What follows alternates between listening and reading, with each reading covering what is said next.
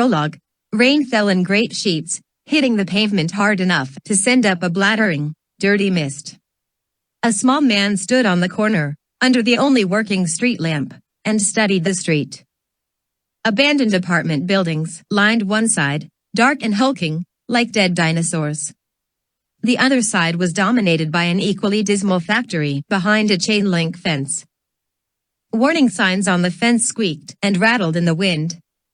One car was parked along the street, looking as if it had been there long enough to become part of the local ecosystem. The small man shuffled his feet, his bald head glistening with rain. He glanced back, toward the busier streets from which he'd just come, and then made a harumphing noise. He pulled his fist out of his overcoat pocket and held it up to the light. When he opened his hand, there was a small, sodden bit of parchment inside it. He read the words on the parchment for the 10th time. Blue inked letters spelled the street name and nothing else. The man shook his head, annoyed. He was about to close the bit of parchment into his fist again when the words bled away in the dripping rain. The little man blinked at the space where they had been. Slowly, new words appeared on the paper, as if inked by an invisible hand, an address. The little man frowned at the parchment, and then shoved it back into his pocket. Glancing aside, he located a number over the door of the nearest abandoned apartment. He sighed and walked out of the yellow glow of the streetlight, splashing heedlessly in the flooded gutter. As most people who knew how to look would know, the little man wasn't a man at all. He was a goblin. His name was Forge, and he hated venturing into the human world. Not that anyone had ever noticed his unusual size or strange features. He wore boots with 4-inch heels and a vis aminexio charm that caused people to see him as a kindly old man with a severe stoop. He simply didn't like humans. They were dirty, inefficient, and rowdy. Forge liked his world to be like his workshop, neat, organized, and constantly swept of any useless bits. It wasn't so much that Forge wished humans didn't exist, he was simply glad that they had their own special world to live in, and that he rarely had to go there, rather like a zoo. He'd almost decided not to come out tonight. Something hadn't felt right about this appointment. Considering Forge's unique skills, it was not unusual that he didn't know the name of a client, but he was accustomed to a certain amount of decorum, not just a note and a number. Forge knew what the number meant, however. It was the pay being offered for his services, and it was quite a surprising number indeed. Surprising enough to get Forge out of his workshop, chasing down the mysterious address in this decrepit stretch of human wasteland, even in spite of his trepidation. After all, Forge was a goblin. He stopped walking and stared up at the number of the apartment next to him. He glanced across the street, furrowing his brow. The factory fence had ended half a block earlier. In its place was an empty lot, choked with weeds, bloating trash, and broken bottles. An abandoned lorry leaned drunkenly in the corner, settling into the mud and tall grass. A wooden sign in the center of the lot had half fallen over. Future home of Chimera, condominiums, and recreational complex, it read in faded letters. Forge took his fist out of his pocket again and opened it. The address was gone from the parchment. 2 new words spelled themselves out: turn around. Forge dropped his fist to his side. He stared at the vacant lot, chewing his lips. Was he being warned to go back? Part of him hoped so, but he doubted it. Slowly, he turned around on the spot so that he stood in the center of the deserted street, looking up at the dark bulk of the apartment building. A broken window stared down at him like the eye of a skull. The wind gusted, lifting the curtains of the broken window, making them flutter. Forge sighed and looked down at the parchment again, walked backwards. Well, Forge muttered to himself, in for a canute, in for a galleon. He began to walk backwards, lifting his boots carefully to avoid tripping over the curb or the piles of rotting trash. He stepped carefully onto the footpath and continued, feeling for the muddy wee bed of the vacant lot. The footpath seemed wider than he'd expected. Each step backwards found solid, smooth stone. Forge glanced down. There were worn, carefully laid flagstones beneath his boots instead of the rough cement slabs of the footpath. He looked up again and drew in a whistling breath. Two monstrous shapes leered down at him. They were gargoyles, each perched atop a stone pillar. Rain splattered and ran down their horrible faces. Between the pillars was a tall wrought iron gate. As Forge watched, it swung shut with a rattling, resounding crash, closing him inside. He turned on the spot, his heart pounding, and saw that the wrought iron formed a fence all around the lot. It was 6 feet tall and spiked with angry points. Nor was the lot any longer filled with trash.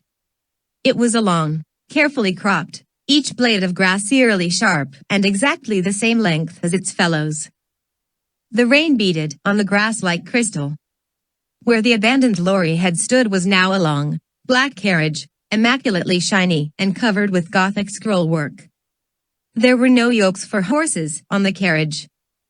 Forge shuddered, and then looked up toward the center of the lot. In the place of the leaning sign was a house. It was not huge, but it was almost unnaturally tall. Its shuttered windows looked 20 feet high, and the mansard roof that topped it almost seemed to rake outward, like a vulture brooding. Pillars framed the front door, which was painted black and had a giant brass door knocker in the center. Forge swallowed, drew himself up, and approached the door. As he climbed the steps, Forge wasn't surprised to see that the brass door knocker had been crafted to resemble a coiled snake with glittering emerald eyes. Nor was he surprised to see it stir to life at his approach. The head rose from its brass coils and flicked a golden tongue. "You bear the parchment," the snake hissed. "You best believe I do. Open the door before I catch my death in this rain. Shes house. I didn't come all this way to argue with a bit of enchanted metallurgy. Open the blasted door and tell your master I've arrived." The snake's head rose very slightly so that it looked down at Forge's head. The eyes glowed green and the tongue flickered. "Shes house the parchment." Forge looked up at the snake's head. It weaved slightly, flicking the air with its tongue. Forge had grown up with a metalsmith father and knew how enchanted ornaments were made. Even so, there was something about the waving brass head and the flickering golden tongue that worried him. He stuffed his hand into the pocket of his coat and retrieved the parchment. "Here. See," he said, trying to keep the tremor out of his voice.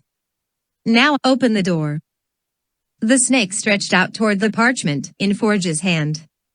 It reared, and then spat a bolt of green flame. Forge yanked his hand away, yelping as the flame consumed the parchment in midair. The snake's eyes glowed brighter as it uncoiled even further from the door, leaning out toward Forge's face. Forge wouldn't have thought it was possible, but the sculpture seemed to grin at him. "Proceed," it said. The door unlocked and swung ponderously open. Forge entered slowly, peering around. He found himself in a long hallway, laid with rich, if rather threadbare, red carpet. There were thick doors on either side, lacquered to a mirror black shine. All of them were closed except for the one at the very end. Voices came from beyond, echoing so that Forge couldn't quite understand them. He opened his mouth to announce himself when the door suddenly slammed shut behind him. Startled, he glanced back at it, his eyes wide, and then listened again. The voices were still speaking. The masters of the house must have heard the slam of the door, therefore, they must know he'd arrived. Water dripped steadily from the tail of Forge's overcoat as he walked quietly down the hall, toward the open door and the voices. Beyond the door was another dark room. There was a bench along one side and a long, ornately framed mirror on the other. A second open door showed a corner of a third room.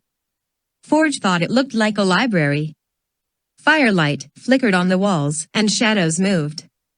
The voices had become more distinct. "It is very dark," said a woman's raspy voice. "We are rather far away, my lord. It is impossible to be certain." "Pray do not say that," a man's voice replied. Impossible is such a very final word. Perhaps you would care to be a bit more nuanced, madam. Yes, the woman said quickly. I dare, my lord. Let me look again. There was a stirring, as of someone moving in a large chair, and a different man's voice spoke impatiently. Just tell us what you see, woman. We will decide what it is. The woman moaned, either in fear or concentration. There are 3 figures. Small. They are. No, they are not small. They are young. One is larger, another is fair-haired. They are. There is commotion. Fighting. Forge listened, unsure of what he was supposed to do. He looked around the darker antechamber of the library and saw a coat rack standing next to the door. He shrugged off his overcoat and hung it there. Water pattered from it to the wooden floor. Apparently, he was meant to wait until this current interview was over. He approached the bench but did not sit on it. In the mirror across from the bench, Forge could see a reflection of the library beyond the doorway. 3 large chairs were turned to face the fireplace. He could only see their backs. There is another figure, the woman's voice rasped. Thin and tall. A wraith, if I know my psychic signatures. The boys are fighting her. I see. I see a cloud of embers descending. I fear I am losing the vision. Let me look, the impatient voice demanded. Be still, Gregor. Divination isn't your strong suit, the first voice said silkily. Let the woman exercise her talents. In the mirror, Forge saw a hand moving on the arm of one of the chairs. It was very white and had a large black ring on it. The shadow of the woman moved on the wall of the library. Forge recognized the stoop and hat of a hag. She was bent over her crystal ball. No, the hag breathed, now lost in her work. This is not the fog of distance or any sort of confusion hex. This is something else. Something is descending on the place. Something is forming. There was a tense silence. Forge felt it, and knew that the 2 men were listening very intently. The fight is done, the hag said in a sing-song voice, now completely immersed in her divination. There is a ghost now as well. It is assisting the wraith. Or perhaps it is the other way around. There is much conflict in the ether. But the fog has descended. It is forming. It is making a 8.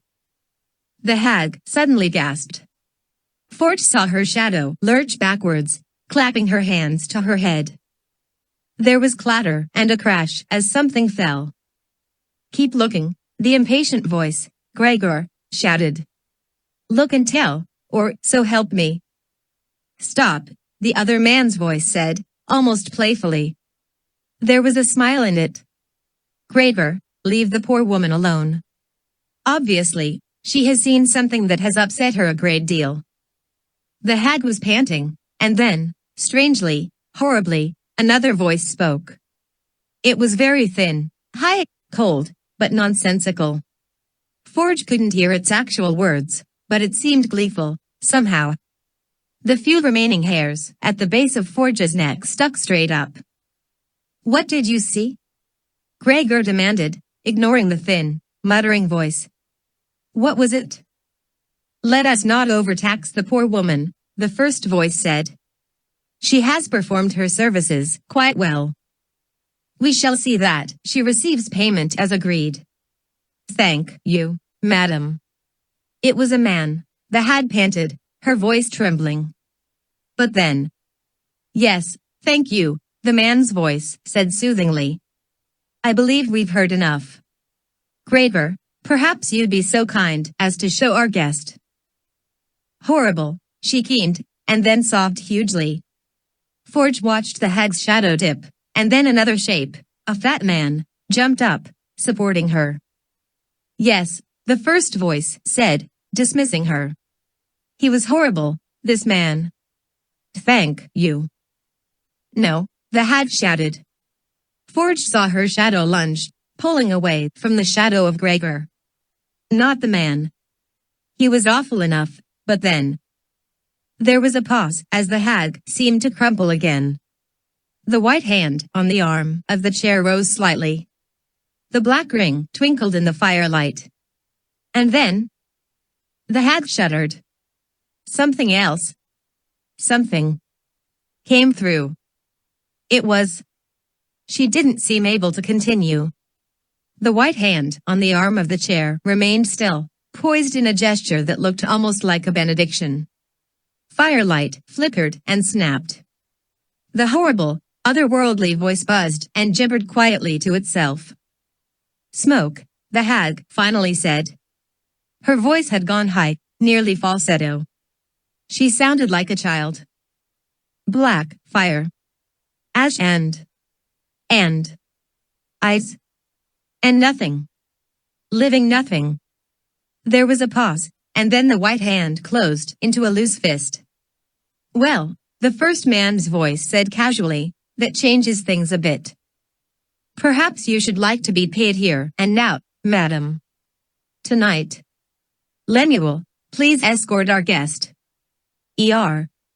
Someplace else, won't you? You'll find a proper place to pay her, I'm certain. Shadows moved. A heretofore unseen figure arose and led the hag away from the firelight. Forge felt a sudden panic that they would come through the antechamber and find him, and then he remembered he was supposed to be here. They were expecting him. He wondered fleetingly if it was too late to sneak back out. Price or no price, this was looking to be a very bad group with which to get involved.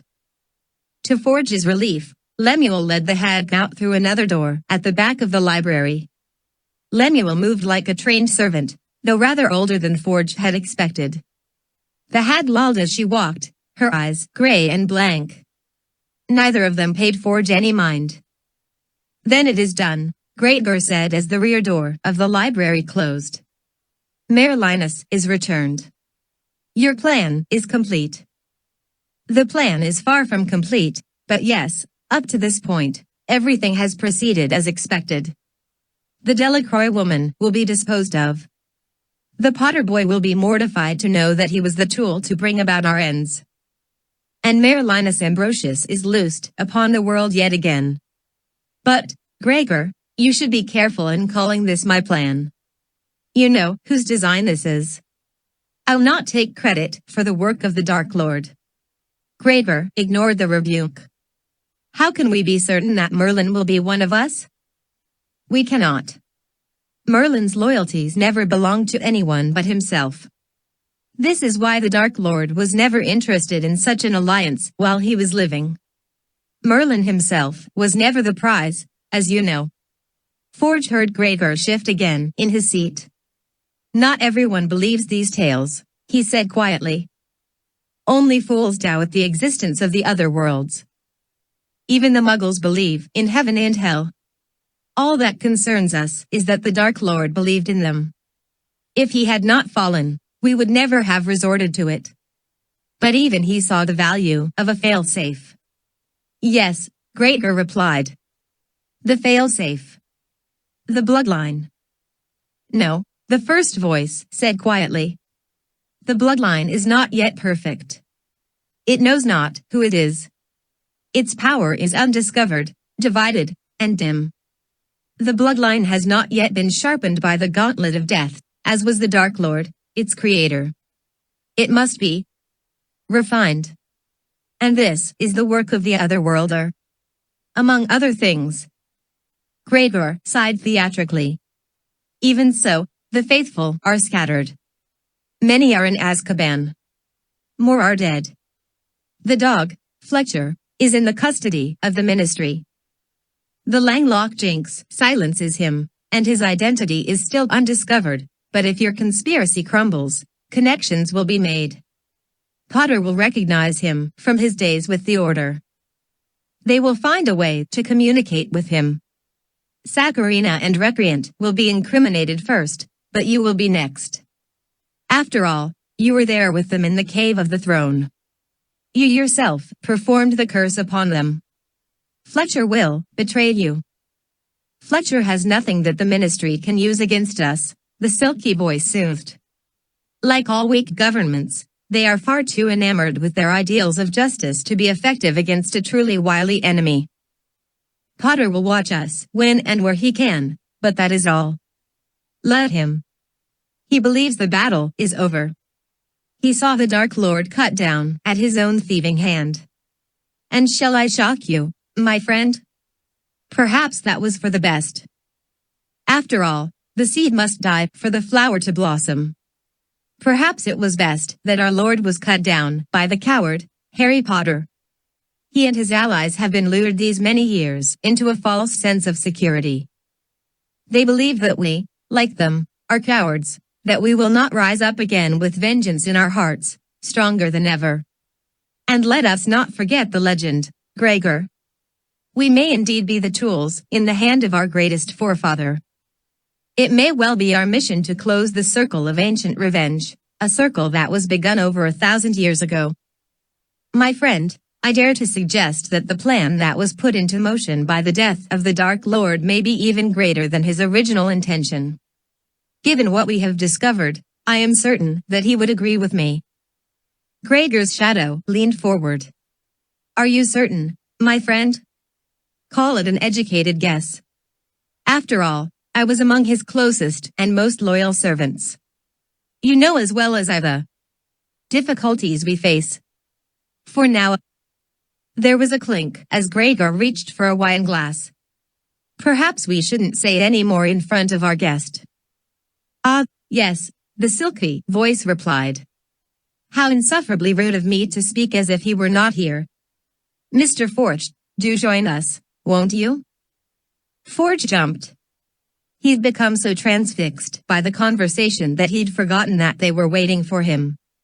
He peeked around the door into the library. Firelight flashed along the edges of the leather chairs. Yes, thank you, Mr. Forge, the silky voice said airily. The white hand beckoned. As it did, 2 of the 3 chairs began to turn.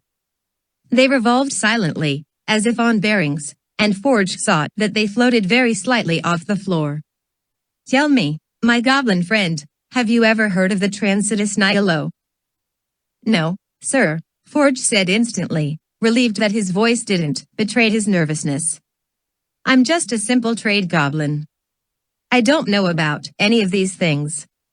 In fact, I'd be willing to wager that I'll forget every word you've said by the time I'm 50 steps from this house. The chairs stopped turning and Forge saw the men sitting there.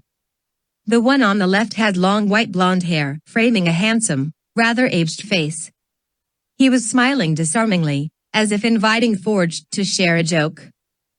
The one on the right, Gregor, was fatter and red-cheeked, with the expression of long indulgence that belied a life of pure-blood leisure. Fear not, my friend, the pale man said. We crave your services rather more than your blood. Allow me to enlighten you. The Transitus Nihilo is the crossing place. It is the void between our world and the next. Tell me, you believe in the next world, don't you? I'll believe in whatever you ask me to believe if it gets me back out your door in less than 2 pieces, my lord. The man laughed. That's what I love about goblins, Gregor. They are as candid as the day is long. He turned back to Forge. I'll give you something else you might choose to believe in, my new friend. Our ancient forefathers believed that there was more to our world than that which we see and feel with our senses. They believed in the existence of unseen entities, beings greater than us, more powerful, immortal, and inhuman. They exist not only in the beyond, but in the nothingness in between. They had words for them. I won't bother you with the names, for there were hundreds of them. But there was one being in particular that drew the interest of ambitious men. It is sometimes called the Gatekeeper, or the being of smoke and ash. It does not break into our world, for it knows us not. It is made of the void, it is our exact opposite, therefore, it neither suspects our existence, nor the existence of anything else. It is bound by its own perfect ignorance of us. And this, you think, is a good thing, yes, Mr. Forge? The goblin stood stiffly, staring into the man's bright eyes. He nodded. Yes, of course, you do. Because a creature of such unadulterated inhumanity, such thoughtless power, if it were descended upon us, would be nothing less than the destroyer, wouldn't it? Thus, it is a good thing that it is out there. And we are down here. Little children go to sleep each night understanding the truth of this. There are bad things lurking in the world, yes, but not the worst of things. It knows us not. And yet. The man looked away for a moment, his eyes narrowed. What if something made it aware of us? After all, we move in and out of the crossing place all the time, do we not? When we die, yes, we pass through. But when we perform certain kinds of magic, when we disapparate, do we not also dip fleetingly into the void? Fortunately, the gatekeeper lives outside of time, so it does not notice our tiny, time-bound existences. But what if one of us bent the rules just a bit? What if one of us, a particularly powerful one, stepped out of time and into the void? What if one of us stayed there long enough for the gatekeeper to take notice? The goblin hadn't been paying much attention, being rather preoccupied with doing whatever he needed to do to get out of the house alive, but suddenly he remembered the words of the hag, black fire, ash, ice, and nothing. Living nothing. What have you done? Forge asked quietly. Me, the pale man replied, raising his eyebrows. Not a thing. I'm just passing the time. Gregor here tends to believe in fantastic stories like this. It amuses him. Gregor grunted and rolled his eyes. The horrible, mewling voice came again. It seemed to be coming from the chair that still faced the fire. Forge felt the skin of his scalp tighten. The voice was mad. It chilled him.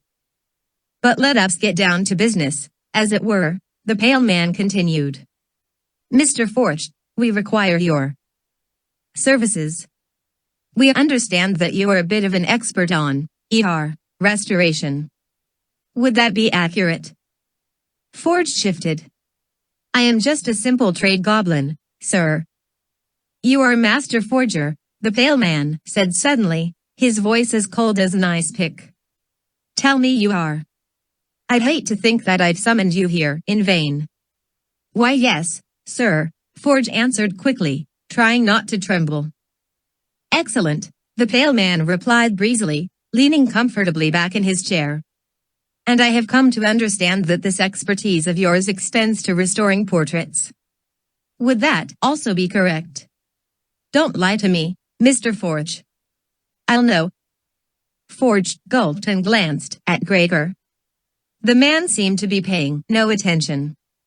He stared idly at the wine in his glass as he swirled it.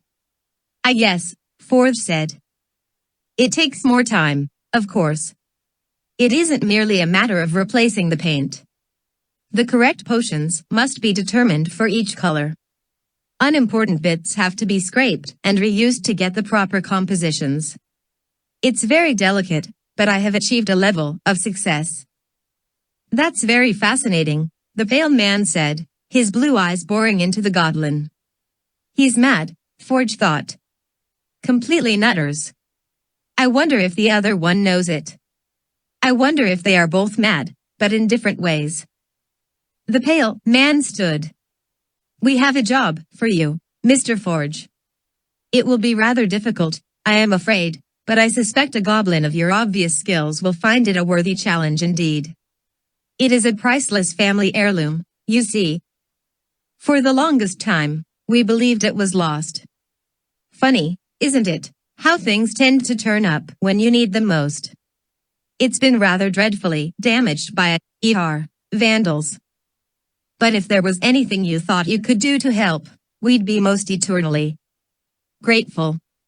The thin voice was gibbering again as the pale man began to turn the middle chair.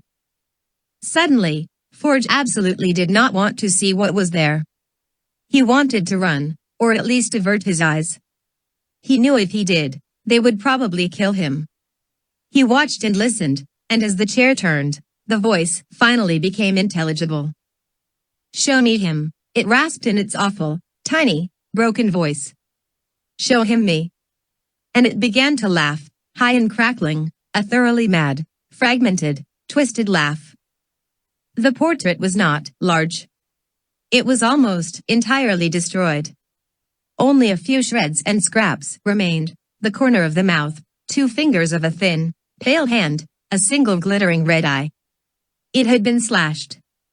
The back of the frame showed dozens of deep gouges and punctures. "Make him repair me," the portrait screamed in its thin, insectal voice. "Do it, Lucius. Make him repair me." "It will be his pleasure, my lord," the pale man smiled, looking up at Forge, his eyes wet, glistening. "Am my lord?" Gregor said, as if shocked to hear the decimated portrait speak so clearly. "You remain." "But we thought." "It matters not," the portrait of Voldemort cried. "The gatekeeper is descended. The work of our forefather is at hand. Vengeance." Gregor seemed hopelessly at a loss by this sudden change of events. But how will we find it, my lord?" "We will not," the portrait hissed. The sound of its broken voice flapped a shred of the canvas. Forge dreaded the sight of the horrible thing, dreaded what they were going to make him do to it. But he dreaded most what he knew it was going to say next. The painting sighed deeply and said, on the exhale, "It will find us." 1. Endings and beginnings. "Come on, James," Albus cried, hopping impatiently. "Let me give it a try." "Nobody will tell." "You know I can't, you scrote," James replied calmly, swinging a leg over his thunder streak. "You're underage. You'll just have to learn in school like everybody else does." He kicked off, leaning forward so that the broom rocketed out over the garden. "You just want me to look as much a fool as you did on a broom your first year," Albus called, running after his brother. "It won't work. I'm gonna be brilliant. I'll fly circles around you, you watch." James smiled as the wind whipped through his hair. He pulled up and banked, circling back toward Albus. Albus stopped, frowning, and ducked as James flew past, tousling his younger brother's hair. James hugged his broom and climbed into a streaking corkscrew, pulling up into the blue dome of the sky. Below, the burrow spun lazily, casting its shadow out over the garden and the nearby fields. James drew a deep breath of the rushing air, and then dipped his broom, pulling it to a sudden, practiced stop. He knew he shouldn't show off in front of his brother, but he was quite proud of his increasing skills. His dad had been working with him over the summer, and James had become cautiously confident that he'd make the house team this year after all. "About time, Potter," Ted called, swinging in next to James on his old but well-maintained Nimbus. 2000, 3-on-3 is hard enough, even with experienced players. You'll need to play beater and seeker. Just keep an eye on Angelina. She'll let you think she's delicate as a flower until she drafts you into a tree. George is playing beater and keeper as well, so he'll be plenty busy, but his long-range bludger will still find you if you don't watch it. But the one you've really got to keep an eye on is... Something red and green roared between Ted and James, forcing them into opposite tumbles. James gripped his broom and swung it around, craning to look. His mum spun to a stop and drifted gently over him, grinning, her cheeks flushed and her hair pulled back in a neat ponytail. She was wearing her holy head harpies tunic. "What do you think, James?" "Still fits." James heard the sound of an appreciative whistle behind him. He looked and saw his dad smiling at Ginny, pulling his broom into position 30 feet away. "Dad." "Mum." James reproached, stifling a grin. "Quit it. You're both an embarrassment." Ginny blew a straight hair out of her face. "You just watch your back out there, love. I may be your mum, but that doesn't mean I won't broadside you to get to the snitch." She grinned at him, and then spun on her broom and zoomed to the opposite side of the pitch. "She's not serious," James said, turning to Ted. "You better hope not," Ted answered, watching Ginny fly off. "I've played against her before, and I tend to think your only hope is that she won't bludger her own son in the back of the head." "You're a great help," James said, but Ted had already dropped back into formation. "Knock James off his broom, Mum!" Albus yelled from below. James glanced down and saw him standing at the edge of the orchard. Nearby, Lily, Rose, and Hugo sat on a huge tartan blanket, grinning and squinting up into the sunlight. Charlie's twins, Harold and Jules, were perched in a gnarled old oak tree by the barn. Rose nudged Lily with her elbow. "Go for it, Aunt Ginny. Knock him flying. You can always have another kid. One with better manners and less stinky feet." "I heard that," James called down. "I should hope so," Rose said primly, putting her fists on her hips and smiling coquettishly. Lily giggled. "Enough, Rose," Aunt Hermione admonished from a deck chair at the edge of the garden.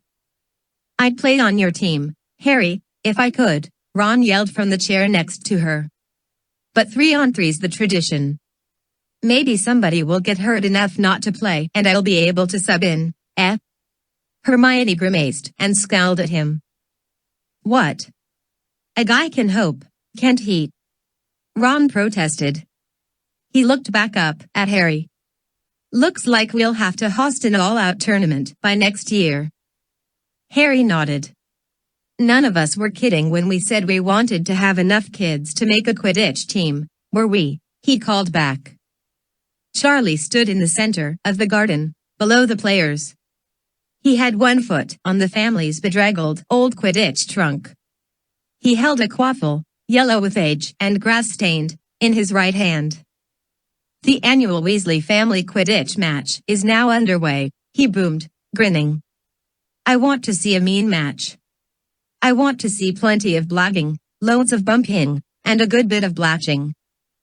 Any player not bloody by the end of the match will be deemed unfit to remain a Weasley and will have to defect to the Potters. Understood? Throw the quaffle or get on a broom, Freckles." Harry yelled, resulting in a round of laughter and catcalls. Charlie grinned crookedly. "Ball up," he shouted, lobbing the quaffle and releasing his foot from the Quidditch trunk. The lid exploded open and the balls soared into the air. James gulped, gripped his broom, and lunged into the fray. Technically, it wasn't James' first Quidditch match. He'd played several matches over the summer with whoever happened to be around. Granted, most of them had been 2-on-2 matches, sometimes using ghost players, which Ted provided from a small box he'd bought from George. Apparently, it was a Weasley's Wizard Wheez's test product. When the tiny wooden box was opened, it released 4 boggets, all of which had been specially hexed to only take the shapes of famous dead Quidditch players. They looked extremely convincing, even if they were a bit transparent. The problem was that the boggets didn't have the slightest idea how to play Quidditch, thus, despite their impressive appearance, they tended to simply swoop randomly over the pitch, their arms in the air, making ghostly noises. Also, bludgers flew right through them. Still, George had concluded, they do add a certain something to a match lacking the right number of players, don't they? None of the matches James had taken part in that summer compared to this, however. Not only did the Weasleys tend to be fiercely competitive, but all the players knew each other eerily well. This was sometimes a benefit, such as when George ducked beneath a bludger and lobbed the quaffle over his head, knowing Angelina would be directly behind him to swat it into the goal with her beater club.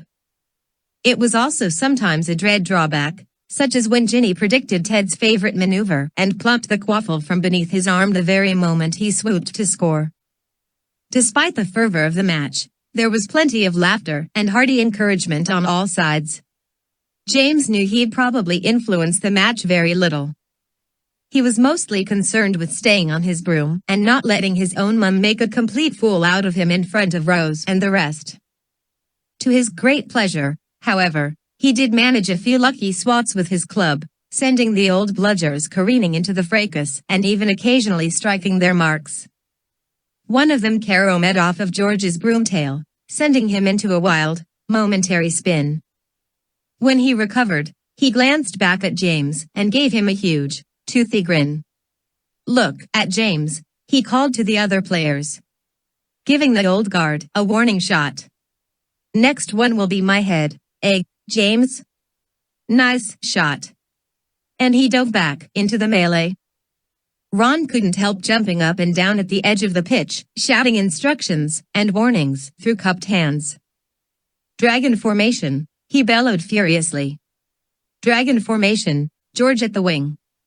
Harry's left is weak since that hit with Angelina. They've no defense against it. "Ginny, you're drifting to the right. Fix your tail. Your tail. So, come down here and give me your broom." Right next to him, Albus matched him shout for shout, sometimes shoving his uncle aside with both hands. "They're planning a Waterloo, skidoo, Dad. Stack up and plow the center." Fed. Mum stopped to fix her broomtail. "She's exposed. Forget she's a girl and bludger her back to the Stone Age." Hermione had moved to the blanket to sit with Fleur. The two of them were pointedly ignoring the match, lost in their own animated conversation. And then, just as the sun was beginning to redden, James caught a flash of gold flickering near the 5th story of the burrow. He glanced around, opening his mouth to alert the seeker, and then remembered he was playing seeker. His heart tripped hammered and he lunged forward, touching his chin to his broom handle. He shot forward, banking around Angelina and a wildly spinning bludger. The rickety walls of the burrow swayed in front of him, its windows winking daggers of burnished sunlight at him, half blinding him. There it was again, the flash of gold, darting through a stand of birch trees at the corner. James leaned, and the thunderstreak responded with perfect control, ticking down and to the right, homing in on the snitch. He strained forward, nearly climbing off the end of his broom, and reached for the tarnished golden ball. The snitch suddenly bobbed upwards, just over James' reaching hand. He shot under it, swore loudly, and then tucked his head as he whipped through the branches of the birch trees. They tore at him, but he barely noticed. He leaned so hard that he nearly fell off his broom, slewing to a halt and craning his head back to find the snitch. The setting sun dazzled his eyes. James squinted and saw the tiny golden form of the snitch. It hung in the air near the corner of the burrow's roof, bobbing in the air like a bumblebee. A darker shape appeared behind it, blocking the sun. It was Ginny. She saw the snitch, and then saw James. She grinned and hugged her broom, rocketing forward. "Oh no, you don't," James growled. He lunged, forcing himself to keep his eyes on the snitch and not to check to see where his mum was. The snitch seemed to sense the pursuit. It zigged out over the pitch, threading through the players. James hugged his broom, willing it to go even faster, and was suddenly reminded that the thunderstreak was equipped with a rudimentary ability to read its owner's mind. It leapt forward, faster than James had ever gone before. He dipped under Ted and his dad, who had noticed the snitch flash past them. James heard them cheering him on raucously. A shadow fell over the end of his broom and James couldn't help glancing up. His mum was directly over him, swooping toward the snitch, her tunic flapping. James did the first thing that occurred to him. Suddenly, wildly, he steered to the left, away from the snitch, still reaching forward as if to grab it. Instantly, he corrected and threw himself forward on his broom. It had worked. He sensed the movement over him as Ginny fainted left, believing James had seen the snitch move aside. She'd been watching him rather than the snitch itself. The snitch didn't dodge away from him this time. He strained forward, brushed it with his fingers as it flew, and then clamped his hand on it. The wings buzzed against his palm for a moment before going still. The game was over. James turned on his broom exultantly, holding the snitch over his head. Far behind him, Harry and Ted threw their hands into the air. They were shouting at him. A second later, James realized they weren't celebrating. They were making warning signs. James hadn't stopped his broom. He whipped around to see where he was going just as the gnarled apple tree at the back of the pitch loomed over him. The breath sucked out of him as a branch swept him from his broom. There was a sickly sensation of weightlessness, and then he thumped to the ground. "Ooh," he moaned. Running footsteps approached and a moment later his mum was kneeling over him. "James. Tell me you're all right," she commanded. Lily peered in next to her, her eyes wide. "He's all right, everybody," Ted said as he landed nearby, laughing. "He only dropped 8 feet. Besides, all those rotten apples broke his fall." James sat up and felt the sticky munch of a dozen rotten apples plastered to his back. He moaned and shook his head, flinging gobbets of apple pulp from his hair. "God!" Lily cried, sputtering. "Warn me next time you do that, idiot." Suddenly, James remembered the snitch. He glanced down at it in his hand, and then showed it to his mum. A huge grin broke out on his face. Ginny smiled down at him crookedly. "Nicely done, son. Just don't expect to beat me twice." "Did we win, then?" James asked as Ginny gave him her hand and pulled him to his feet. "I hear Albus and your uncle arguing about it even as we speak, but I'd guess you did." In the near distance, James heard Ron and Albus heatedly arguing the final score. "Excellent grab, James," Harry said to his son, brushing rotten apple off the back of James' shirt as they returned to the burrow. "Yeah," Ted agreed happily. "Great use of the old dodge and feint. I was sure your mum was gonna beat you to the gold, but you really took the biscuit, didn't you?" "I'll say," George said sourly, turning and walking backwards so as to glare pointedly at Ginny, his broom slung over his shoulder. "In fact, if I recall correctly, I think it was a member of this very family that invented that maneuver." Ginny looked innocently at her brother. "I haven't the faintest idea what you mean, George." "No? Well, if I remember right, and I do, the Harpies announcers used to call it the Ginevra Gambit. Funny thing, you falling for a maneuver named after you, isn't it? Right suspicious, in fact." Ginny simply shrugged and smiled. George continued to walk backwards, fuming at her. Finally, Angelina tripped him. "James, why don't you go gather your brother and cousins for dinner?" Harry said, ruffling his son's hair. "Your grandfather will be home soon, and we all want to be there for the big surprise." "Now look what you did, Dad," James said, trying to mat his hair back down. "I look like an old picture of you." "That rotten apple's even better than Hermione's hair gel goo," Ted commented. "You should tell her about it.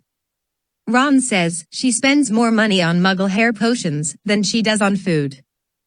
"What?" Hermione shrilled, bumping Ron with her hip. "You did not." James didn't wait for the rest. He tossed his thunder streak to his dad and turned toward the sound of his cousins' voices. "Hey, it's almost dinner, you lot," he called as he entered the shadow of the Weasley family's small stone garage. As always, the doors were thrown wide open. The cool, familiar smell of the dirt floor and dusty shelves surrounded him. He sighed happily. "Nice grab, James," the twins, Harold and Jules, called in unison as James approached. "Thanks." "Too bad you spoiled it by getting intimate with an apple tree," Rose said from where she sat, kicking her legs idly. "What a downer." "Hey," James said, ignoring Rose's remarks. "That's Merlin's car. What's it doing here?" Rose glanced down at the bonnet of the car she was sitting on. The old Anglia had been meticulously cleaned and was half repainted, but one headlight still hung askew from its socket. "This isn't Merlin's, you nitwit," Rose chided. "It's grandfather's. Don't you remember the stories about the flying Ford? Your dad and my dad took it for a joyride back when they were in school. They ended up losing it in the Forbidden Forest. All Merlin did was find it. When he discovered whose it was, he arranged to have it returned here. Grandfather's been getting it back into shape over the summer. He's making some pretty keen modifications to it too," Hugo announced, popping his head out the driver's side window.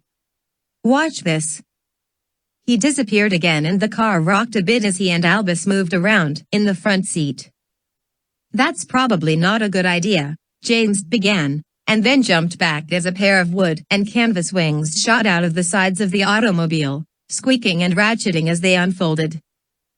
They began to flap up and down violently, making the entire car bounce and rock. A moment later, they screeched to a stop. "It's a good thing you know how to turn those off," James exclaimed, his eyes wide. "I didn't," Albus answered, working buttons and levers on the car's dashboard. They stopped on their own. "Looks like they aren't quite finished yet. I hope we didn't break them." "Hey, Hugo, climb back there and jumped on them a little, why don't you?" "No, let us," the twins cried, scrambling toward the wings. "No," James called, throwing up his hands. "Nobody jump on anything. Granddad will leather you with a hex if you break his stuff." Hugo scowled, ignoring James. "Too bad Uncle Percy and Aunt Audrey aren't here. Lucy's the mechanical one. I bet she could get this thing in the air." "I wonder why it needs the wings anyway," Rose commented. "I thought it flew on its own. Uncle Harry smashed it into the Whomping Willow at Hogwarts, remember?" Hugo called out. "Totally crippled it. That's why it ran off into the forest and turned all feral." "You've got it all wrong," Albus said. "Your dad was driving. If my dad had been behind the wheel, they'd have made a 4-point landing." "Yeah," Rose agreed, "probably right through the windows of the Great Hall." The twins guffawed and ran around the car, pretending to fly and crash. Harold mimicked the Whomping Willow, thrashing at his brother, who feigned death and keeled over. "Anyway," Hugo continued, "everybody knows about the Almond-All-Airons and their flying cars. I bet Granddad wanted to see if he could make this fly even better." James grinned. "Come on, you lot. He'll be home soon. If we don't get inside, we'll miss the surprise." "And the cake," Rose added. That got their attention. Jules and Harold spun on their heels and darted past James, yelling and trying to push each other out of the way. Albus shrugged and followed Hugo out the driver's door of the car. Rose slid off the bonnet and brushed the dust from her bottom with her hands. "Grandfather's quite peculiar, isn't he?" she said, glancing around at the Anglia and the collection of mismatched Muggle objects that filled the shelves nearby. James had seen them 100 times, but there were always a few new things. He followed Rose as she approached the collection and ran her hand lightly over some of the items, drawing lines in the dust with her fingers. Alongside the assortment of batteries and electric can openers, extension cords and nose hair trimmers, James saw the newer additions. There was an old laptop computer, a video game controller, and a digital alarm clock in the shape of a cartoon character. "Why do you suppose he loves all this stuff so much?" Rose asked. "I don't know," James said. "I think part of it is because he grew up a wizard, not like us. My dad grew up with Muggles. Your mum too. They brought a bit of the Muggle world with them, so to us, it's no mystery. But for Granddad, the Muggle world is as foreign as aliens would be to us. He just loves figuring out how it all works, and what they use it for. He could just take a Muggle studies course, nowadays, couldn't he?" Rose said as the two of them turned toward the door. They didn't have classes like that when he was a kid. James shrugged. "I guess so," I don't think he wants to learn it like that though. That's not the point for him. I don't really know what he thinks the point is though. Rose tilted her head. He just loves the mystery of it, don't you think? Well, what's the point of a mystery if you never find out? James frowned. You're such a boy, James. The moment the mystery is solved, it's not a mystery anymore. Granddad's a boy too, you know. No, grandfather's a man. James rolled his eyes. What's the difference, then? Rose sniffed. Well, a man can catch the snitch and not come out smelling like a rancid cider house. James chased her the rest of the way to the back door. Inside, Grandma Weasley was frantically arranging the final details as the family milled around, mostly trying to stay out of her way. Hugo. Dominique. You get your fingers away from that cake this moment, she admonished as she passed by the table, her arms full of plates and cutlery. Fleur, would you be a dear and help me with the pudding? It's Arthur's favorite and I want it right in the middle of the table. So, when did this family become so large that we can't eat indoors without sitting on each other's laps? It's your fault, entirely, Mum, George said reasonably. You can't go having 7 kids and not expect the lot of us to see it as a dare to have more. Don't you start, Angelina said, grimacing and throwing an arm around his neck. You knew what you were getting into when you got engaged to me, George replied airily. The thing I love best about you is your childbearing hips. Angelina tightened her grip around his neck, dragging him into the parlor where everyone was gathering. How'd the match go, James? Bill asked from his seat next to his son Louis. James shrugged and grinned. Pretty good. Nobody got killed. I caught the snitch. Louis smiled crookedly. Rose told us all about it already. James rolled his eyes as Bill laughed and clapped him on the shoulder. No. Arthur will be here any moment. Molly fretted, wringing her hands on her apron and glancing around at her gathered family. I just know I'm forgetting something. He's so dreadfully hard to surprise. James. You didn't change your shirt. You're covered with rotten apple. No. Don't sit on the sofa. It's too late now to do anything about it, I suppose. Mum, Charlie soothed, calm down. It's a birthday party, not a military campaign. She heaved a quick sigh, letting Charlie massage her shoulders for a moment. All I can say is it's a good thing he agreed to that consultant position at the ministry. At least, it gets him away from the borough a few times a week. Otherwise, I'd never have got him out of the place long enough to arrange such a thing. Especially since that Merlin character returned that awful car. No. That's what I forgot. Ronald. Do you have the socket wrench set? Ron nodded wearily. Fresh from the Muggle hardware store. All wrapped and on the table along with everyone else's gifts. He'll love it, Mum. Calm down or George and I will have to break out the fire whiskey. SHH. James' mum hissed, looking hard at the fireplace. Here he comes. She leaned in, gripping Harry's arm and pulling him with her. The room fell silent as everyone drew their breath, preparing to shout. The ash in the fieldstone fireplace swirled, and then suddenly erupted into flame. It flared, and a figure materialized out of it, plopping onto the floor in front of the grate with a practiced hop. Surprise, everyone shouted, but the strength of the shout faded on the second syllable. The new arrival wasn't Arthur Weasley. There was a sudden, awkward silence as everyone stared at the unexpected form of Kingsley Shacklebolt. Kingsley's face was grave. He looked over the room, scanning faces, until he saw Molly. "Oh no," Molly said simply. Kingsley's face didn't change. Together, both he and Molly looked aside, toward the Weasley family clock.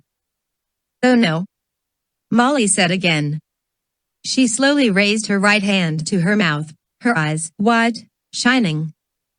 Everyone in the room looked toward the magical clock, the clock that showed every Weasley family member's whereabouts and well-being.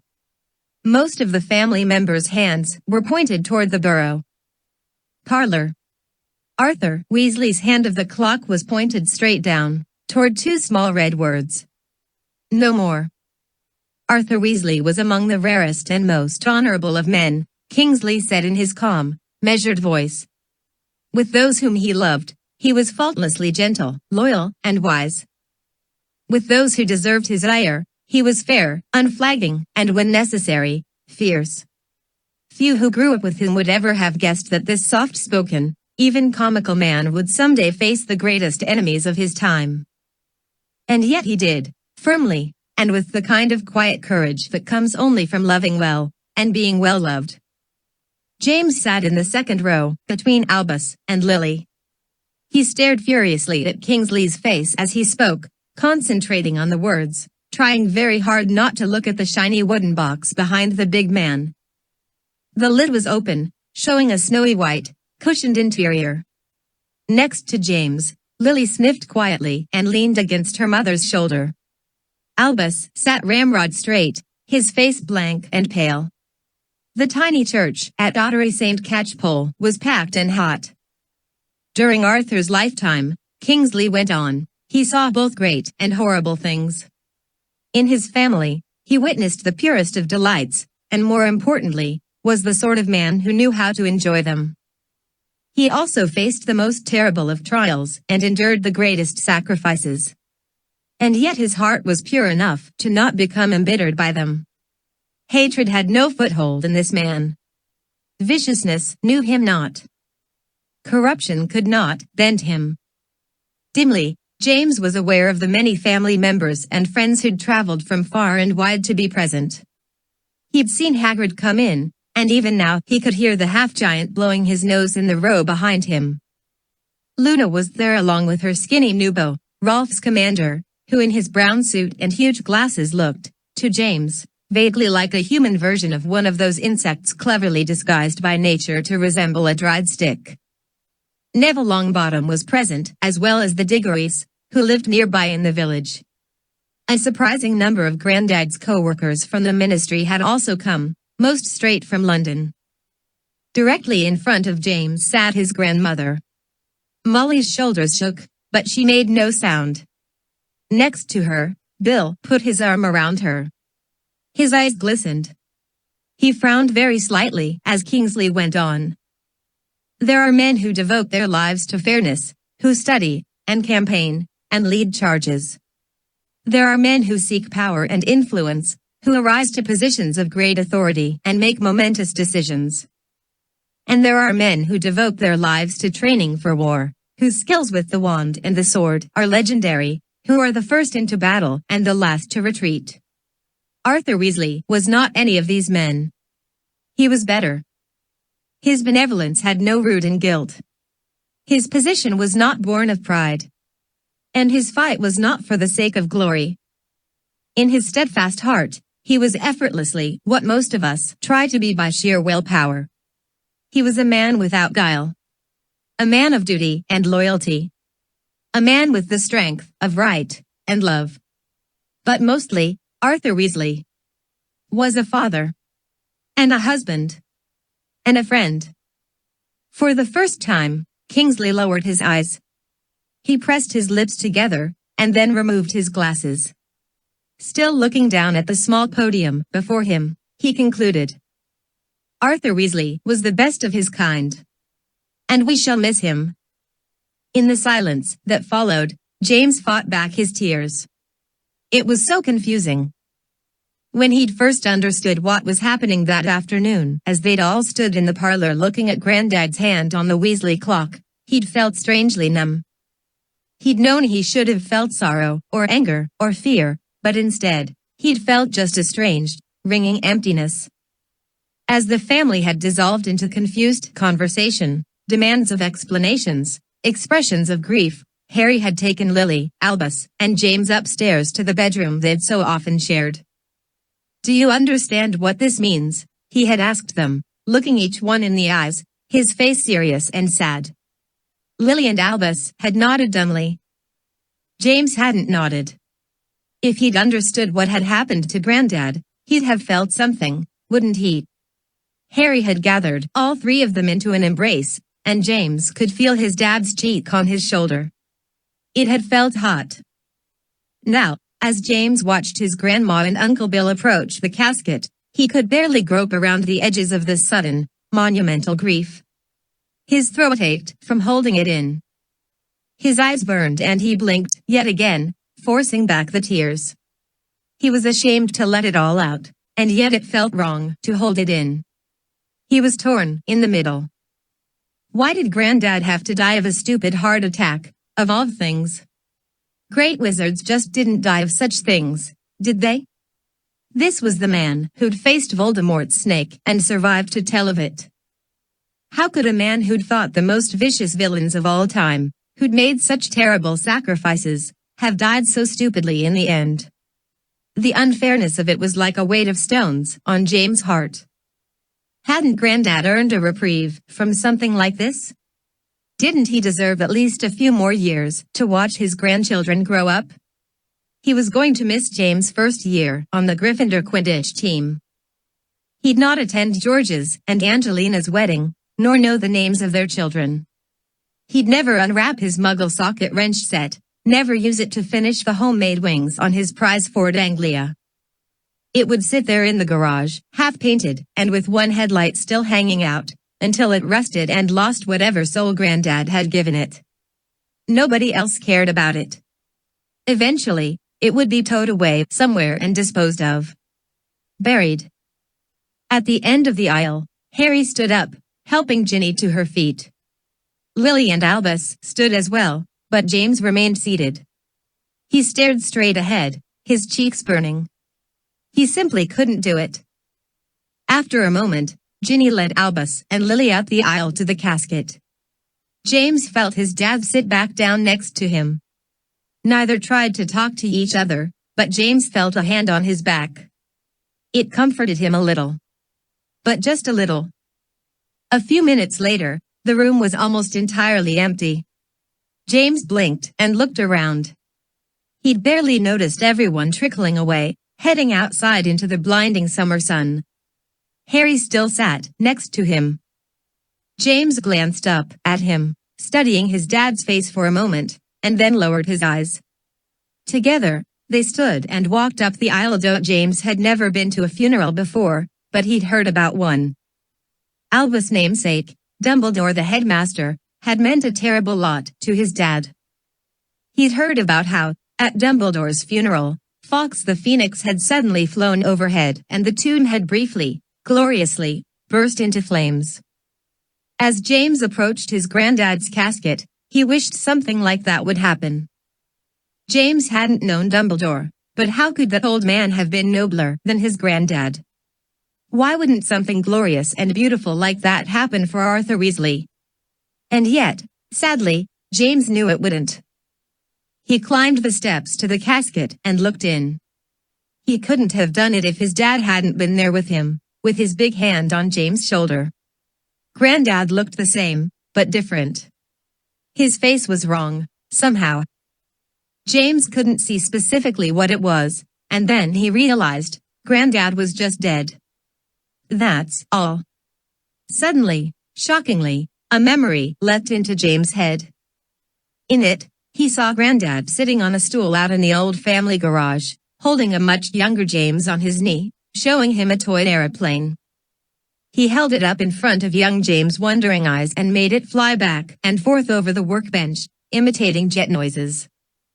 James hadn't known it at the time, but he saw it now in his memory. Grandad was making the plane fly backwards, tail first.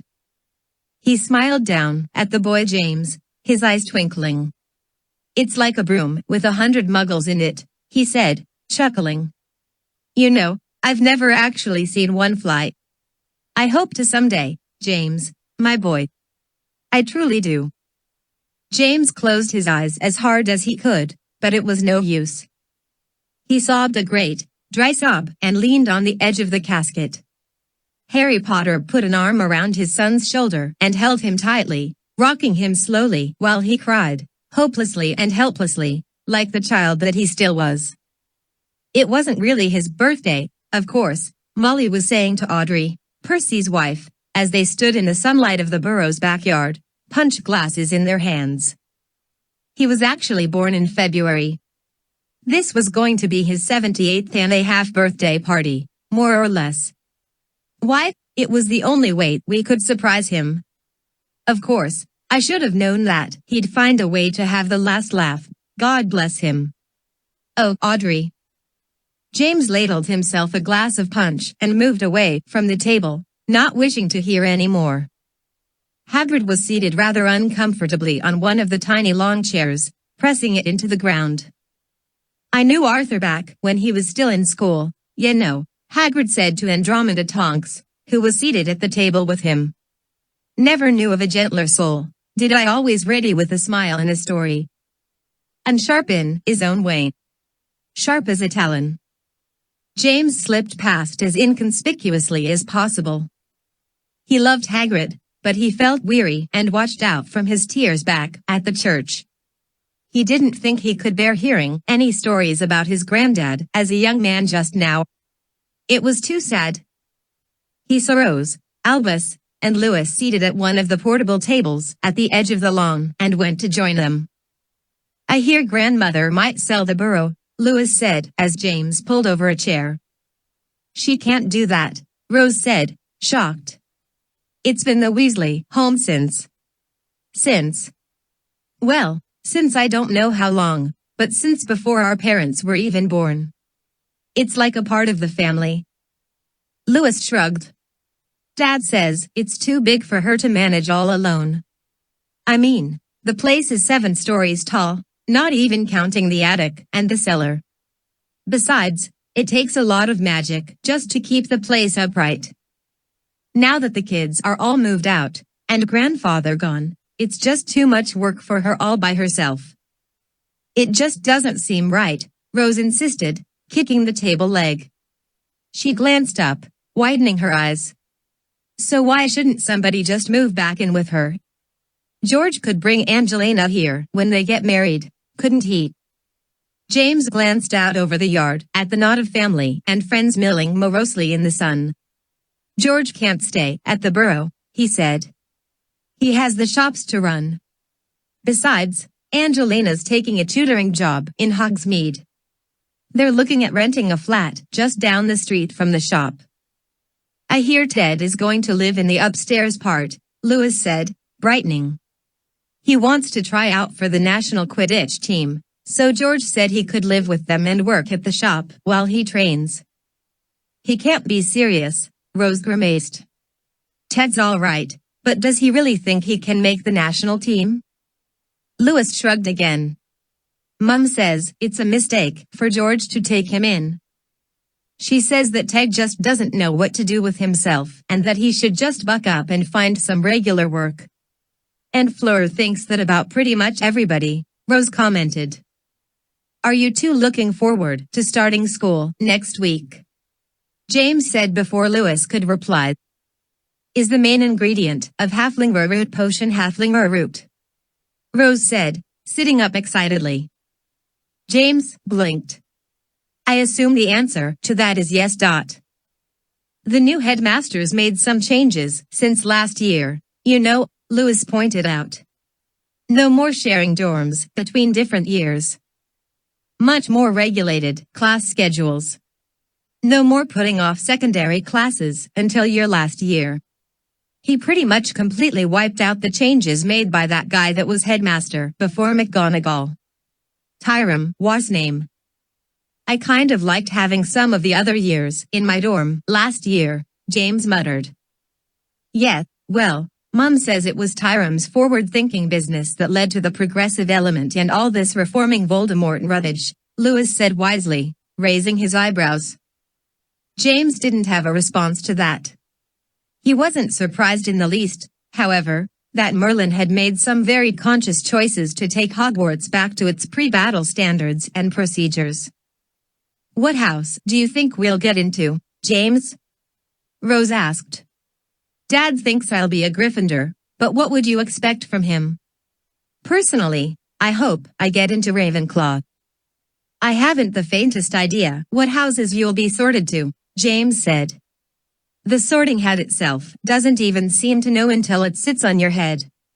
I wouldn't be surprised if it takes one look at you and throws 11 OWLS at you. Rose arranged the napkin on the table in front of her.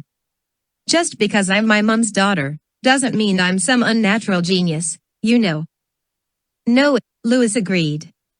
But the fact that you've read the entire encyclopedia of magical poisons and antidotes and can actually remember the exact page number for Bargulnarf salve does. That didn't actually happen. Rose insisted, her cheeks going red. Mum's been telling that story for months, and it's pure rot. She bought me those encyclopedias for my 10th birthday, for Merlin's sake. The only reason I read them at all is because I wanted to learn how to make the draft of ER. Lewis smiled politely and raised his eyebrows. The draft of? Well, it hardly matters, Rose said stiffly, still fiddling with her napkin. But I simply can't help it if I'd have a mind for details. Besides, it was just a cure for poison ivy. And I didn't remember the exact page. Just the chapter it was in. Well, that's different, then, Lewis replied sardonically. Don't try that expression on me, Rose said, throwing the napkin at him and hitting him in the face. Nobody does it like Aunt Fleur. She was practically born with that look on her face. Well, I expect to get into Hufflepuff, Lewis said, tossing the napkin back to Rose and trying to look composed. It's the house most known for diligence and hard work. I plan to take school very seriously. Rose rolled her eyes and soundlessly mimicked Lewis' words. James smiled. What about you, Albus? Lewis said, nudging James' brother. Albus sat back and glanced around. What's it matter, really? What does it matter? Lewis repeated incredulously. It's only the single most defining thing about your school life. I mean, what if you get sorted into the wrong house? And what house would that be? Albus asked pointedly. Well, I don't know, Lewis answered, throwing up his hands. It's different for everybody, isn't it? Albus Severus Potter, Rose said meaningfully. Lewis hasn't figured it out, yet.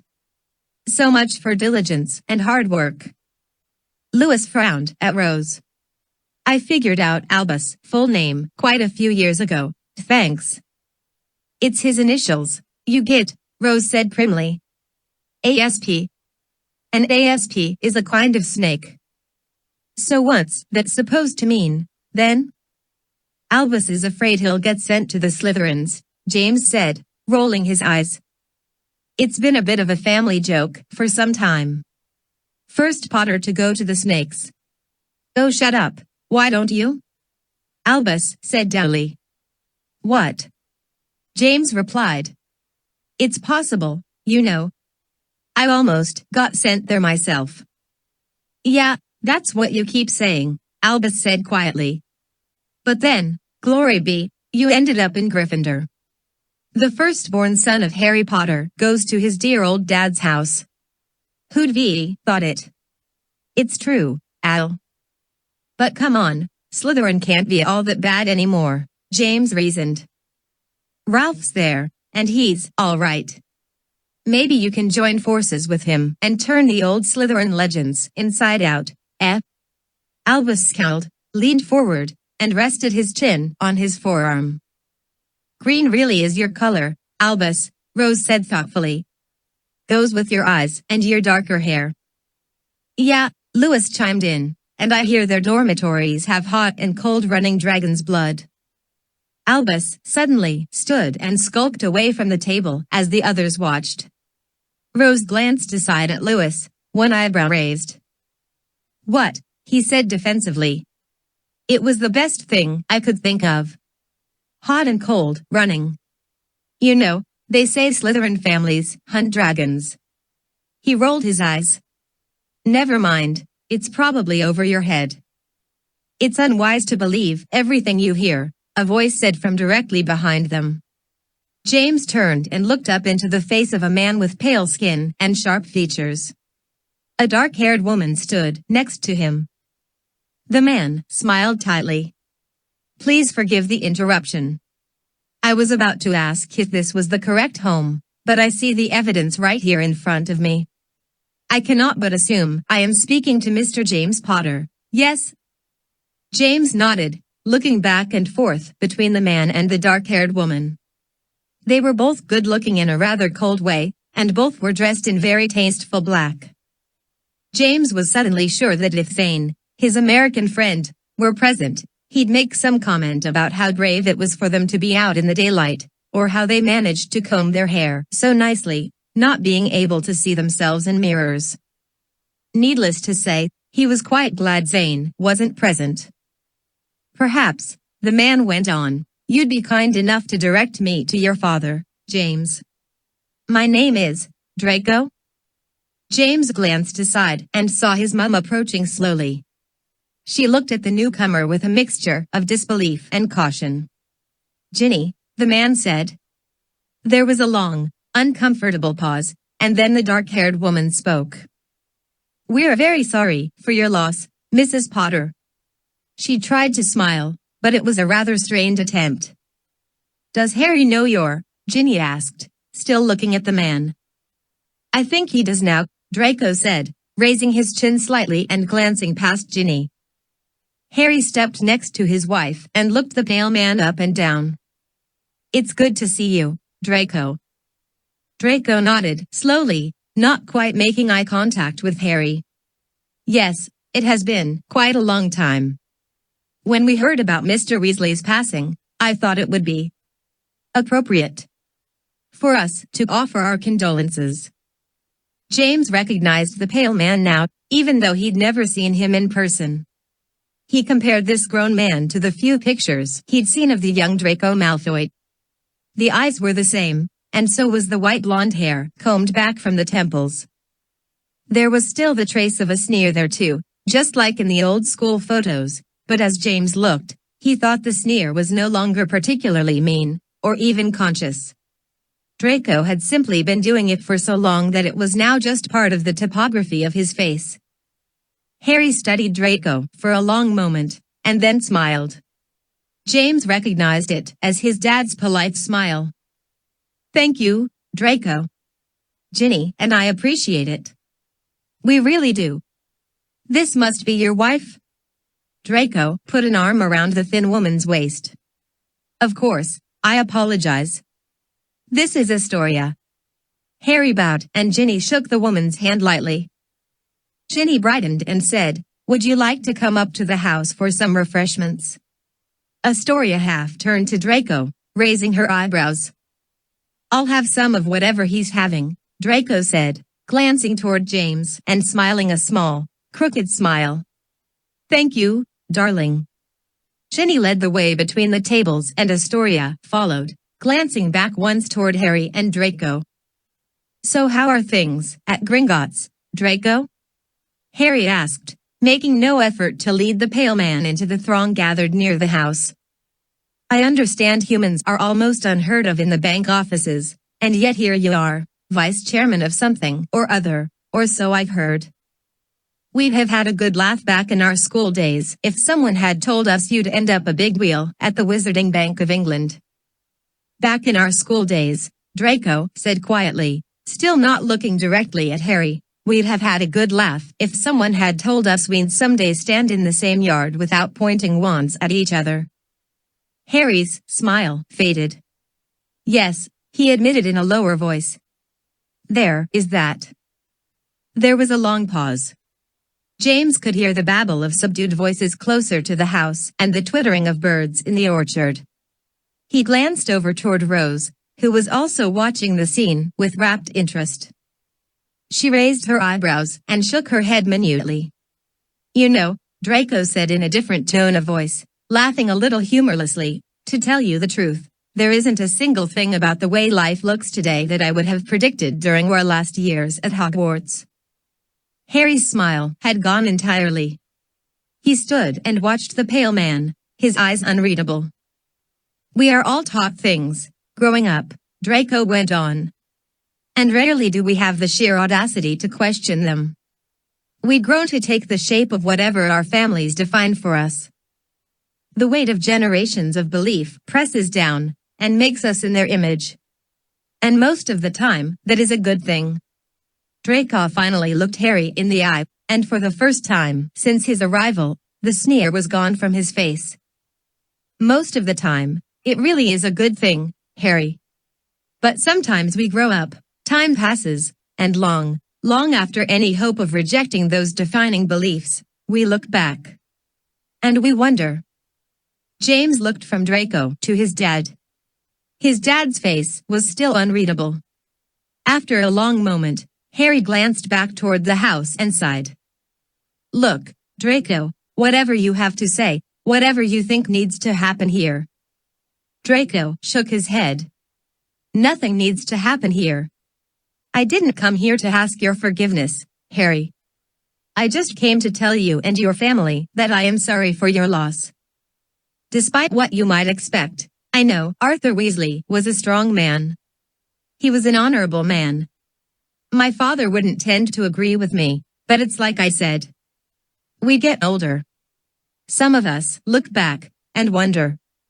Harry nodded slightly. "Thank you, Draco." Draco took a step closer to Harry. "There was one other reason I came today, though.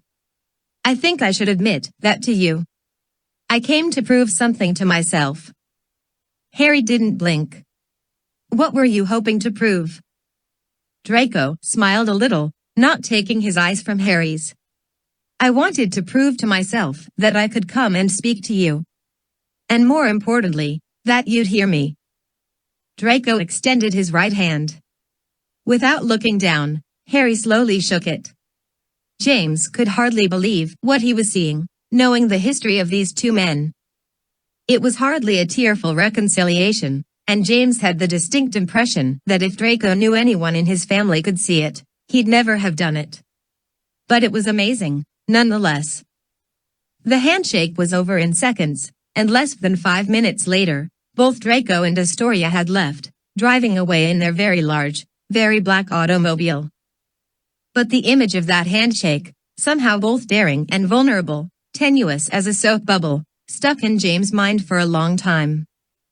Most of the immediate family stayed over that night at the Burrow, and James felt a particular sadness in knowing it might be the last time the family gathered in the old home. A palpable sense of loss and coldness filled the rooms, despite the bustle of evening activity. It was almost as if everyone was mentally throwing dust covers over the furniture, taking down the pictures, and dividing up the dishes. James felt a vague, aimless anger about it. It was bad enough that Granddad had died. Now it seemed that the Burrow was dying too.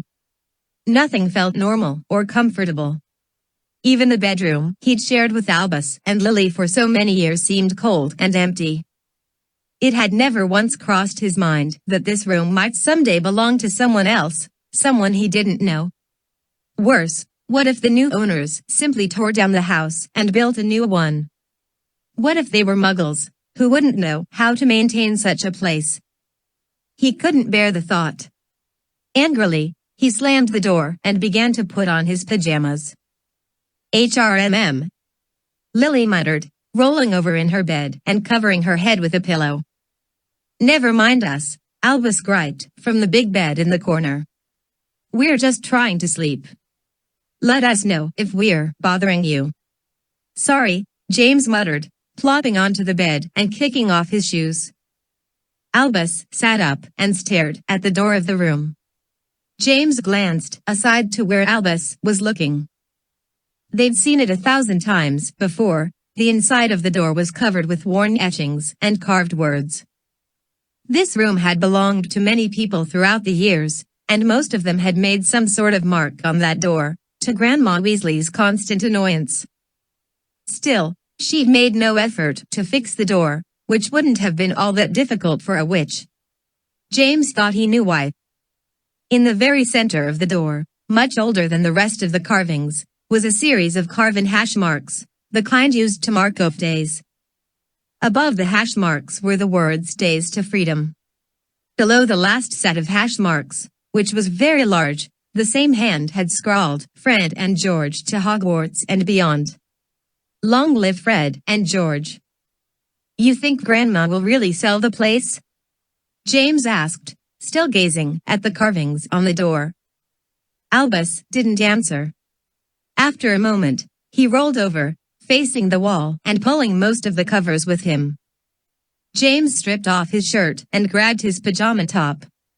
He slid to the floor and padded toward the bathroom door to brush his teeth. The bathroom was shared by 3 bedrooms and the third-floor hallway. Lucy, Percy's daughter, was sitting on the edge of the ancient clawfoot tub, studiously brushing her glossy black hair. "Hi, James," she said, glancing up briefly. "Hi, Lucy. It's good to see you." "I missed everybody this summer," Lucy said, drawing the brush over a lock of her hair. "Daddy says we'll be able to spend more time at home next year. I was pretty happy about that until today. I mean, by next year." James nodded. "Yeah. Did you like your first year of school?" Lucy asked, looking up. "Are you looking forward to going back?" James nodded and picked up the glass that stood on the side of the sink. It was packed with the family's toothbrushes. He grimaced and turned the glass, trying to find his own. "I can't wait to start school," Lucy said, returning to her brushing. "Daddy says I should enjoy being free while I can, but it doesn't feel free living with him and Mummy in hotel rooms for weeks at a time. Mummy says it's best for us to travel with him on all his international trips, so we can all stay together as a family. She likes all the traveling though. She's always dragging Molly and me out to some historical thing or other, telling us to smile while she takes pictures of us in front of this statue or that rock that some famous person from some great battle stood on or something. I write lots of letters, but not that many people write back, or at least not as often as I'd like." She glanced meaningfully at James. He saw her in the mirror as he brushed his teeth. "What's wrong with Albus?" Lucy asked, standing and putting away her brush. James rinsed his toothbrush. "What do you mean?" "He was awfully quiet tonight." "It's not like him."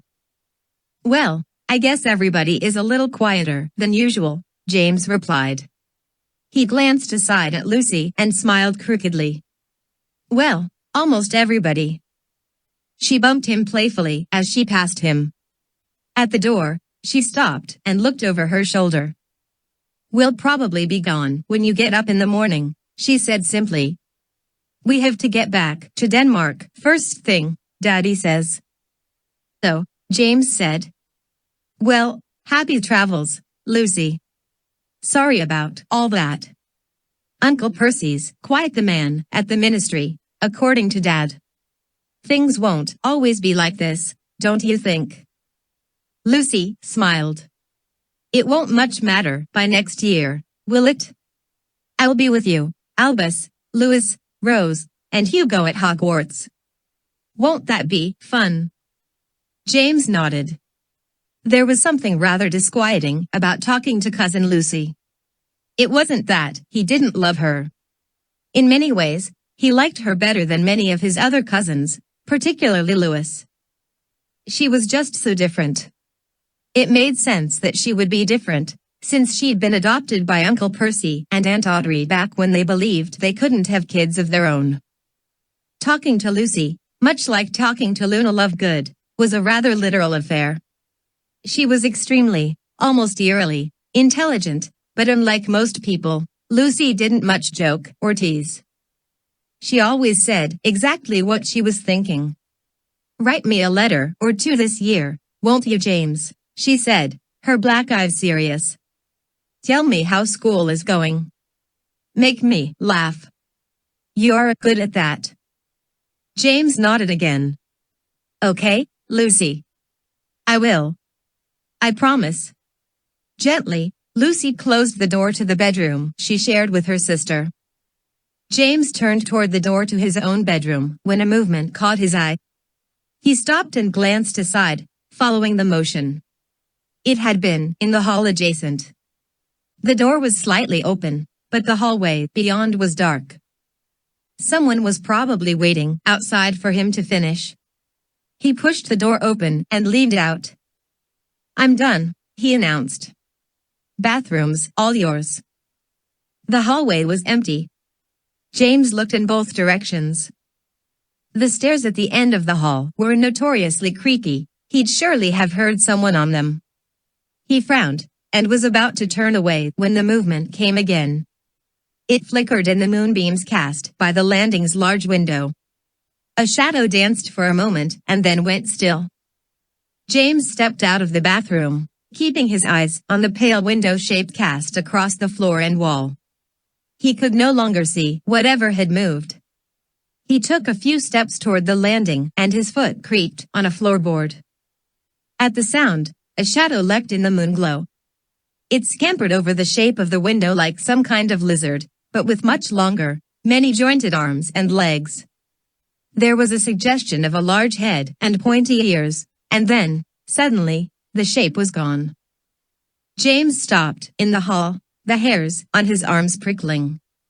The shadow had made a noise as it moved, like dead leaves blowing on a stone. As James strained his ears, he could still hear it. A faint scuttling came from the stairs below the landing. Without thinking, he followed. As always, the stairs were unbearably creaky. James had completely lost the sound by the time he reached the main floor. The Weasley family clock ticked to itself in the darkness of the parlor as he crept through, heading for the kitchen. One candle guttered in a volcano of wax on the windowsill. Moonlight played across the room, reflected from the dozens of pots and pans that hung over the counter. James stopped and cocked his head, listening. The scuttling came again, and he saw it. The tiny shadow flickered and jumped over the fronts of the cabinets, flashing in and out of the moonlight. It seemed to scamper out the pantry. James glanced around quickly, trying to locate the figure that was casting the shadow, but he couldn't find it. The shadow stopped in the corner of the ceiling and seemed to look down at James for a moment. The tiny shape looked a little bit like a house elf, except for the proportions and the unusual number of joints in the arms and legs. Then it leapt again, out of the shadow. James lunged in the creature's direction, sensing the thing was heading for the back door. To his surprise, the back door was wide open. James jumped out into the cooling night air. He looked around wildly, straining his ears for the tiny, scuttling sound. There was no sign of the tiny shape. "Good evening, James," a voice from behind him said, and he nearly barked in surprise. He spun around and saw his dad seated on the woodpile, a small glass in his hand. Harry laughed. "Sorry, son. I didn't mean to startle you. What are you so wound up about?" James looked around again, his brow furrowed. I thought I saw something." Harry glanced around as well. "Well, there's a lot of somethings to be seen in this house, you know. There's the ghoul in the attic, and the garden gnomes. They usually stay out of the house, but there are always a few brave ones that'll sneak in at night and nick a turnip or two. They think harvesting the vegetables is stealing from them, so they get a little mercenary about it sometimes." James padded over to the woodpile and climbed up next to his dad. "What are you drinking?" he asked, peering at his father's glass. Harry laughed again, quietly. "It's more a question of what I'm not drinking. It's fire whiskey. Never got much of a taste for the stuff, but tradition's tradition." "What's the tradition?" Harry sighed.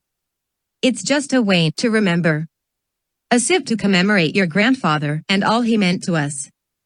I did this with grandfather and George on the night we buried your Uncle Fred."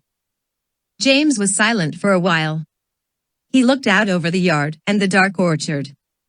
Just below the crest of the hill, the peak of the garage could be seen in the moonlight. Crickets chirped their constant summer song. I'm glad to have you out here with me, James, Harry said. James glanced up at him. Why didn't you come and get me, then? Harry's shoulders lifted once. I didn't know I wanted you here until you appeared. James leaned back against the smooth stone of the house's foundation. It was pleasantly cool after the warmth of the day. The sky was unusually clear. The misty band of the Milky Way stretched like an arm across the sky, reaching down toward the glow of the village beyond the orchard. Your granddad was like a father to me, you know, Harry said. I was just sitting here thinking about that. I used to call him that all the time, of course, but I never really thought about it. I never realized how true it was. I guess I didn't need to, until now. James looked up at the moon. Well, it would make sense. I mean, your own dad died when you were just a baby. You never even knew him. Harry nodded. And my Uncle Vernon. Well, I wish I could say he did his best to be a father to me, but you've heard enough about how things were with them to know that's not true. Honestly, I never even knew what I was missing. I just knew that things weren't the way they were supposed to be. Until you married Mum and became an honorary Weasley. Harry smiled down at James and nodded. I suppose. You suppose? The smile faded slowly from his dad's face. He looked away again, out over the darkness of the yard. There was Sirius, Harry said. He was the first father I ever knew. Technically, he was my godfather, but I didn't care. He asked me to come and live with him, to be family. But it didn't work out. He ended up on the run from the ministry, moving from place to place, always in hiding. Still, he did his best. Bought me my firebolt, which is still my favorite broom of all time. Harry stopped. He reached up and took off his glasses. James remained silent. So I was just sitting here thinking about how Granddad is really the third father I've lost, that I'm back to where I started. If you want to know the truth, son, I was sitting here feeling sorry for myself. Sirius was killed before we had the chance to take even a single family picture to remember him by. Sometimes, I can barely remember what he looked like, except for in his wanted poster. But the hole he left in my heart has never been filled. I tried to fill it with my old headmaster Dumbledore for a while, but then he was killed, too. Granddad made me forget for a long, long time, but now, even he's gone. I mean, honestly, this should be a bit easier for me. I've had practice. And yet, if you want to know the truth, I think your mum is handling it even better than me. I'm angry, James. I want the people back that I've lost. I can't seem to just move on like the rest. Just now, I was sitting here, thinking that Granddad was just one too many. I didn't want to accept it anymore. But what could I do? There's no way to bring them back, and wishing for it just makes us bitter. I was thinking all those things, and then do you know what happened? James looked up at his dad again, his brow furrowed. What? Harry smiled slowly. You jumped out that door like a jack-in-the-box and scared me so that I nearly dropped my glass. James smiled back, and then laughed. So when you startled me, you were just getting back at me, eh? Perhaps, Harry admitted, still smiling.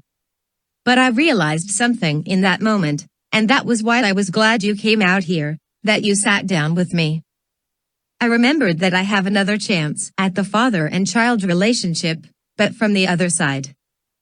I have you, and Albus, and Lily. I can try my best to give you three what I missed for so much of my life. And you know what's really magical? When I do, I get a little of it back, like a reflection, from all three of you. James looked hard at his dad, frowning a little. He thought he understood, but only very dimly. Finally, he looked down at the glass in his dad's hand. So are you going to drink that? Harry lowered his eyes to the glass of fire whiskey, and then raised it. You know, son, he said, examining the moon through the amber liquid. "I think it's time to start some new traditions. Don't you think?" He held the glass a little higher, at arm's length. "This is for you, Arthur," he said firmly. "For the father you were to all of us, not the least of which to me. And for you, Dumbledore, for doing your formidable best right to the end. And for my real dad, James I, who I never knew but have always loved." James stared at the glass in his dad's hand as Harry paused. Finally, in a softer voice, he finished. "And for you, Sirius Black, wherever you are. I miss you. I miss you all." Almost casually, Harry flung the fire whiskey from the glass. It made an arc in the moonlight, sparkling and spreading, and vanished into the dimness of the yard. Harry drew a deep breath and sighed, shuddering a little as he let it out. He leaned back and put his arm around his son. They sat that way for some time, watching the moon and listening to the crickets in the orchard.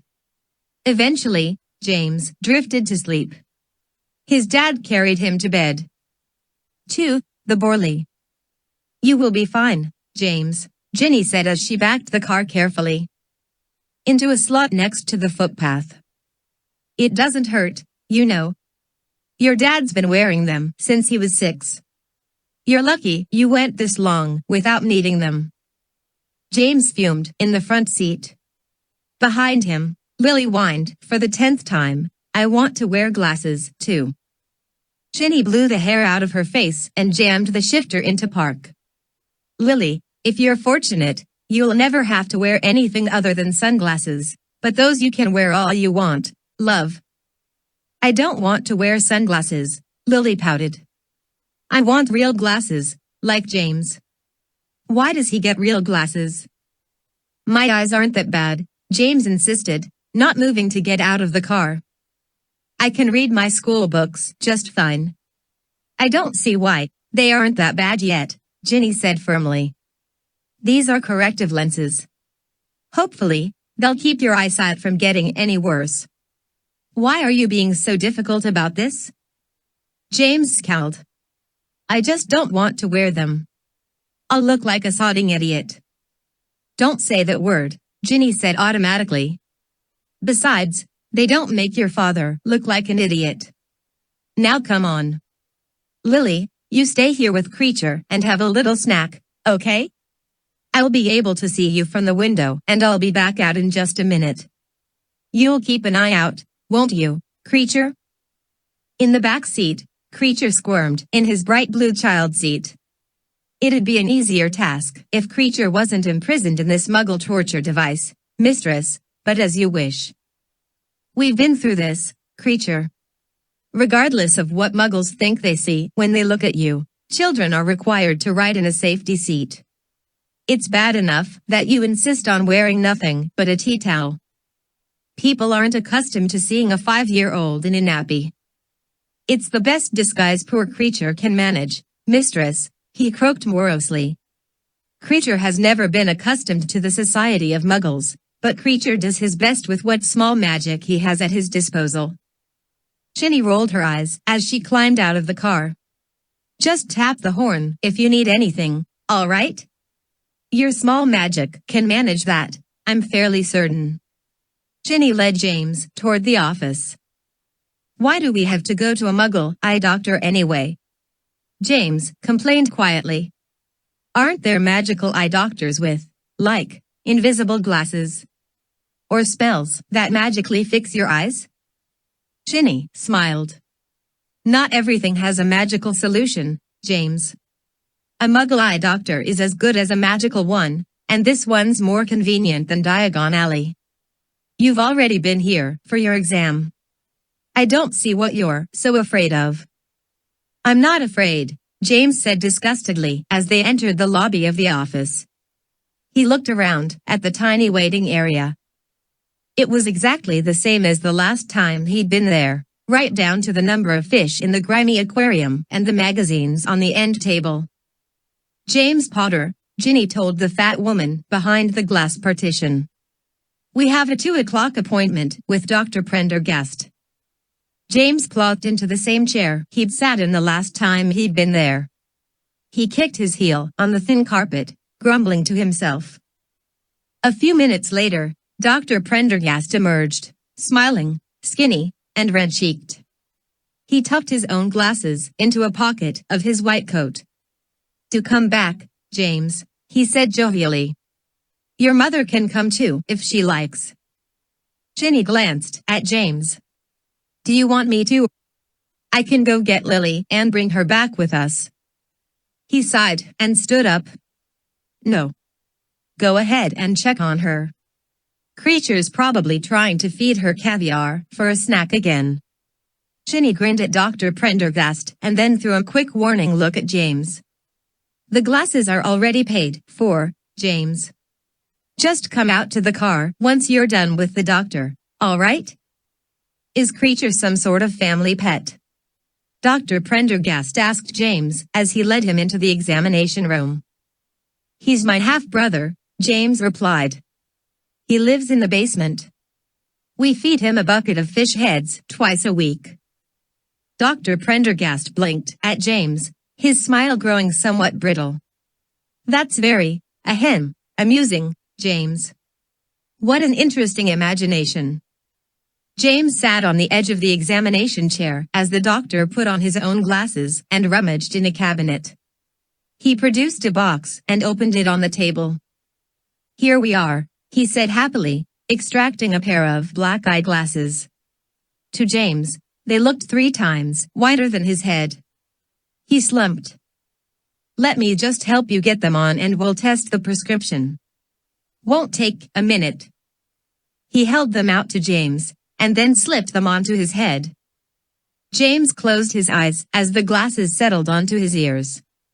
When he opened them again, the world looked very slightly smaller and warped a bit around the edges. He glanced around, trying to get used to the feeling. "There," the doctor said brightly. "And how does that feel?" James sighed again. "All right, I guess. It's a little weird." "That's perfectly natural. You'll get used to them in no time at all." James had already determined that he would not let that happen. He intended to wear the dreaded glasses for his mum to see for the next 2 days, and then to stick them in his trunk the moment he got on the Hogwarts Express. He didn't really need them anyway. He was sure of it. Dr. Prendergast sat James on a stool in the corner of the examination room and turned him toward the eye chart on the opposite wall. James covered one eye at a time and read down the chart in a dejected monotone. The doctor nodded happily, removed his own glasses again, and opened the blinds of the small room, letting in the afternoon sunlight.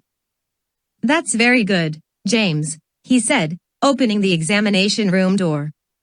"We're mostly done. Just let me schedule your follow-up appointment and you can be off." When James was alone in the room, he stood up and approached the mirror next to the window. The glasses weren't really that bad, he thought, but they were bad enough. They felt heavy and clunky on his face. He scowled and took them off. In the mirror, something moved behind his reflection. James glanced up and then turned around. The sunlight poured into the room, brightening it considerably. James saw his own shadow on the wall, projected onto a large poster showing a diagram of an eyeball. Another shadow scampered past his.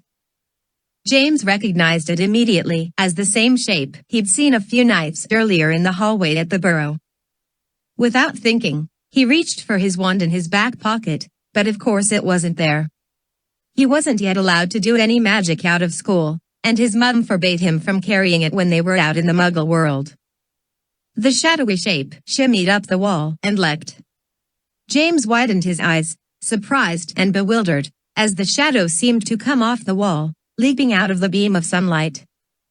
It made a slightly darker shape in the room, almost invisible. The shadow wasn't being cast by the creature, somehow, the creature was its shadow. It landed on the small table next to the examination chair. To James' shock, it began to pick up some of Dr. Prendergast's tools and fling them around the room. They clattered and bounced off the walls. James jammed his glasses into the pocket of his jeans and jumped to catch some of the flying tools. "Stop," he whispered harshly at the tiny shadow imp. "What are you doing? You're going to get me into trouble." James ducked beneath the examination chair, scooping up the scattered tools. Meanwhile, having cleared off the table, the shadow imp jumped to the stool and scampered up the wall. It reached the cabinet and darted behind a row of thick books. One by one, the books began to pop off the shelf. James dumped the tools onto the table with one hand and lunged to catch the first few books with the other. Unable to catch them all, James bent to scoop them off the floor. A particularly large volume struck him in the back of the head, making him drop the books he'd already collected. Angrily, he spun on his heels, looking for the creature, meaning to grab it if he could. It jumped from the bookshelf to the wall, snagging a corner of the poster. The poster popped free and fell like a sail, covering James' head. He struggled out from under it and lunged at the creature. It leapt to the ceiling fan and sat perched on one of the slowly revolving blades. It seemed to be taunting James. "This is a muggle place." James hissed at the creature. "But I'm a wizard. You can thank your lucky stars I don't have my wand with me." The creature recoiled at that, as if it had understood. It spun and jumped toward the window.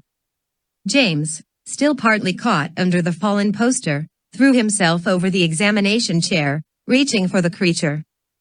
He landed hard on the chair, which moved. It rolled on its casters, scooting across the floor and striking the wall below the window just as the door opened. James looked up into the face of Dr. Prendergast, whose eyes widened. "Look," James said quickly, clambering off the examination chair, "I don't know what it was, but it wasn't me. I didn't do any magic. I didn't knock all your books down, or tear your poster off the wall, or make any of this mess. All of this was done by some weird little shadow monster. You probably don't believe in shadow monsters, and that's fine, because I myself didn't even know they existed until now, so that's all right, but we'll probably all end up obliterated anyway, so who really cares, right?" Dr. Prendergast's gaze remained locked on James. His eyes looked rather magnified behind his glasses. James took a moment to glance around at the mess that had been made of the examination room. To his great surprise, there wasn't any mess. The books sat neatly on their shelves. The poster hung on the wall, perfectly intact. The eye examination tools lay neatly on a cloth on the table in the corner. "Ah, ah, ha, ha." Dr. Prendergast laughed, smiling a little nervously. "This is like the story about your brother eating fish heads out of a bucket, I see. Like I said before, Mr. Potter, what a very, interesting imagination. Here is your reminder for your next appointment. I believe your mother is, waiting for you outside." On the morning of the 1st of September, James was feeling unusually surly. The weather seemed to match his mood, having turned cool and foggy, covering the city like a wet blanket. James stared through his reflection in the car window as the family wove through the city toward King's Cross Station. He'd made an attempt to tell his mum about the weird shadow creature he'd seen twice now, but she had been irritable and harried and had told him to save the inexplicable imaginary creatures for Luna Lovegood, who rather specialized in them. James had determined to ask Luna about it the next time he saw her, but for now, preparing for his return to Hogwarts and managing his strangely churlish brother, Albus, were enough to keep him busy. Soon enough, he'd put the shadow imp out of his mind. Things had begun badly that morning.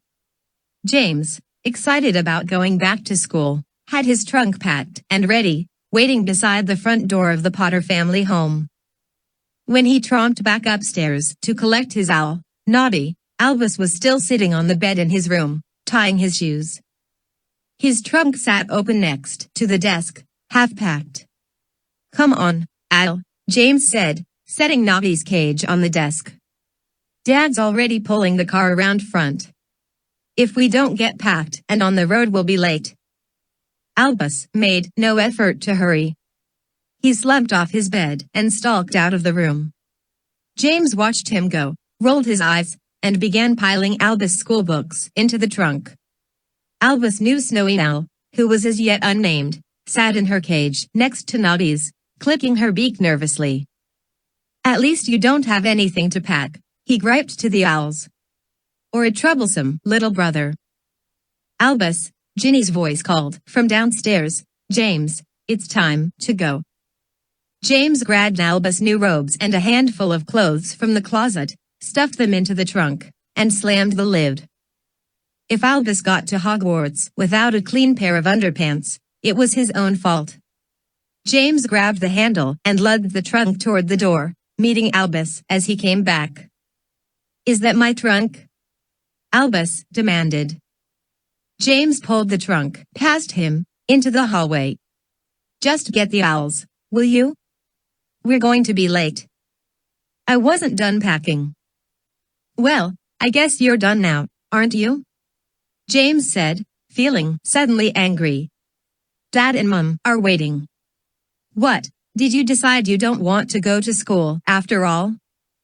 Without answering, Albus collected the owls' cages rather noisily and followed James down to the car. As the family arrived at King's Cross Station, James tried to lighten the mood. "Just think, Al, by tonight, you'll be all settled in, sitting in front of the giant snake's head fireplace and drinking a flagon of butterbeer with your new snaky mates." Albus scowled and opened the car door, stepping out into the fog of the parking structure. James followed. "Can I push a trolley, at least?" Lily asked, displaying her best pout. "I'm sorry, Lily," Harry said, piling the trunks and owl cages onto 2 trolleys. "They're rather heavy, and we're in a hurry. You'll be seeing Hugo in a few minutes, though. If all goes well, Aunt Hermione and Uncle Ron will be joining us for lunch as soon as the train leaves. Won't that be nice?" "I don't want lunch," Lily said petulantly.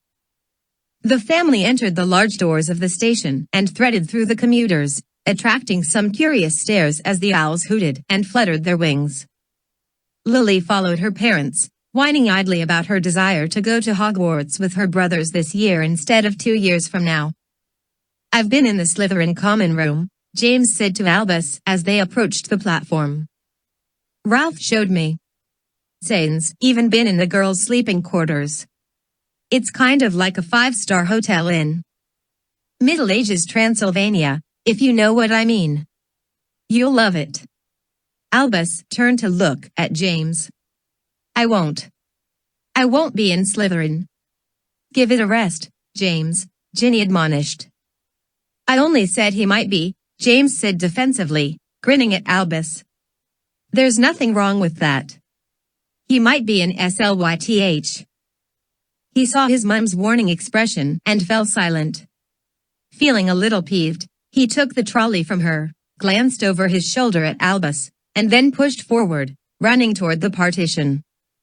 Just as it had last year, the partition seemed to dissolve. He flashed through it and pulled the trolley to a stop on platform 9 3/4. It was as crowded as it had been the last time he'd been there, although the mingled fog and steam made it hard to see everyone. Out of the dense mist, James could hear the chug and hiss of the Hogwarts Express, and for the first time all morning, he felt a bit better. Without waiting for the rest of the family, he pushed his trolley through the crowd toward the sound of the train. "James," a voice called out. James glanced around and saw his cousin Lucy standing next to Uncle Percy, who was apparently lost in animated conversation with a man in a pinstriped cloak. Percy's wife, Audrey, stood nearby, holding Lucy's sister's hand and looking over a schedule of departures. "Hi, Lucy," James said, pushing the trolley over to her. "I didn't expect to see you here. What's going on?" "We're on our way back already," she shrugged. "Daddy got a call. There was some sort of magical disturbance in Wandsworth and the ministry needs him back. At least, we get to go home for a while." "Where's Albus?" James gestured back the way he'd come. "Albus is still in a snit. He's been grumpy ever since the burrow. Lucy nodded understandingly but said nothing. Well, I better get my trunk on board, James said. We're already late. See you, Lucy. Bye, James, Lucy replied, then added. Keep an eye on Albus, all right? James felt a tiny twinge of guilt at that. He nodded. Sure, Lucy. I'm his big brother. Lucy smiled and waved. James turned and ran toward the train, pushing his trolley. As he met the porter, he saw Teddy Lupin moving through the fog with Victoire at his side, lost in hushed conversation. Satisfied that his things would be loaded safely onto the train, James trotted to catch up to them. Hey, Ted, Victoire, he called. They stopped near the station, but Victoire continued talking, her head close to Ted's. It's time, she said, her face serious. I do not wish to spend the year away at school with this secret between us. It isn't between us, Vic, Ted said reasonably. You know your parents aren't ready to know about us. Your mom already thinks I'm a bum waiting to happen. Give me some time to arrange things in Hogsmeade. Once I've proven I'm serious. To whom do you need to prove yourself? Victoire asked, stepping back and placing her fists on her hips. My parents, or yourself? Ted rolled his eyes. He glanced at James. This is what it's like dating a girl whose family I've known all my life, he said. They know me too well for my charms to work on them. Your charms work just fine, Victoire sniffed. In fact, if it wasn't for your charms, you wouldn't even have this problem. Sorry to interrupt, James said, raising his hands, palms out. I just wanted to say hello. I'll just fade away into the mist again. Wait a minute, Ted said, his face growing thoughtful. I've got an idea. Suddenly, he grabbed Victoire and hugged her to him. She resisted for a moment, but then he kissed her, and she relaxed. Slowly, she dropped the handbag she was carrying and wrapped her arms around Ted's neck. James took a step backwards and looked around nervously. Like I said, he began but stopped as Ted held up a finger, still kissing Victoire. Finally, he broke away and looked aside at James, smiling crookedly. You saw that, right? He asked. I don't think I saw anything but that, James replied uncomfortably. Good. Now do me a favor. Victoire looked at Ted, her arms still around his neck. Teddy, no. Ted's smile didn't waver. Go tell everybody what you saw. What? James blinked. Just tell them. Say I came to see Victoire off, and you saw us snogging right here on the platform. Say you interrupted us and I told you to shove off. It's the juiciest bit of gossip on the platform this morning, and you get to be the one to share it. It'll get the word out about us and we won't even have to say a thing. He turned back to Victoire. Happy? She tilted her head haughtily at him but smiled. You're rogue, she replied. Ted shrugged. I'm simply good at coming up with reasons to kiss you. So what do you think, James? Are you up to the task? James grinned. I learned how to lie from Zane. I'll make it as juicy as possible. Excellent, Ted replied. And just to make it as realistic as possible, he made his face stern and looked at James. Shove off, will you? I'm busy. With that, he kissed Victoire again. She grinned and giggled, pushing away from him playfully. James turned on his heels and trotted back into the crowd. After a moment, he saw his family gathered with Uncle Ron and Aunt Hermione near the train. They were all looking back toward the station.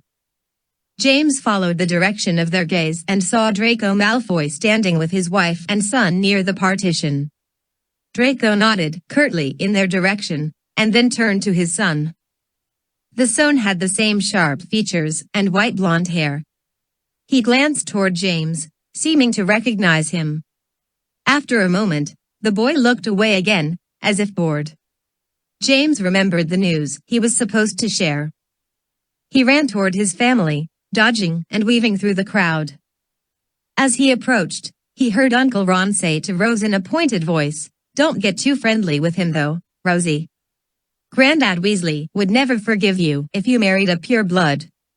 James was glad to interrupt the uncomfortable pause that followed. "Hey," he yelled as he approached. Rose saw him first and smiled. The rest of the family turned curiously. "Teddy's back there. Just seen him. And guess what he's doing? Snogging Victoire." The adults looked down at James rather blankly. James raised his eyebrows, exasperated at their lack of response. "Our Teddy Lupin. Snogging our Victoire. Our cousin. And I asked him what he was doing." "You interrupted them?" Ginny said incredulously. "You are so like Ron." James plowed on, committed to telling it like Ted asked. "And he said he'd come to see her off. And then he told me to go away. He's snogging her." Lily spoke up, though. "It would be lovely if they got married." James rolled his eyes, ignoring the rest of the conversation. Well, at least he'd succeeded in getting the word out. Ted would be satisfied. After a moment, James heard his dad saying, "Why don't we just invite him to come live with us and have done with it?" "Yeah." James agreed instantly. "I don't mind sharing with Val. Teddy could have my room."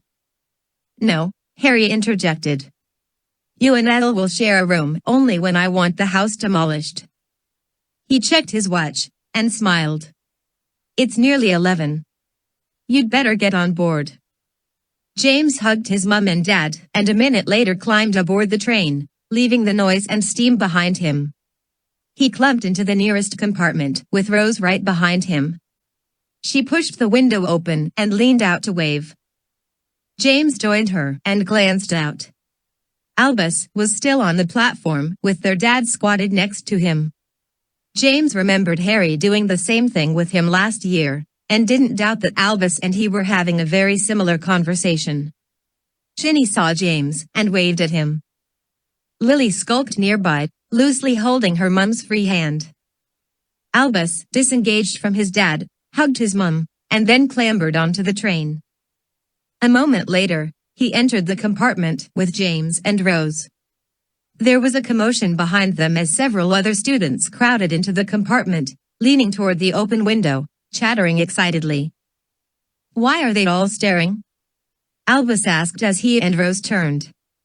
On the platform, Ron shrugged and called up, "Don't let it worry you. It's me. I'm extremely famous." Albus smiled, and then laughed a little. Rose chuckled at her father. With a loud rattle and a jerk, the train began to move. James couldn't help noticing that his brother seemed to feel a little bit better. Albus smiled, allowing some excitement to show on his face as he waved. Alongside the train, their father walked, one hand raised and a wistful smile on his face. The train slowly gathered speed and James watched his parents get smaller and smaller on the platform. Rose leaned out the window and waved heartily at Ron and Hermione, then pulled herself in with a sigh, drawing the window shut. "Well," she said, plopping onto the seat across from James, "we're off." James nodded. Albus watched out the window until the platform was out of sight, and then joined Rose on the seat. He leaned back and watched the window as London began to stream past. "So what do you think, Al?" James asked, remembering Lucy's admonition on the platform. "Looking forward to your first year?" Albus looked at James for a long moment, and then sighed hugely. "I'd be looking forward to it a lot more if I knew you'd packed me some socks." James blinked, smiling a little, and kicked his brother's foot. "You never change them anyway. I didn't think you'd need any more than once on your feet already." "That's disgusting," Rose announced. There was a loud knock on the compartment door and the three looked up. Ralph leaned in, his face flushed and smiling. Hi, everybody. Room for one more? So Zane is going to Alma this year? Rose asked, feigning disinterest. You knew he was ever since he visited with his parents last July, Albus said. Well, he wasn't completely sure then, was he? He said there was a chance his father might get his contract extended. No, Albus insisted. He said even if that happened, he'd probably end up going back to the States with his sister and mum. You're just sweet on him and can't help thinking that one bat of your eyes should have been enough to get him to climb mountains and forge mighty rivers to be at Hogwarts with you this year. Rose rolled her eyes theatrically. That's patently ridiculous. I barely know him, and what I do know of him, I find completely insufferable. Insufferable enough to try to make the draft of an Amir?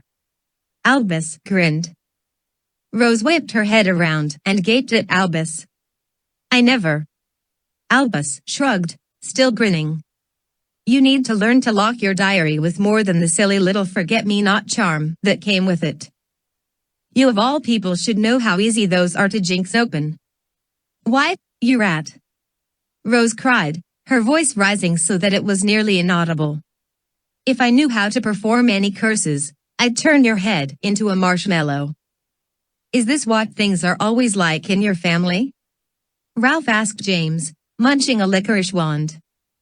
Pretty much, James nodded. It's a good thing Lewis hasn't found us yet. He really brings out the worst in Rose. This isn't her worst. James dug in his bag and produced his wand. Finally, now that he was on the train, he was allowed to use it again. He was tempted to strike up a game of winkles and augers with Ralph, but he knew that Ralph would defeat him easily with his unorthodox green-tipped wand. James would have liked to believe that Ralph's skills were only due to the fact that his wand had once been a part of Merlin's magical staff, but he knew better.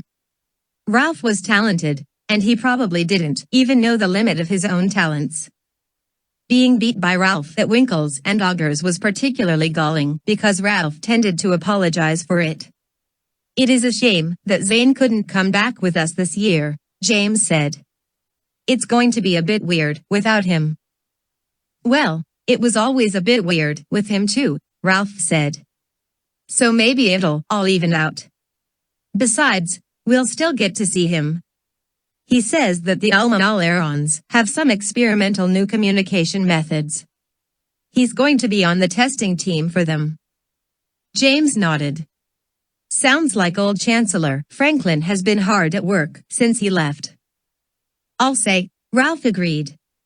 Dad visited them over the summer and they took him on a tour of the school and grounds. The whole campus is packed into a single yard surrounded by a stone wall in some old neighborhood of Philadelphia. You'd never even notice it if you walked past it. Talk about unplotted space. They even have a time lock. James furrowed his brow. What's a time lock? So, it's totally cool, Ralph enthused. It's the only way into the school. It's kind of like an airlock. You know how when rockets connect to a space station, they have this locked-off chamber between them. James raised his eyebrows sardonically. Oh yeah, Ralph said, I keep forgetting you were raised by wizards. All right. An airlock is kind of a closed chamber between two places with really different atmospheres. It has doors on both sides. When you go into the airlock on your side, you bring your atmosphere in with you. Then the doors lock and your atmosphere is swapped out for a new one. That's the only way a spacewalker can get inside the breathable environment of a space station. James' expression didn't change. All right, Ralph said defensively, so I grew up watching science fiction films. Not all of us were born with a silver wand in our mouths, you know. James laughed. Go on, Ralphinator. So what's a time lock? Well, that's just it. It's an airlock for time. Not only is the Alma-Aleron campus hidden inside some magical stone wall that makes it seem loads smaller than it is, it's hidden in time. 2. You have to go in through the time lock to exchange your time for whatever time the campus is occupying on any given day. That's impossible, Rose chimed in, lowering the book she'd been reading. Time travel is not only highly unstable, but extremely risky. The ministry has even outlawed time turners because too many people were fiddling around in the temporal flux stream, making history all wonky. The temporal flux stream? Ralph repeated, blinking. Wonky? Albus grinned. Rose takes a little bit of getting used to, James said. But she's the person to go to if you need a cure for poison ivy. Or the occasional love potion, Albus added. It would have worked if I'd succeeded in getting him to drink it, Rose pointed out primly. And I was only testing it on him.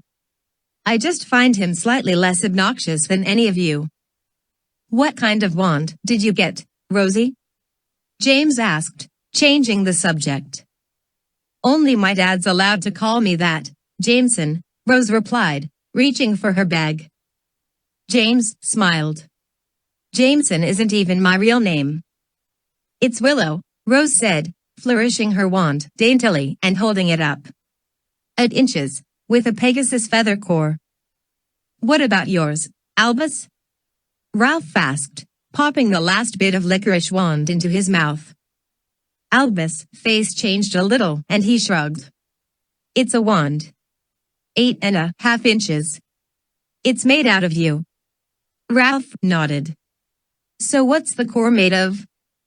Albus glanced aside, out the window, his face darkening. What's your wand core made of, Ralph? He asked pointedly. Ralph blinked. He reached into his bag and produced his wand. James looked at it, remembering it well. It was at least a foot long, and thick as a broomstick. The end was whittled to a dull point and painted lime green. It looked as silly as always, and yet James knew, perhaps more than anyone, what that wand was capable of in Ralph's hand. It had saved James' life at least once. Well, Ralph admitted, I used to think it had a Yeti whisker core. The Yeti whisker? Albus said, leaning forward and grinning. We've been through this, Rose sighed. Nobody knows what's inside Ralph's wand except maybe Merlin. And I'm sure not going to ask him. He creeps me out. James looked at Rose. He does? Why? Rose gave James an expression of exasperated disdain.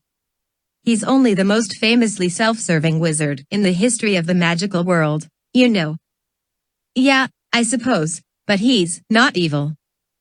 Hasn't it occurred to you that a wizard as powerful as Merlin could be all the scarier because he's not evil, but just selfish? James frowned incredulously. Where in the world did you get that? Your own parents were part of the committee that succeeded in getting him appointed headmaster. Rose put her wand back into her bag and shoved it under her seat. Let's just say even his strongest supporters think there's a lot we don't know about him. Like what? James demanded. Like things we don't know, Rose repeated pedantically. That's pretty much the point, we don't know them. James scoffed and turned away, fingering his wand. The sky outside the train window was still gray as slate, promising rain. Fields marched past monotonously. James decided to go see if he could find any of his other friends. He stood and shoved the door open. Hey, Ralph said, not looking up from the tabloid he'd flipped open. If you see the cart lady, send her back down this way, would you? I'm starved.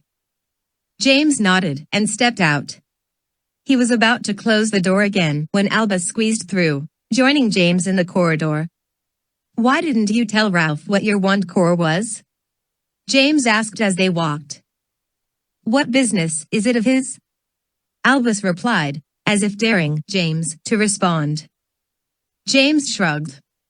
After a moment, Albus sighed. Look, it's bad enough everyone makes those jokes about my name. ASP, a kind of snake, hot hop. If word gets out that my wand core is a dragon heartstring.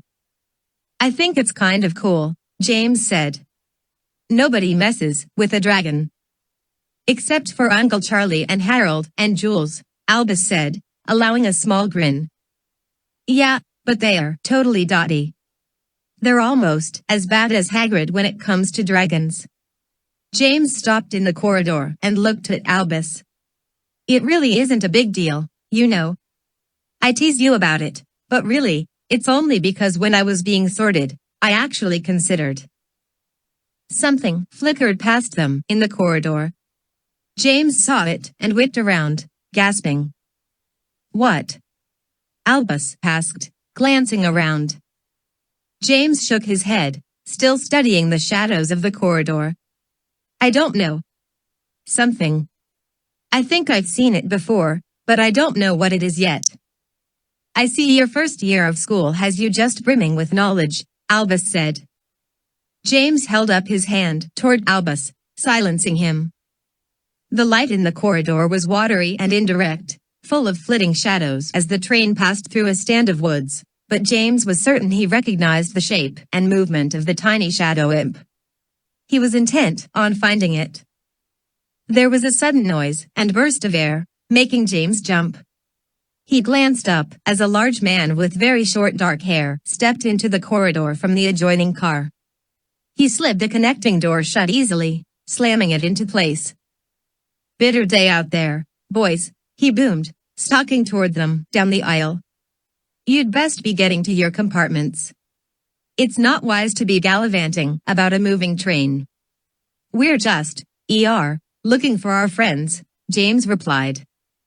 Same as me, then, the man grinned, sidling past.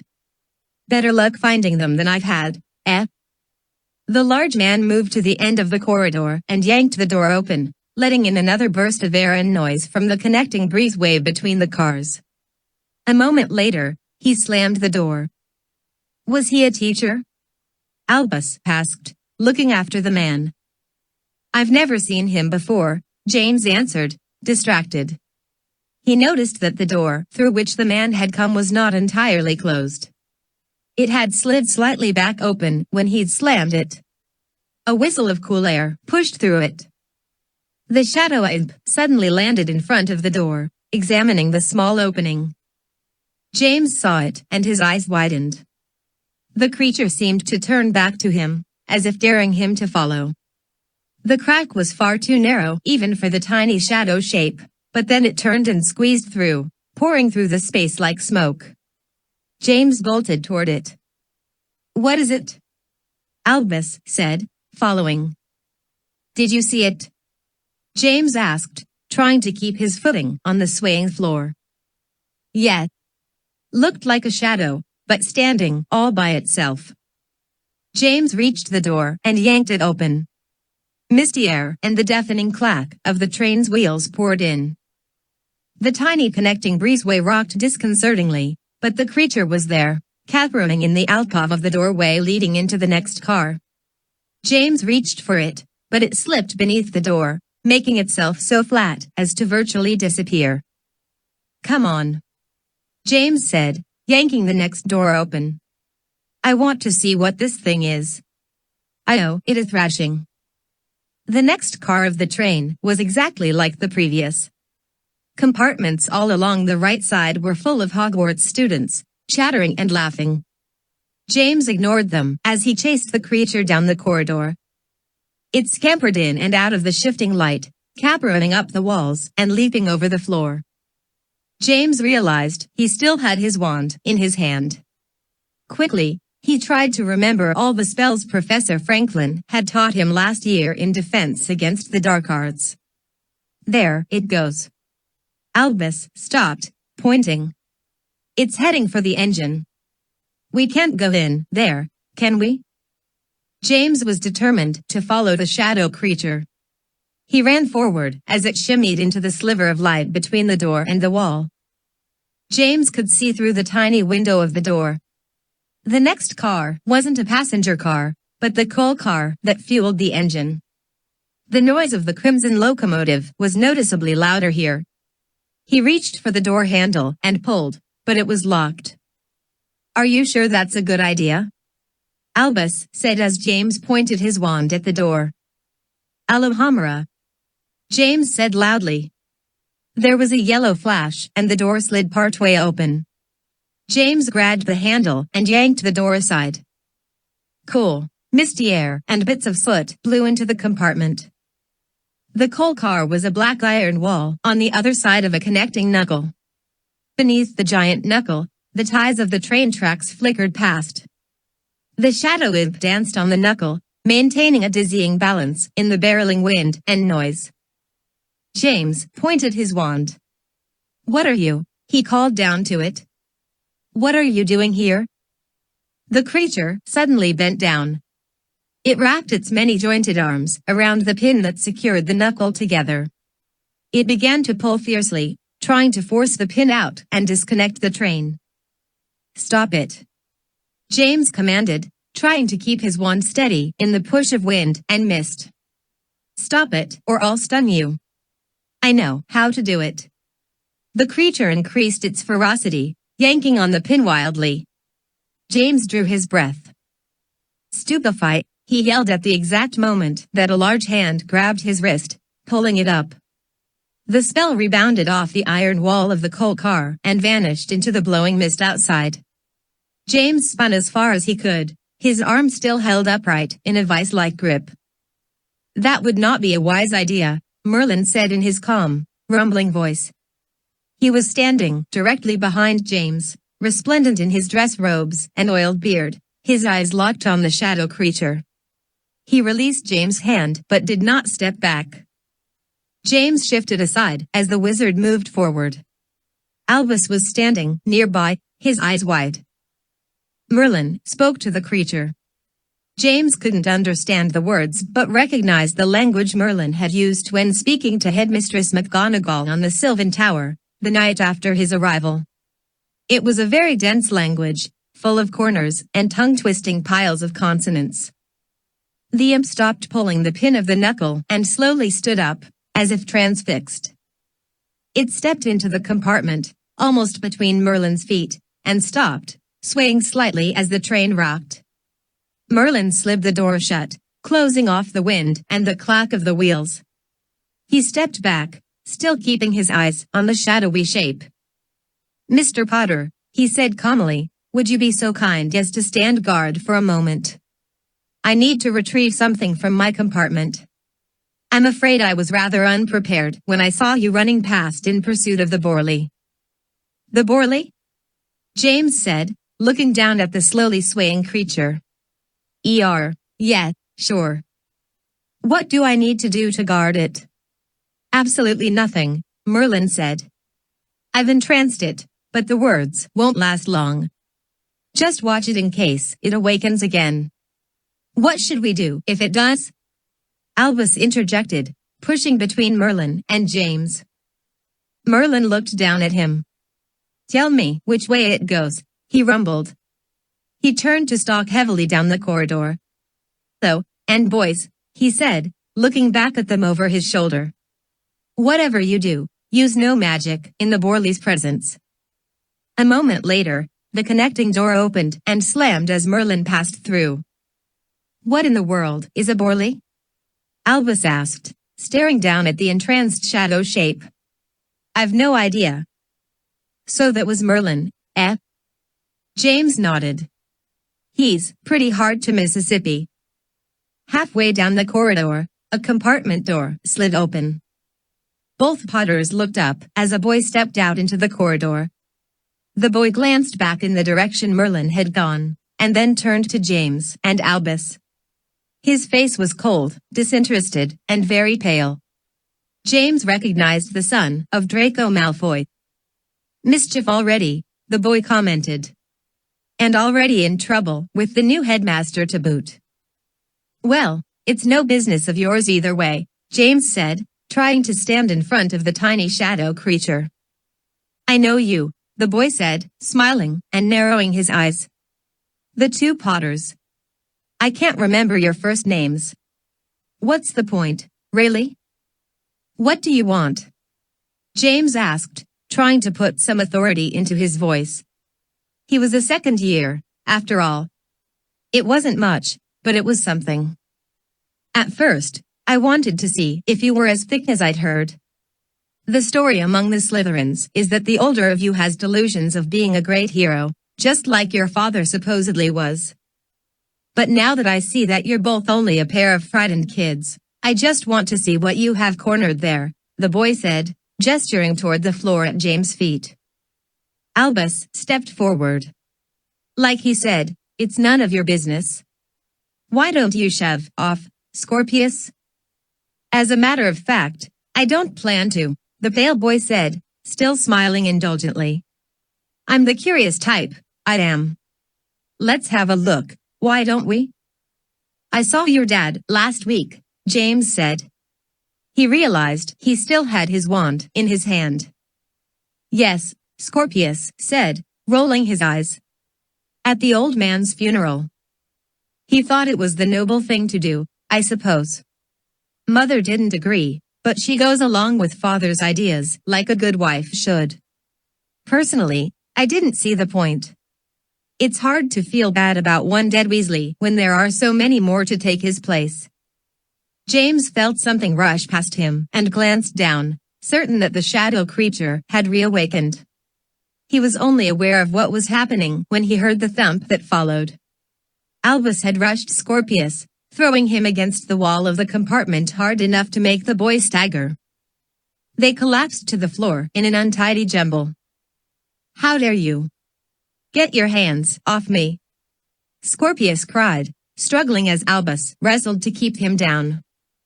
Take that back! Albus yelled furiously. Take it back right now! More doors opened along the corridor. Curious students gathered, some grinning and pointing. James, Sabrina Hildegard, a fellow Gryffindor, said as she stepped into the corridor. What's going on? First, the connecting door is left open, and then there was a sudden crack and a flash of red. Scorpius clambered to his feet, his face livid. He pointed his wand wildly, but Albus lunged at him. No! James shouted. Albus, stop! There was a furor of voices and clamoring figures as Scorpius stumbled backwards, trying to evade Albus' reaching arms. Another spell ricocheted off the ceiling of the compartment. Suddenly, James remembered the Borley. He spun around, looking for it, but the creature was gone. Desperately, he scanned the corridor. No spells, he shouted, holding up his hands, but no one noticed him. James was jostled as more students pressed into the narrow space, crowding to see the fight. He spun around, looking for the creature, and suddenly saw it. The Borley lurked within the shadows of the milling students. It was much larger than it had been at first, and seemed rather more solid. It jumped to the floor, and James heard a thump as it landed. Unthinkingly, he pointed his wand at it. The Borley saw him and lunged as if to attack. James pulled his wand up and ducked. The creature went over his head and disappeared into the throng that filled the corridor. Be still, a very large voice boomed, and James didn't have to guess who it belonged to. He grimaced and slumped against the wall. The crowd of onlookers silenced immediately. A moment later, the corridor had emptied again as the milling students slipped sheepishly back into their compartments, leaving James, Albus, and Scorpius. Albus had a handful of Scorpius robes. Scorpius still had his wand in his hand. He tried to slip it surreptitiously into his robes. Merlin rolled his eyes slowly. So, he said in his low, rumbling voice, can any of you tell me in which direction it went? 3. The sorting. You can't take 10 points from Gryffindor before we even get to school. James insisted, trotting to keep up with Merlin's massive stride. Albus followed, glancing back angrily. Deducting points from the offender's house is the preferred method of discipline at Hogwarts, Mr. Potter, Merlin said distractedly. I asked you to guard the Borley. And not to allow any magic to be used in its presence. Failing that, you were to at least point me in the direction of its escape. I'd not be fulfilling my duties as headmaster if I didn't mete out some form of discipline for your complete disregard of my direction. But Scorpius did the magic. James insisted, jumping in front of the headmaster and forcing him to stop. It's not my fault, he's a hot-headed git. I did everything I could to stop him. Merlin was scanning the corridor slowly. Did you truly do everything you could, Mr. Potter? James threw up his hands. Well, I suppose I could have sat on Albus to prevent him from attacking the bloody loudmouth. Merlin nodded, and then looked down at James, giving him his full attention for the first time. It is true, what they say, Mr. Potter, I come from a much different age. When I give instruction, I do not do so lightly. It will behoove you to remember that a lack of effort in carrying out those instructions goes much poorer with me than an excess of effort. Do you understand? James worked through the sentence in his head, nodding slightly. He glanced up at the headmaster and shook his head. It means, Merlin replied slowly, that I expect you to do everything within your power to carry out my requests. If sitting on your brother might have helped, then next time, I expect you to do exactly that. The Borley has escaped, and more importantly, your negligence has allowed it to gain power. It will not be as easy to transfix next time. And you should be aware that, up until a few minutes ago, it was relatively harmless. Merlin's lowered brow and glittering eyes made the point very clearly. James still felt unjustly accused, but he nodded his understanding. What is it? Albus asked. This Borley thing. Merlin turned away, half dismissing the boys. They are a form of shade, shadow creatures. They are purely magical beings, and as such, they feed on magic. They'll taunt young or foolish wizards into using magic on them so that they might feed and grow. When they are tiny, they are harmless. As they grow. James looked around the compartment, following Merlin. What do they grow into? I believe, Merlin said gravely, that you call them dementors. Both James and Albus knew about dementors. James shuddered. I think I saw this same Borley a week ago, back at my grandparents' house, James commented. And then later, at the eye doctor's. It made a horrible mess, but a few minutes later, when the doctor came into the room, the mess had vanished. Everything was back to normal. I thought I'd imagined it. You didn't imagine it, Merlin said, stopping at the end of the corridor and turning. The Borleys come from a realm outside of history. They can manipulate tiny pockets of time, bunching minutes together like a wrinkle in a rug and then poking directly through them. You saw its actions, so you remembered them even after it leapt back in time and undid them. Albus screwed up his face in concentration. He shook his head. But why would it do that? It's a defensive reflex, Merlin said curtly. They use it to cover their tracks. It's somewhat akin to a squid squirting ink to confuse its enemy. Confused me, all right? James nodded. So if you can't catch them using magic, Albus asked, how do you catch them?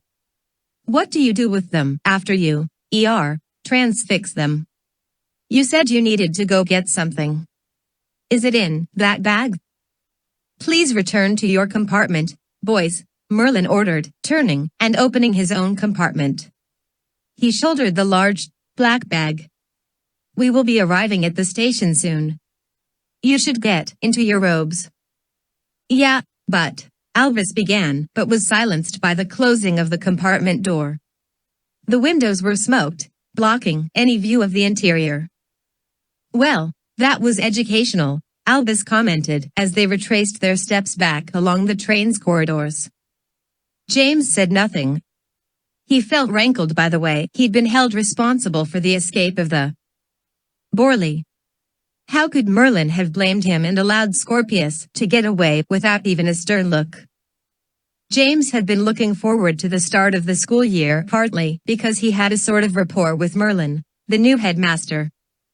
After all, James had been inadvertently responsible for the famous wizard's return from the distant past.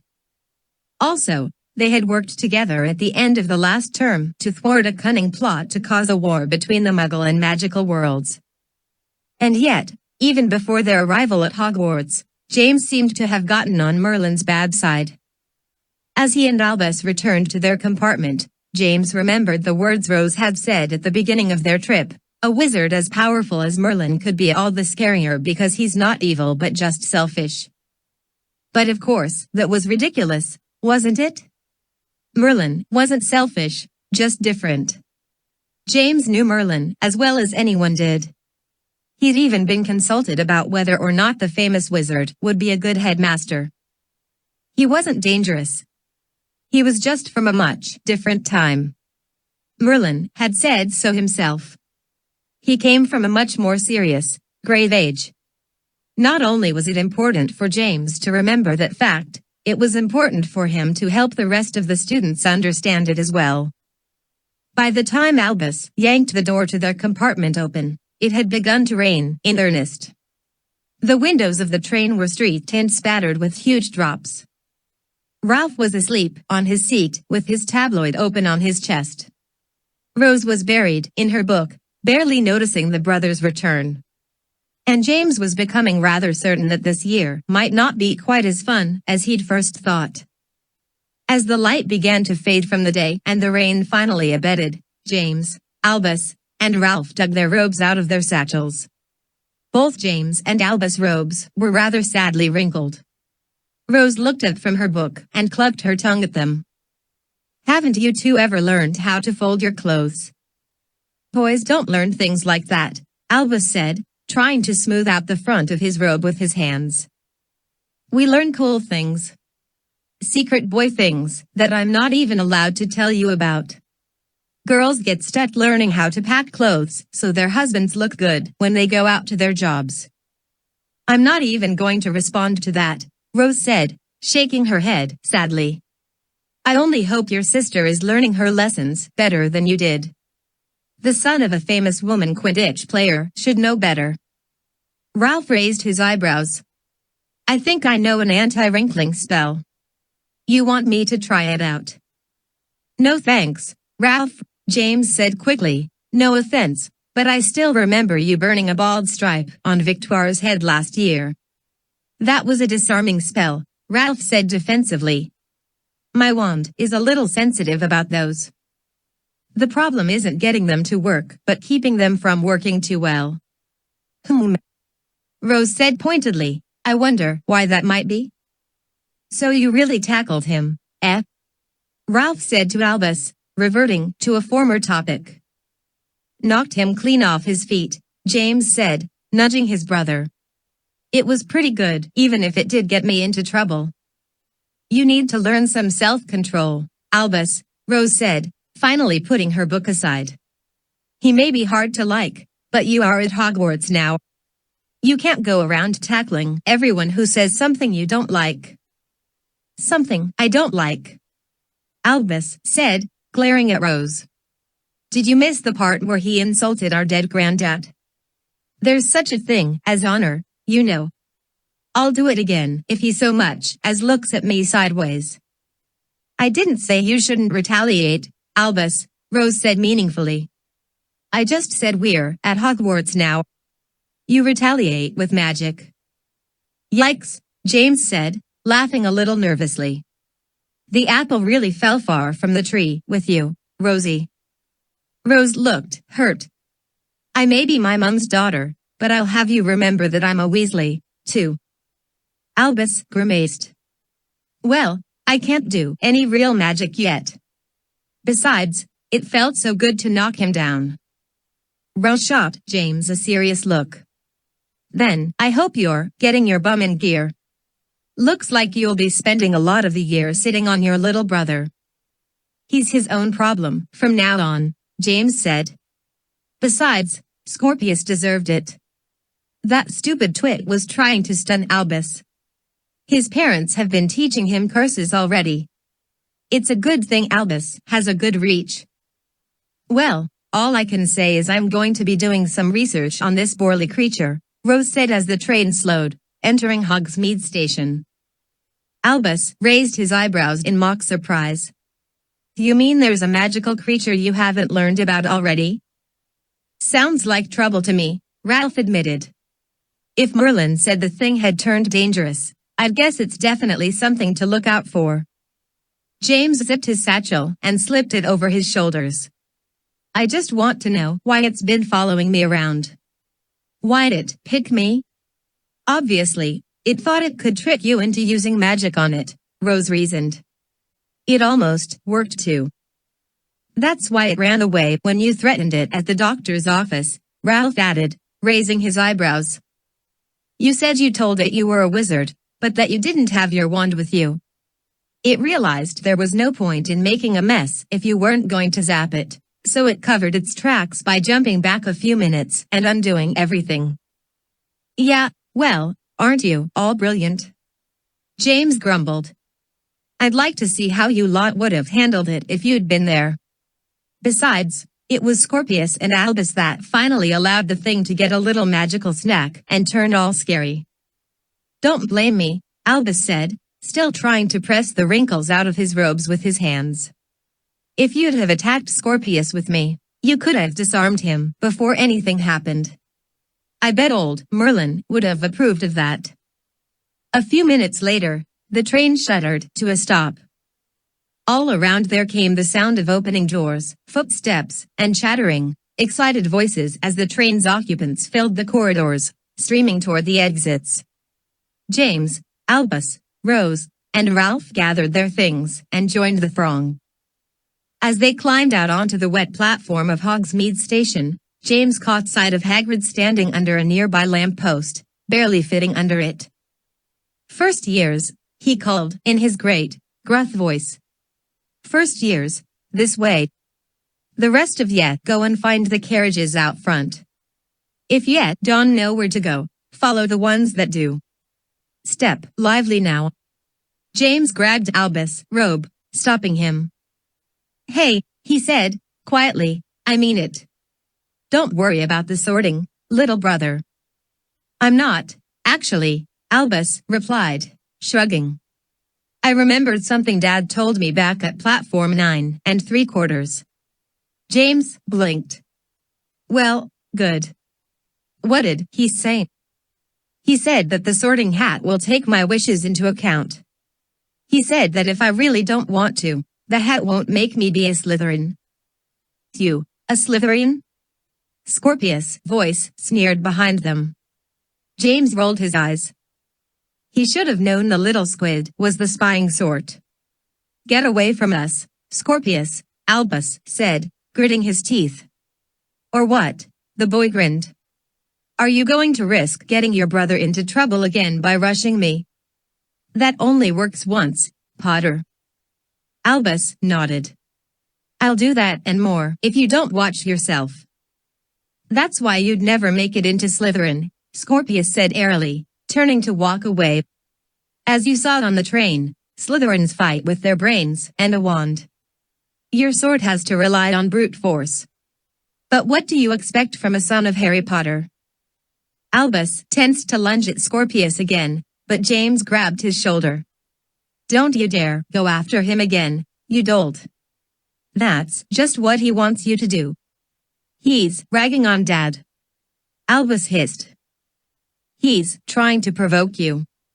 Save it for later. You've got the whole school year to hate him. That's right, Potter, Scorpius said as he turned back, still grinning. Listen to your brother. He knows what happens when you go up against a Slytherin. Did he tell you what happened when he tried to steal the Slytherin captain's Quidditch broom last year? Nasty business, that. I hear you ended up face down in the mud. James let go of Albus' shoulder, his face flushing with anger. You just want to watch it, Malfoy. We're not afraid of the Slytherins. Then you really are as foolish as you look, Scorpius said, his grin vanishing. A Malfoy is back in the House of Slytherin again. We don't play politics. You best watch yourselves. He glared at the two brothers, then turned, his cloak flapping, and disappeared into the throng. "Arrogant little nutter, isn't he?" Albus said. James glanced at him and grinned. "See you in the Great Hall, Al." "Yeah," Albus replied, nodding toward the carriages. "Have fun with the Thestrals. Don't let them frighten you too much." "You're the one who has nightmares about them, not me," James said, rolling his eyes. "Like I told you, they're invisible." Albus simply looked at James, a curious expression on his face. "What?" James asked. "Nothing," Albus said quickly. "I was just thinking of something else Dad said on the platform, right before I got on the train." James stopped and furrowed his brow. "What did he say?" Albus shrugged. "He said James might have a little surprise with the Thestrals." With that, Albus turned, shouldered his pack, and walked toward Hagrid at the far end of the platform. They weren't invisible, at least not completely. James hung back, sincerely apprehensive to get too close to the horrible-looking, semi-transparent creatures hitched to the carriages. The nearest one beat its great leathery wings slowly. It turned to look at him, its blank white eyes bulging grotesquely. "You can see them, eh?" a voice asked. James glanced up, startled, and saw the stout face and red cheeks of his friend Damien Damascus. Damien was also looking at the Thestrals, his brow slightly furrowed. "I started seeing them at the beginning of my 4th year. Shocked me good, I'll tell you. I thought the carriages were just magical, that they pulled themselves up to the castle. Noah took me aside and told me all about the Thestrals. He'd been seeing them since his 2nd year. Come on, they were harmless. They're actually kind of cool when you get used to them." James threw his bag into the carriage and climbed into the rear seat. "Hi, James," Sabrina said as she heaved herself into the front seat. She still wore a quill in her wavy red hair. It bounced jauntily as she turned to look over her shoulder. "So what was the drama in the train?" Merlin looked like he was going to shoot death bolts from his eyes. James ran his hand through his hair wearily. "Don't remind me. I'd already got 10 points taken from Gryffindor." "Not the best way to start the year off," Petra Morgenstern said, joining Sabrina on the front seat. "That kind of thing can get your fellow Gryffindors a bit peeved. Fortunately, we 7th years are above being petty about such things." "Sabrina and I are 6th years," Damien pointed out. "And I don't know about her, but I'm still as petty as they come. I haven't forgiven you lot for losing us the House Cup last year. To Hufflepuff, of all things. You'll forgive us for trying to save the world," Petra said lightly, arranging her robes on the seat. "Besides, I recall you were involved in that escapade as well." "That may be, but unlike the rest of you, my involvement was never proved. That's why our dear departed Ted saw fit to make me the official Gremlin scapegoat. Allegations just roll right off me." Sabrina nodded seriously. "I'm glad you found a good use for that oily hide of yours." There was a sudden jerk and the carriage rolled forward. James looked and saw the ghostly Thestral trotting ahead, pulling the carriage. He squinted at it, trying to see it more clearly. Damien leaned toward him and asked in a quiet voice, "So who died?" "What?" James blurted, turning to look at the bigger boy. He lowered his own voice and asked, "How do you know?" "My aunt died when I was in my 3rd year," Damien replied. "It was silly, really. Broom accident on her way back from visiting my grandparents. Mum warned her not to fly with a storm coming on, but Aunt Aggie always thought she was indestructible. She stayed alive in St. Mungo's long enough for us all to get there and see her. She died while I was there, in the room. When I came back the next year, I saw the Thestrals for the first time. I thought I was going daft until Noah pulled me aside and told me about them. He said that they become visible to anyone who has witnessed and accepted a death." "So who died?" James sat back in his seat and took a deep breath. My granddad Weasley, he said in a soft voice. He had a heart attack. Damien raised his eyebrows. Old Arthur Weasley? You knew him?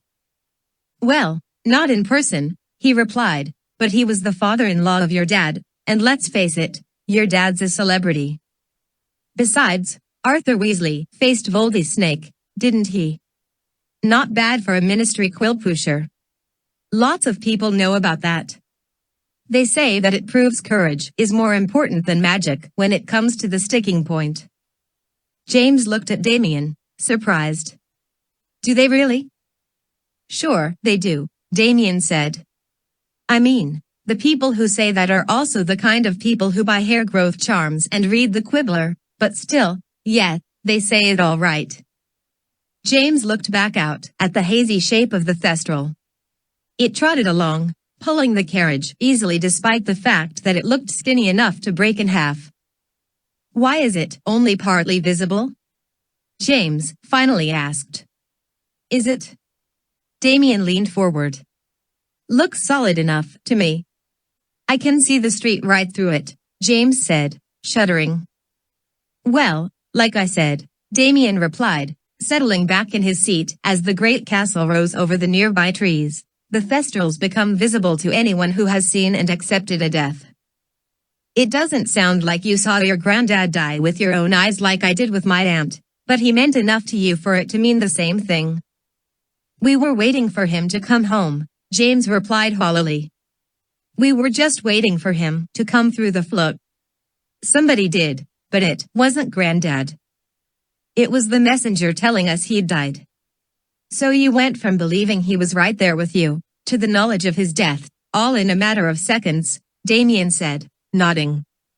That was close enough to give you a half look at the Thestrals. But I don't think that's all there is to it. Sounds like you haven't quite accepted it yet either, have you? James sighed, not answering. Instead, he looked up at the sprawling, monstrous shape of the castle as it loomed ahead. Its myriad windows were lit against the misty, cloudy evening. James thought he could see the Gryffindor Tower, where his bed was waiting for him. It was nice to be back, even if things did feel very different. It had felt that way ever since the funeral, just knowing that Granddad was no longer out there somewhere, like he'd always been. No, James realized, he hadn't accepted Granddad's death. Not yet. And what was more, he didn't want to. It didn't feel fair to Granddad. Accepting his death felt like giving up on him. For a moment, James wondered if Albus felt the same way, and then he remembered how Albus had attacked Scorpius in the corridor of the train, tackling him and yelling, "Take it back. Take it back, right now." Albus hadn't accepted Granddad's death either. It just looked different in him, mainly because Albus had now found someone at whom to point his anger and grief. It probably wasn't the healthiest way to manage things, but James couldn't think of anything better. To be sure, Scorpius made it rather easy for Albus to hate him. James had grown up with Albus, and he knew just how passionate the boy could be. Thinking that, James didn't know whether to despise Scorpius or pity him. James marveled at time's ability to alter one's perception. Merely 1 year earlier, he had entered the Great Hall for the first time, filled with apprehension and worry. Now he threw himself happily into the noise of the gathered students, greeting friends he hadn't seen all summer and being welcomed into the hearty fracas of the Gryffindor table. The floating candles filled the hall with warmth and light, forming an exciting contrast against the sullen gray clouds represented on the room's ceiling. Teeth swooped randomly throughout the candles, blowing raspberries on the tiny flames in an effort to put them out, but they simply relit themselves with small pops as he passed.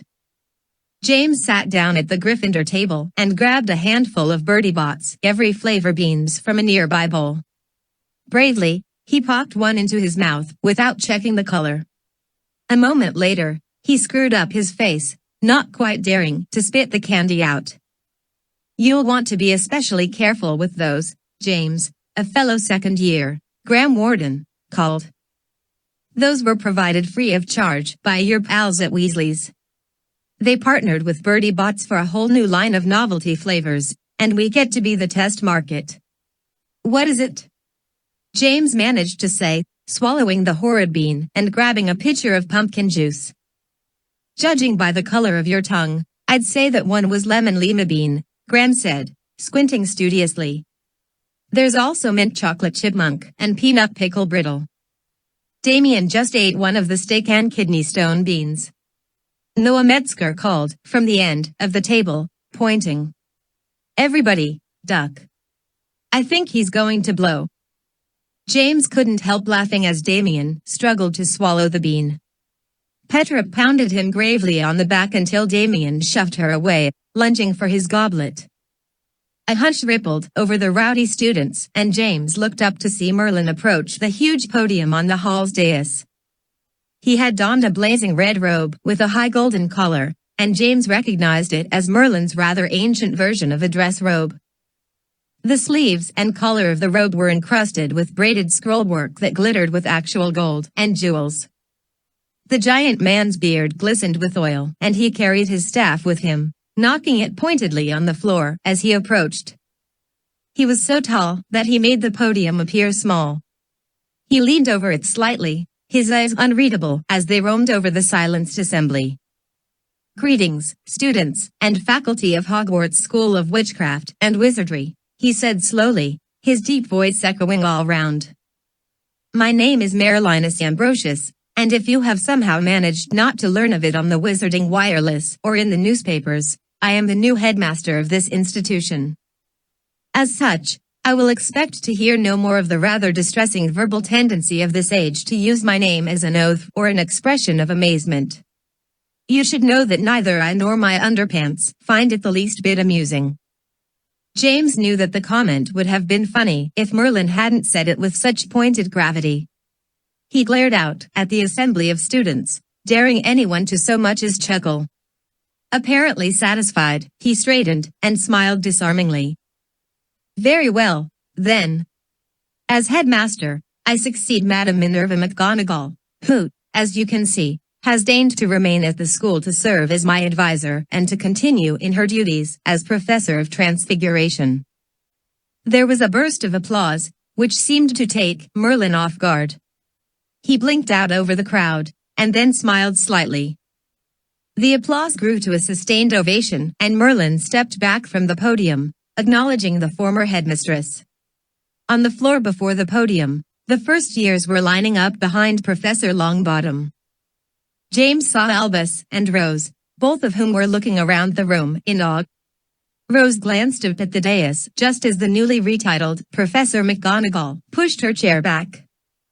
She stood and raised one hand, smiling tightly. On the floor, Rose elbowed Albus and pointed. Thank you, McGonagall called over the sound of the applause, trying to drown it out.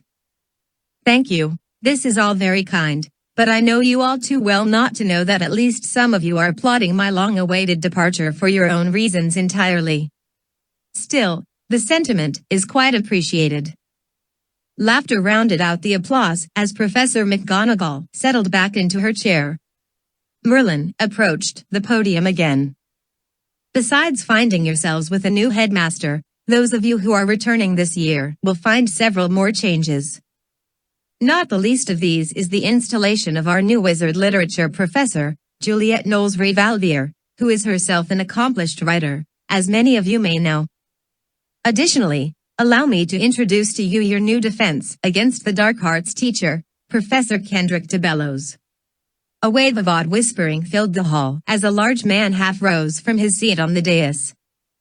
He smiled a huge, winning smile and raised his hand. James remembered him from the train. He was the man who'd passed him and Albus when they'd been looking for the Borley. James hadn't recognized him then, but he did now. His hair was going gray and cut severely short, and he had gained rather a lot of weight in the years since his famous exploits as leader of the Harriers, the Wizarding World's elite Special Forces Squadron. Across the room, at the Slytherin table, James saw Ralph looking puzzled. His friend Trenton was leaning over to him, apparently explaining who Kendrick de Bellows was. On the floor below the dais, James saw Scorpius Malfoy turn away, his face vaguely disgusted.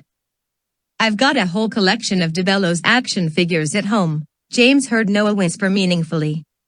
"I collected them when I was little. I used to sick them on Stephen's cat until one of them nearly tied its tail in a knot." "I see many of you are familiar with Professor DeBellows," Merlin commented from the podium. "I trust you will therefore find his classes interesting as well as challenging. And now I believe we will witness one of the school's longest and most important traditions, the sorting of our newest students into their houses. Professor McGonagall, if you would do us the honors." Exactly as last year, a wooden stool had been placed on the dais. Atop it, the worn and ancient sorting hat sat, looking like nothing more than a dusty cast-off from a forgotten wardrobe. James knew that in his parents' day, and for centuries before, the hat had sung a song prior to each year's sorting. Last year, however, the hat had not produced a song. James hadn't thought about it much. He'd merely assumed that after all those centuries the hat deserved the occasional break. Now, the ancient hat stirred on its stool, apparently preparing to sing. The fold that formed the mouth seemed to open, to take a deep breath, and then the hat's high, lilting voice filled the waiting silence. "1,000 years and more have I resided at my post, and watched the tide of years forever ebb upon my host fair Hogwarts altars, not despite the weight of ages raging, for Hogwarts knows that time revolves, while she is only aging. The rise of villains coincides, to keep the balance rightly, with dawning heroes, in whose eyes good justice blazes brightly. In recent past, dread Voldemort rose up with might so scary that fate did send a hero boy, the orphan Potter, Harry, and thus unveiled the drama of time's everlasting scheme. The players changed, the venues shift, but constant is the theme. The root of evil always finds the new and fertile garden, but valor's heart is ever strong to bring us fate's good pardon. And this, you see, brings us to me, the hat that does the sorting. For 'tis my task to keep the balance right, for evil thwarting, for witnessed I the dawn of that long battle that endures. And long as that old struggle lasts, my duty hope ensures. I see the seed that guarantees the roll of every student, and place them best into the house that grows that seed most prudent.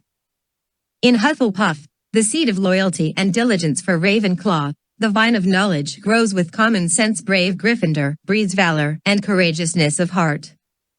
And Slytherin gives those who love ambition their good start. They bow their heads into their house, a sign of their vocation, but many sense it gives a hint of deeper motivation. Make no mistake, judge not the one upon their house of sorting, but always look instead to gauge the way of their comporting. For good can come of any house, regardless of its banner, and evil, too, can spread its leaves within the finest manner. Beneath my brim now come and sit to hear my declaration. But be assured, you bring along your heart's own inclination. It matters not what happens while you sit upon this chair, the true judge of your character is what's beneath your hair. As the sorting hat finished its song, the hall erupted into applause. James grinned, craning to look across the room toward Ralph, who smiled back a little sheepishly. If anyone needed to hear the hat's most recent song, it was Ralph, whose assignment to Slytherin had been a source of rather constant consternation during the previous year. As the applause died away, Professor McGonagall approached the hat, producing a long parchment from her robes. She unrolled it and studied it through her tiny spectacles. She nodded to herself, lowered the parchment, and picked up the sorting hat by its tip. "Cameron Creevey," she announced loudly. "Please join me on the dais." A very small, very nervous-looking boy climbed the steps and clambered onto the stool. "There's no way I looked that young and scared when I sat on that stool," James thought to himself, smiling. He remembered it very well, the voice of the magical hat in his head considering him, debating which house would best suit him. It had been a close call. Moments before he'd climbed the dais, as then Headmistress McGonagall had called his name, the Slytherin table had broken out in applause. A beautiful, albeit severe-looking, dark-haired girl named Tabitha Violetus Corsica had led the applause, and as James looked back on the memory, he thought for the first time that the Slytherin's applause had merely been a ruse, intended to sway him into accepting an assignment to Slytherin. As scared as he'd been, as worried as he'd been about the responsibility of following in his famous father's footsteps, James had almost fallen for it. For a fleeting moment, under the brim of the Sorting Hat, James had considered becoming a Slytherin, and the Hat had concurred. Only at the last second had James firmed his resolve, proving that he meant to be a Gryffindor, like his parents before him. Gryffindor, the Sorting Hat proclaimed. Professor McGonagall lifted the hat from Creevy's head as the Gryffindor table exploded into cheers. Cameron Creevy grinned in obvious relief as he ran down the steps. He crammed into the front of the table, sitting between Damien and a seventh year named Hugo Paulson. Thomas Danforth, Professor McGonagall called, reading from her parchment. A moment later, the Ravenclaw table cheered as the bespectacled boy smiled sheepishly, joining his new housemates. As the sorting continued, James glanced around the hall, picking out all the faces he knew. There was Victoire, sitting resplendently amidst her seventh-year Hufflepuff friends. Jennifer Tellez and Horace Birch whispered to each other at the end of the Ravenclaw table, and James remembered Zane telling him that they had begun seeing each other over the summer. Across the room, Tabitha Corsica sat smiling politely, her hands folded neatly on the table in front of her. On her left sat Philia Goyle, whose brick-like face was as expressionless as ever. Tom Sawyer sat on Tabitha's right, his blonde hair combed neatly and his eyes almost unnaturally bright and alert. It almost looked like the trio of Slytherins were up to something, but James reminded himself that they'd always looked like that. They were probably just waiting for the sorting of their new mate. Scorpius Malfoy, Professor McGonagall called, lowering her parchment and glancing down at the remaining first years. Scorpius curled the corner of his mouth as he turned. He climbed the steps and sat jauntily on the stool, one leg kicked out in front of him. The hat threw his face into shadow as Professor McGonagall lowered it. Several seconds went by. The room had become rather restless as the older students got bored with the ceremony, but they silenced again as the pause grew longer. The hat sat perfectly still on Scorpius' head. Scorpius himself didn't move. James looked around, surprised at the delay. Everybody knew that the Malfoys were Slytherins. Their family was known to have been among Voldemort's strongest supporters. Lucius Malfoy, Scorpius' grandfather, was said to still be in hiding for crimes he'd committed as a Death Eater, although James' dad had denied it. He just likes to believe he's the most wanted man in the wizarding world, Harry had chuckled to Ginny one morning over breakfast. His worst punishment is living in a world where his idol is dead. Still, there couldn't be any question about a Malfoy's house, could there? They merely defined what it was to be a Slytherin. Perhaps something was wrong with the hat. James nudged Graham, who glanced at him and shrugged curiously. Gryffindor, the Sorting Hat suddenly sang out, pointing its peak at the ceiling. Complete, stunned silence filled the hall as the hat was lifted from Scorpius' head. His chin drooped and he closed his eyes. After a long moment, he climbed off the stool and clumped slowly down the stairs. The Gryffindor table remained absolutely silent as Scorpius approached it. He passed the head of the table, where most of the newly named Gryffindors sat staring, wide-eyed. James watched as Scorpius stalked the entire length of the table, not raising his eyes. When he reached the end, he stopped for a moment, apparently unwilling to actually sit down. Finally, he slumped onto a bench on the end. He raised his eyes, and James saw that they were tinged with red. Scorpius glared at James. After a long moment, he pressed his lips together and turned his gaze to the front of the hall. Albus Potter, McGonagall called into the silence. James couldn't help glancing aside at the Slytherin table. Tabitha wasn't rising to applaud this time. Strangely though, she was still smiling her polite smile, apparently completely unperturbed by Malfoy's sorting. Albus looked back over his shoulder as he climbed the steps to the dais. James assumed he was looking at him. He smiled encouragingly and nodded to his brother up on the dais. Albus showed no sign that he'd seen him. He approached the stool and stared down at it for a moment. Professor McGonagall nodded curtly to him. Albus squared his shoulders, turned, and sat down. There was no idle chatter now as the sorting hat settled onto Albus' head. Every eye in the room watched. Everyone knew that Albus was going to go to Gryffindor. James had only ever joked about it because he was so sure it was only a joke. A Potter could never really be sent to Slytherin. But as James thought that, he remembered the look of hate on Albus' face when Malfoy had insulted him on the Hogsmeade platform. Albus had always been a passionate boy. That could be a very good thing, a beautiful thing. But, as James had very recently thought, it could also be a little scary. Too late, James realized that Albus had not turned to look back at him, James, when he'd climbed the stairs to his sorting. He'd turned to look back at Scorpius, to make sure he was watching. He wanted to make sure Scorpius wouldn't miss what was about to happen. Slytherin, the hat proclaimed loudly. There was a sustained, collective gasp, filling the hall. Professor McGonagall raised the hat from Albus' head, and even she seemed surprised at the pronouncement. Albus was grinning happily, but he wasn't looking at the table belonging to his new house, which had erupted into wild applause. Albus was looking down the length of the Gryffindor table. James didn't need to follow his brother's gaze to know who he was looking at, but he did anyway. Scorpius Malfoy stared back at Albus, his eyes baleful, his mouth a grim, white line of pure hatred. 4. Trial of the Golden Cord.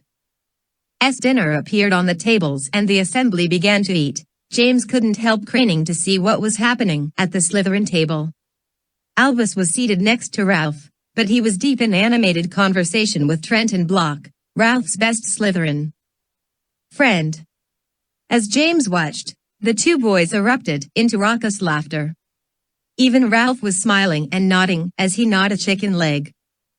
Something wrong with your neck, James? Grimm asked around a mouthful of stew. I'm just trying to see what's going on, James said. It just isn't right. Albus can't be a Slytherin. Rose, beaming about her own sorting into Gryffindor house, leaned toward James. You keep on saying that, but as I recall, you were the one winding him up all summer about becoming exactly that. Well, yeah, but I was never serious. Grimm followed James' gaze, peering across the hall to the table under the green banner. Looks like he's having a grand time of it. Even Corsica is talking to him. Well, James exclaimed stridently, she would, wouldn't she? She was trying to make all nice with me last year as well, up until she called my dad a liar in front of the whole school. She's probably just as pleased as can be that they've got a Potter in Slytherin. Who knows what kind of propaganda she'll fill his head with. It'll be her crowning achievement. Albus can take care of himself, James, Noah said dismissively. Besides, you said yourself you were almost sent to Slytherin last year. I should go check on him, James said, moving to stand. Damien reached over and pushed him back into his seat. Let him be, Damien said. He looks to be doing just fine. But he's in Slytherin. James cried, exasperated. He can't go to Slytherin. He's a Potter. You want to talk about surprises, Rose said, lowering her voice. Even as we speak, a Malfoy is sitting at the end of the Gryffindor table. James had nearly forgotten about Scorpius. He turned, following Rose's glance. Scorpius wasn't eating. The Gryffindors nearest him were studiously ignoring him, laughing and joking loudly. Scorpius caught James looking at him. He narrowed his eyes and smiled grotesquely, making a parody of those around him. Then, he rolled his eyes and turned away. That's the one that really baffles me, Grimm muttered. How's a greasy git like him end up a Gryffindor? Rose reached for another roll. You don't know what's in his heart, she said. The Sorting Hat sees who you really are, not what your family has always been. Maybe there's more to Scorpius Malfoy than meets the eye. James shook his head. Not a chance. I'd heard the way he talked about Granddad. He's horrible. Besides, he was as proud as a peacock about his Slytherin heritage. None of that makes him a Slytherin, Rose commented carefully. That's true, Damien concurred. Being nasty isn't necessarily a ticket into Slytherin. Like the Hat said, Slytherins are usually known for ambition. Maybe after a few decades of backing the losing horse, guys like Malfoy are finding raw ambition a little harder to come by. So that makes him Gryffindor material? Graham asked disgustedly. I can barely stand to look at him. What's Gryffindor about him? Nobody had any response to that.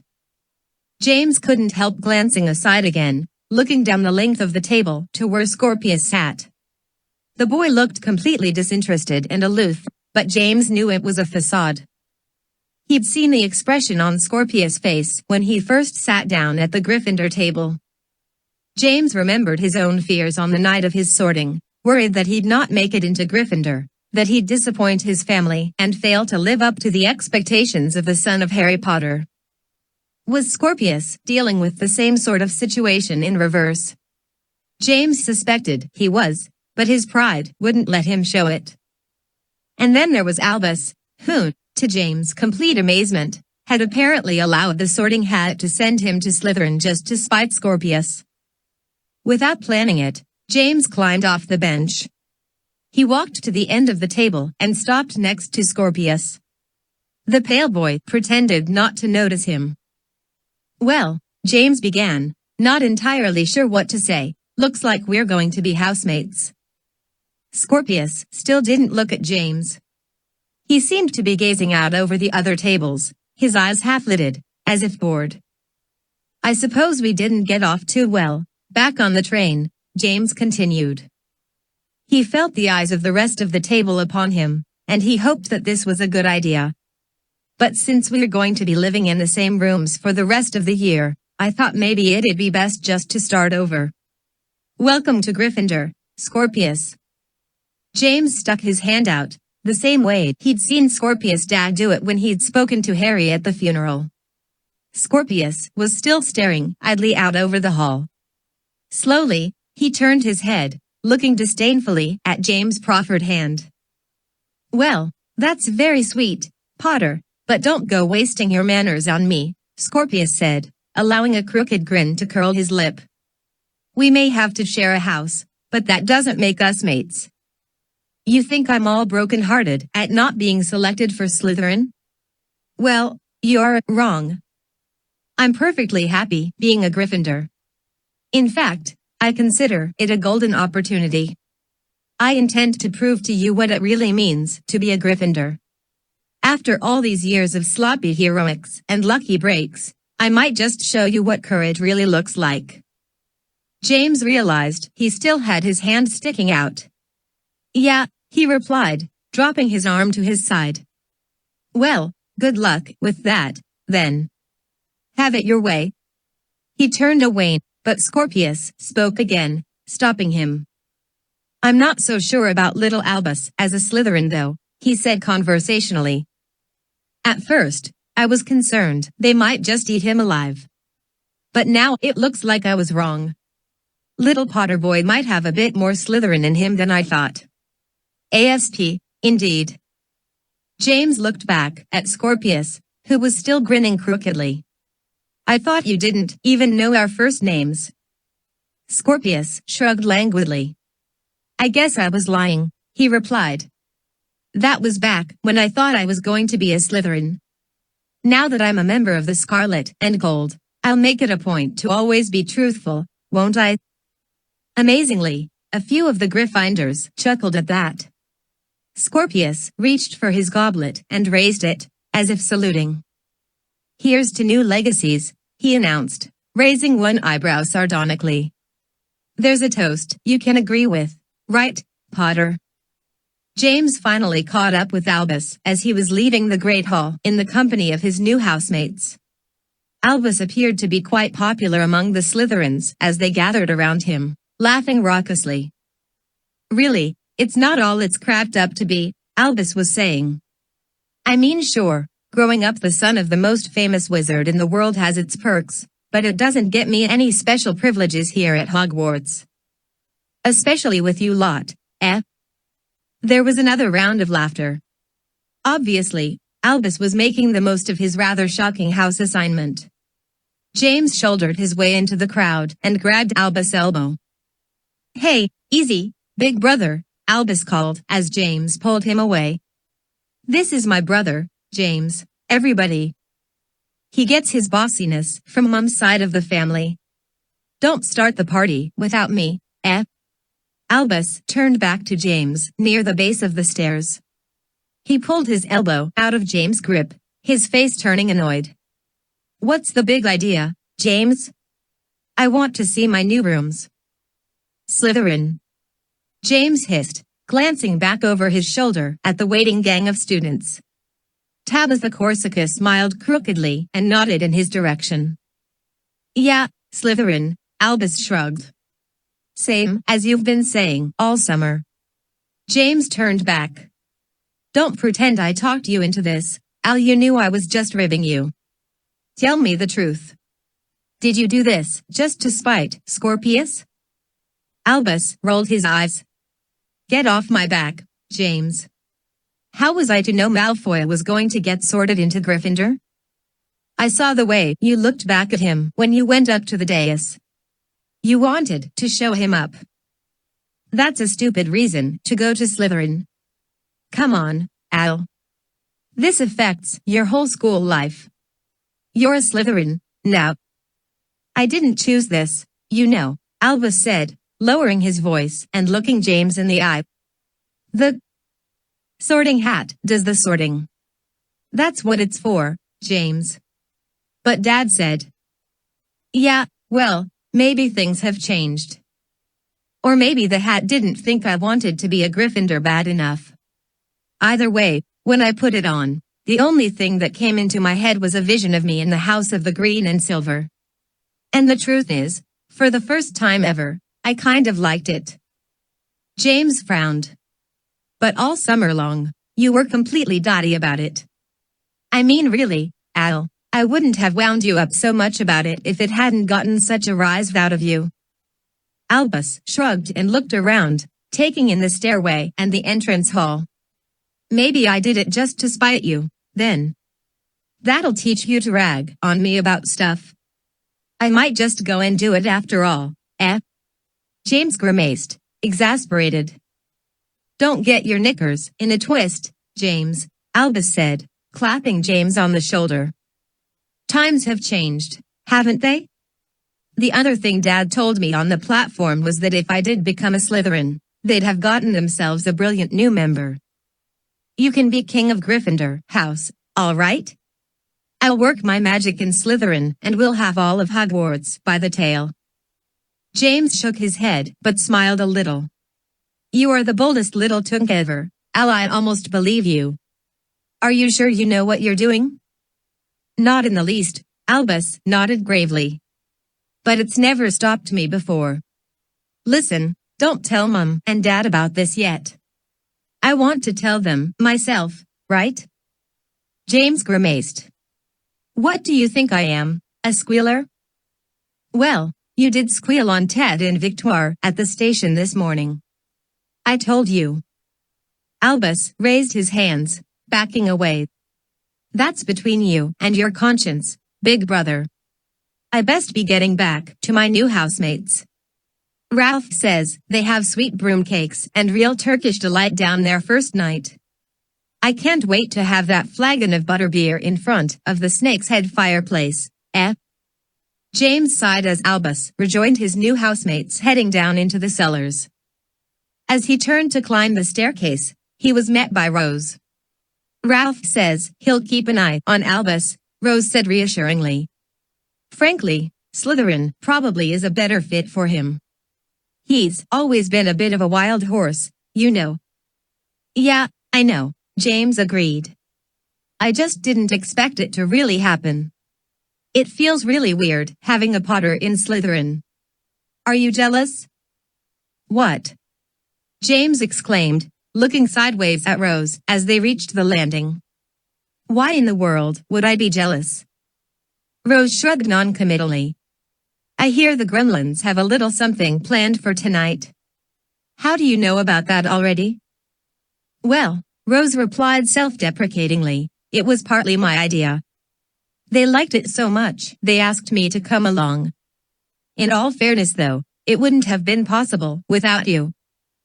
James remembered last year's first night when the Gremlins had bewitched him to look like a green alien and convinced him to clamber out of a makeshift flying saucer, much to the amazement of a local Muggle farmer. They aren't still raising the Wocket, are they? No, apparently they retired the Wocket when Ted graduated. Muggle baiting is pretty tasteless, really, and besides, it's not much good now that the headmaster has seen it and knows where it was hidden. You sure know an awful lot about this, Rose. Apparently, being a Weasley carries a lot of weight in certain circles, she replied happily. As they entered the common room, James couldn't help smiling. The familiar babble of laughter and conversation filled the room like a cauldron. The bust of Godric Gryffindor swooped dangerously overhead as a group of 5th and 6th years played Winkles and Augurs with it. Cameron Creevey had already arrived and was sitting with a few other new Gryffindors on a sofa near the crackling fireplace. Cameron noticed James and his eyes widened a little. He nudged the girl next to him. Hey, James. Hey, Thomas, one of Gryffindor's beaters, called from across the room. You going to try out for the Quidditch team again this year? We're taking odds on how big a hole you'll make in the pitch. I'd be careful getting in on that action, James replied, grinning. I've been practicing this summer. Right, Graham interjected, whenever you weren't grounded from your broom by your dad, I hear. This was greeted with hoots of good-natured laughter. James made a sarcastic mime of laughing along. The truth of it was that he enjoyed the ribbing. He was looking forward to the tryouts. The more they expected him to repeat last year's performance, the better he'd look. Noah, Petra, Damien, and Sabrina were crowded around a table in the corner of the rowdy common room. Damien and Sabrina were busily hunched over a large sheet of parchment, quills in their hands. They appeared to be arguing in hushed tones, pointing at bits of the parchment. Noah and Petra looked up and waved James and Rose over. We've not got much time, Noah said. But fortunately, that's Damien and Sabrina's problem. Besides, what can go wrong? We've got a Weasley back at Hogwarts again. All is well with the world. How do you spell, forsooth? Sabrina asked, without looking up. It won't matter, Damien said tersely. If we don't know, nobody will. What's the plan? James asked, plopping into a chair nearby. Noah looked at Rose, then back at James. We think it'd be best if you didn't know. For now. You'll thank us later, James, Rose agreed. What? James said, frowning. Why in the world shouldn't I know? Trust us, James, Petra said. It'll be much better for you if you can honestly claim ignorance. That's what Ted said last year at the debate, too, James grumbled. He opened his mouth to protest further, but a sudden change in the atmosphere distracted him. Someone else was entering the common room. James glanced around to see who it was. Scorpius Malfoy clambered awkwardly through the portrait hole, getting his robes caught on the uneven bricks. He straightened and yanked at his robes, irritated. Finally, he turned and took in the room, his pale face grim. Quaint, he drawled. How perfectly whimsical. I expect we'll be roasting marshmallows over the fireplace and singing happy sing-alongs round about midnight, yes? Perhaps someone could point me in the direction of the dormitories. Joy, Graham answered, hooking a thumb over his shoulder. It's up those stairs, Malfoy. We'll save you a marshmallow. James watched Scorpius hoist his satchel and stalk across the floor, threading between the suddenly silent students that filled the room. Hugo Paulson, a huge seventh year, was lounging in a high-back chair with his legs sprawled in front of him, blocking Scorpius' path. Scorpius stopped, waiting for Hugo to move. Hugo pretended to notice Malfoy for the first time. He grinned and moved his legs. Scorpius rolled his eyes and continued on. James knew he should warn Scorpius, but he couldn't quite bring himself to do it. The rest of the Gryffindors watched with bright, avid eyes as the pale boy scowled once back over his shoulder, and then disappeared into the dimness of the staircase. He made it to the fourth step before the alarm sounded. The stairsteps flattened, transforming into a rough stone slide. Scorpius struggled for purchase on the smooth surface, but it was no use. He slid back down into the common room and crashed to the floor. There was a roar of laughter. Hugo jumped up, braying uproariously, and grabbed Scorpius' arm, hoisting him to his feet. The age-old girls' dorm swap. We should really get some signs, shouldn't we? It's all in good fun, Malfoy, Hugo announced, clapping the boy on the back. We got to initiate you somehow, don't we? Scorpius retrieved his satchel and shot a look of cold fury at Grimm. Without a word, he stalked back across the room to the opposite staircase. That was mean, Rose said mildly after Scorpius had gone. He took it better than I expected, really, Noah commented. Knowing his kind, I'd have thought he'd avada kedavra somebody just for spite. He's probably up there putting the Cruciatus curse on some spiders, even now, Grimm replied. Stop it, all of you, Petra said. You're as bad as they are. There's a very good reason that the Sorting Hat sent him here. Give him a chance to prove it. It was just a joke, Petra, Grimm muttered. Hugo did worse to me at least once a week last year. Gradually, the babble of voices returned to the room.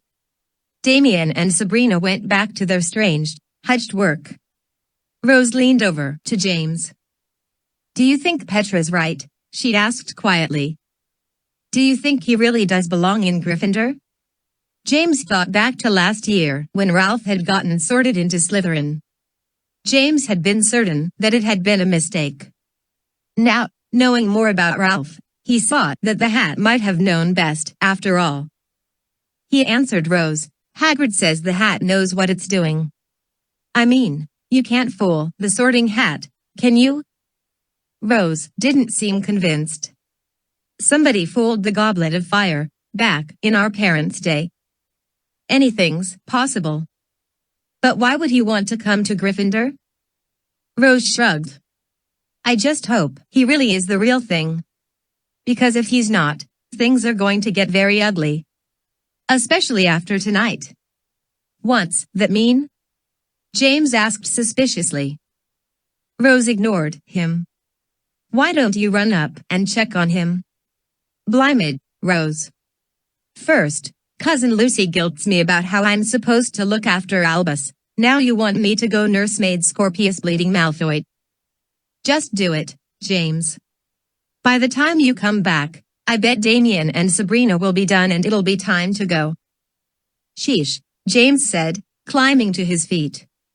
I'd never have pegged you for fancying the bad boy type. I don't fancy him, she frowned. Just make sure he's going to be busy up there for a while, why don't you? James grumbled to himself as he crossed to the boys' dormitory stairs. It's just James. Don't stun me or anything, he called up as he climbed the steps. To his surprise, he found Scorpius in the second year's dormitory rather than the first year's. Hey. That's my bed. James stopped at the top of the staircase, pointing. Scorpius had shoved James' trunk aside haphazardly and put his own trunk at the foot of the bed. He glanced up dismissively as he unpacked his things. Is it really? Scorpius replied indolently. Does it have your name on it? As a matter of fact, it bloody well does, James exclaimed. I carved it right there on the headboard plain as the nose on your pasty white face. Where? Scorpius said, squinting at the headboard. He produced his wand from his robes and aimed it lazily with his wrist. A flash of purple light burst across the head of the bed. When it was gone, James' name had vanished, buried under an ugly black burn mark. I don't see it. Maybe you're a bit confused. Scorpius turned, looking about the room. He pointed his wand again, producing another flash of purple light. There, he said, turning back to his trunk. Now that bed has your name on it. Happy? James stalked over to a bed on the opposite side of the room. Glowing purple letters were scrawled across the headboard. In Gothic script, they spelled WINNIE-THE-POOH. Look, you can't just, James began, and then stopped, leaning in toward the letters. And how'd you even do that? That was a nonverbal spell. Is this better? Scorpius asked, pointing his wand once more. Mobiliarca. James' trunk shot across the floor, barely missing his legs. It struck the bed and burst open, belching half of James' things. Scorpius grinned crookedly as he levitated his books out of his own trunk. He floated them neatly into position on the windowsill. James spluttered, Look, Malfoy, this isn't even your dorm. You're first year. You can't just move in wherever you want. Seems that the first year's dorm is unusually full this year, Malfoy replied without looking at James. My fellow first-year Gryffindors informed me that I'd have to find lodging elsewhere. Frankly, I don't care where I stay in this benighted tower, but if my being here annoys you, then I believe I'll stay. If you don't like it, speak to the headmaster. He's a mate of yours, after all, isn't he? They were just winding you up, you prat, James exclaimed hopelessly. Is it time for the sing-along yet? Scorpius asked, finally glancing at James and pocketing his wand. Or did you just come up to see how a wizard unpacks?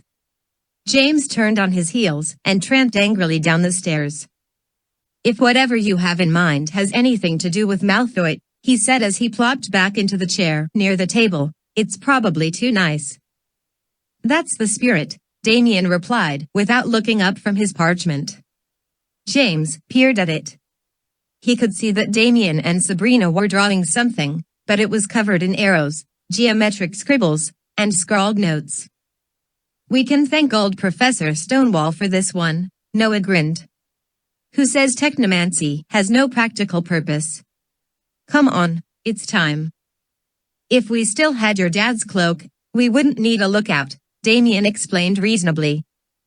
But since we don't, that's your job. Sabrina was virtually bouncing with excitement. The quill in her thick hair wobbled. I'm going down to the landing, she announced quietly. Catch up as soon as you can. You have to do the scripty part. Damien nodded. Noah, Rose, Petra, and Sabrina darted down the stairs at the end of the corridor. James sighed. Fine, I'm the lookout. What do I do if somebody comes?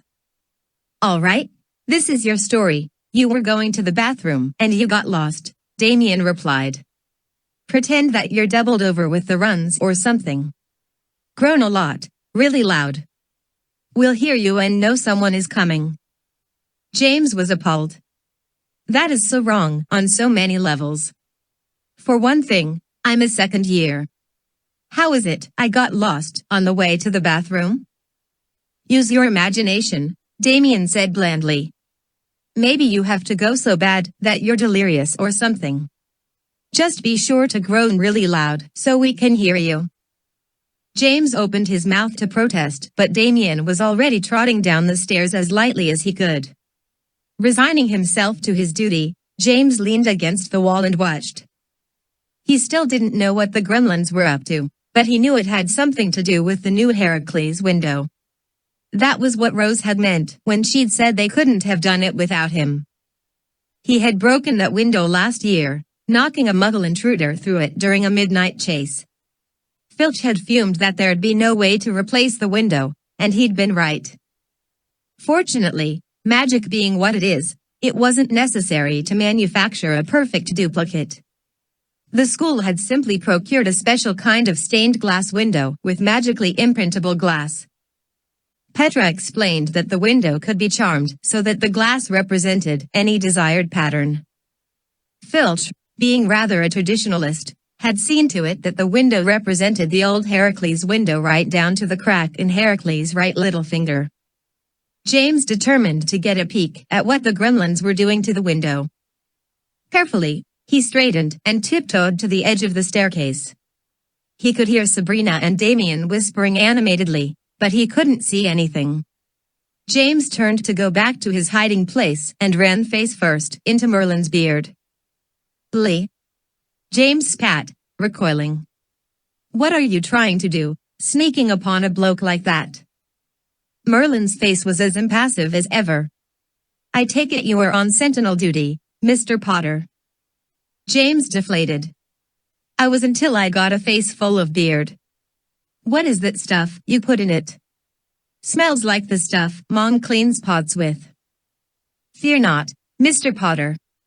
I shall assure anyone who asks that you were positively prostrate with bowel difficulties. I came to ask a small favor of you. You do not have to do it, but if you do, I will consider it compensation for the points that were deducted from your house." James scrubbed at his face, shuddering, trying to get Merlin's beard oil off. "Yeah, sure, what do you have in mind?" "I need you to convince Mr. GRETEL and a third person of your choosing to help me retrieve some items for my office. They are essential to my work, but I require some assistance in acquiring them. You might say they have been in storage for quite some time. Like 1,000 years or so." James replied, feeling piqued. "I didn't know they had rental lockers for that long. How do you know your stuff's still there?" "That is my concern, Mr. Potter, not yours. May I assume your help?" "Doesn't sound like you need us," James muttered. "Why don't you get some of the other teachers to help you?" "Because I am a cautious man," Merlin answered, smiling slightly. "I'd prefer to keep my inventory somewhat private, as there are those who might question the origins of some of my tools. This is why I have specifically chosen you and Mr. GRETEL. You two have already proven, perhaps to a fault, that you know how to manage secrets. So I get Gryffindor's 10 points back if we help you get your stuff? Sounds fair enough. I'm guessing that the deal only counts if we don't tell anyone though, right?" James said, looking up at the big man. Merlin nodded. "Thus, you should choose your third helper carefully. We leave tomorrow afternoon. Meet me at the entrance to the old rotunda, and be prepared to walk." Merlin turned to leave, his great robe swaying about him. Headmaster?"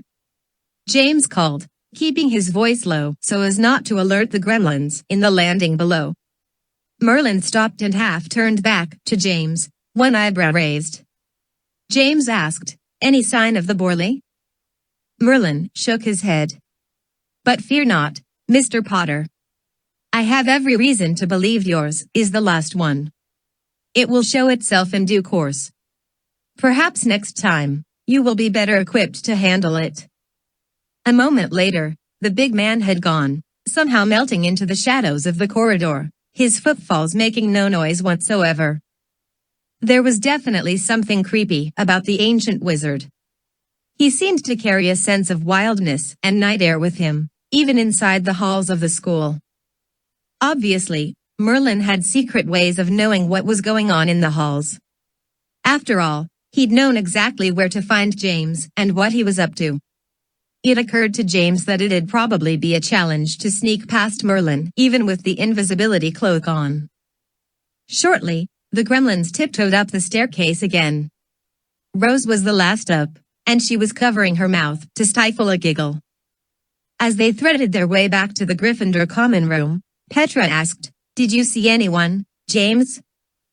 James glanced at her, considering. After a moment, he shook his head. No one worth mentioning. It was the closest thing to the truth he could think of.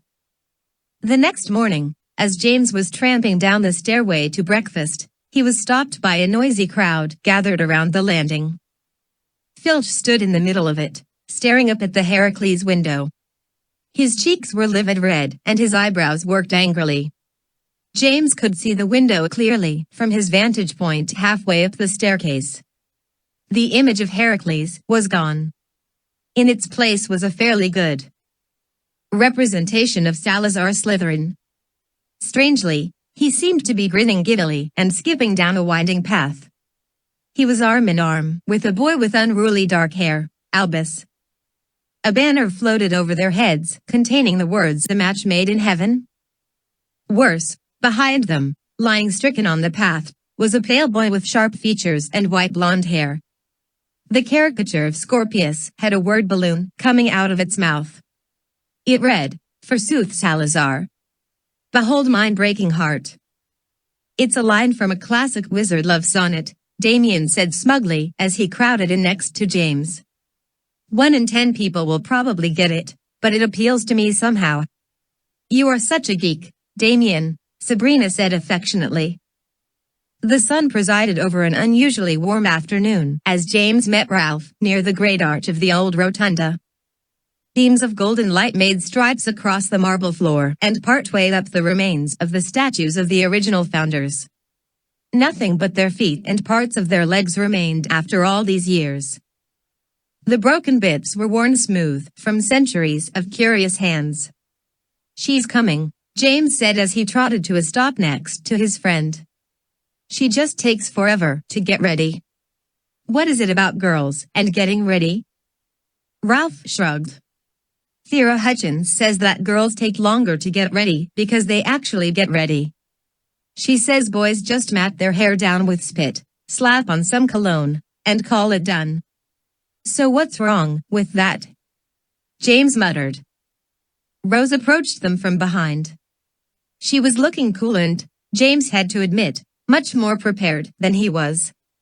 "I told you I was right behind you," she admonished. "Once in the basket?" Ralph asked, nodding at the small satchel slung over her shoulder. "Let's see," Rose said, cocking her hip. "My wand, some water, a few biscuits, a bug repellent charm, a field knife, a pair of omnioculars, an extra pair of socks, and some sunglasses." She looked back and forth between Ralph and James. "What? You said we were supposed to come prepared to walk." James shook his head. "How can you be so like your mum and your dad at the same time?" "Just fortunate, I guess," Rose sniffed. "We're supposed to be prepared to walk?" Ralph asked, furrowing his brow. "Is that anything like hiking?" James set out across the rotunda floor. "Come on, Merlin said he'd meet us at the entrance, and when he gives directions, he means them." "I don't even own hiking shoes," Ralph lamented, following. The three stepped out into the warmth of the afternoon. At one time, centuries ago, the rotunda entrance had been the main entry to Hogwarts Castle. Now it was virtually unused. The portico's huge doors were almost always left open, looking out over a long field of weeds and heather, ending at the edge of the forest. "Those are creepy," Rose said, looking back into the gloom of the rotunda at the remains of the statues. "They must have been enormous before they were broken. Whatever happened to them?" "The statues of the founders?" James replied. "They were destroyed. A long time ago. In a battle or something." "You don't know, do you?" Rose challenged, raising her eyebrows. James didn't, but he wasn't about to admit it. He made a show of watching for Merlin. Ralph frowned thoughtfully. "I wonder whatever happened to the pieces." "You think they're still here, stored away in a cellar or something?" "I wouldn't be surprised," Rose agreed. "There's room enough here for them to keep everything.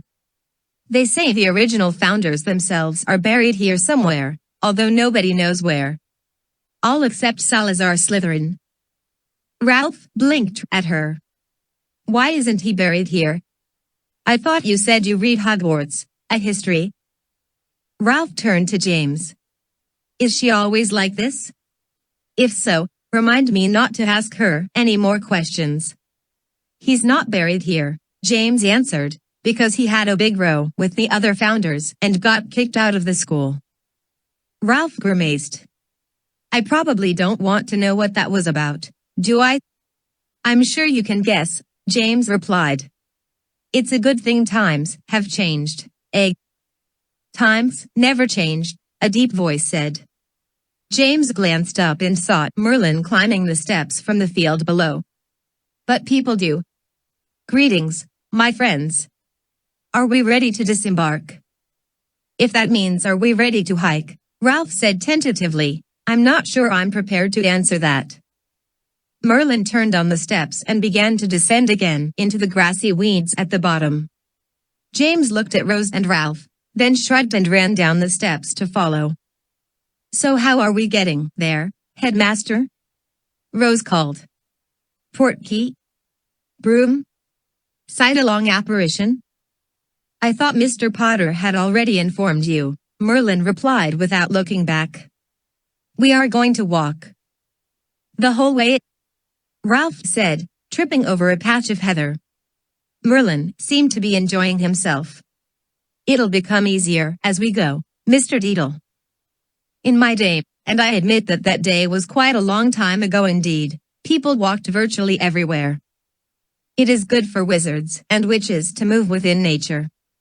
It reminds us of who we are. I know who I am, Ralph grumbled. I'm a bloke with cruddy shoes and a preference for food that comes in wrappers. They reached the edge of the forest and Merlin stepped into it without breaking his stride. There was no path, but Merlin seemed to know where to step. He barely made a footprint or bent a stalk of grass. James paused for a moment at the edge of the woods. Merlin wasn't slowing, and James knew that if he didn't keep up, he would quickly lose the big wizard in the density of the trees. He plunged in after him, trying as well as he could to match Merlin's giant stride. Hold up a minute, Rose called, plucking burrs from her jeans as she walked. Not all of us can commune with the oneness of nature and all that. As they progressed, however, James noticed a strange thing. In some small way, he did seem to be connecting with the woods around him. It was as if the forest blended with Merlin as he moved, opening for him and closing up again once he was past. If James, Ralph, and Rose kept close enough, they traveled in the wake of that opening. Briars bent away from them, streams sprouted smooth, dry stepping stones, and even the grass and brush laid down flat, softening the ground for their feet. No branches snagged them, despite the fact that the woods were exceedingly dense.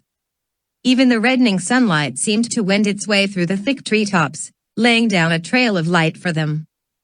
Hey, James, Ralph said quietly, how far do you think we've gone? We've only been at it for half an hour or so, James replied, glancing up at the sun. We can't have gone much further than Hogsmeade, depending on what direction we're heading in. It's hard to tell, isn't it? Ralph nodded. Yeah, it is. I swear it feels like we've been walking only a few minutes and about a week at the same time. Your mind is playing tricks on you, Rose said. It happens on long trips.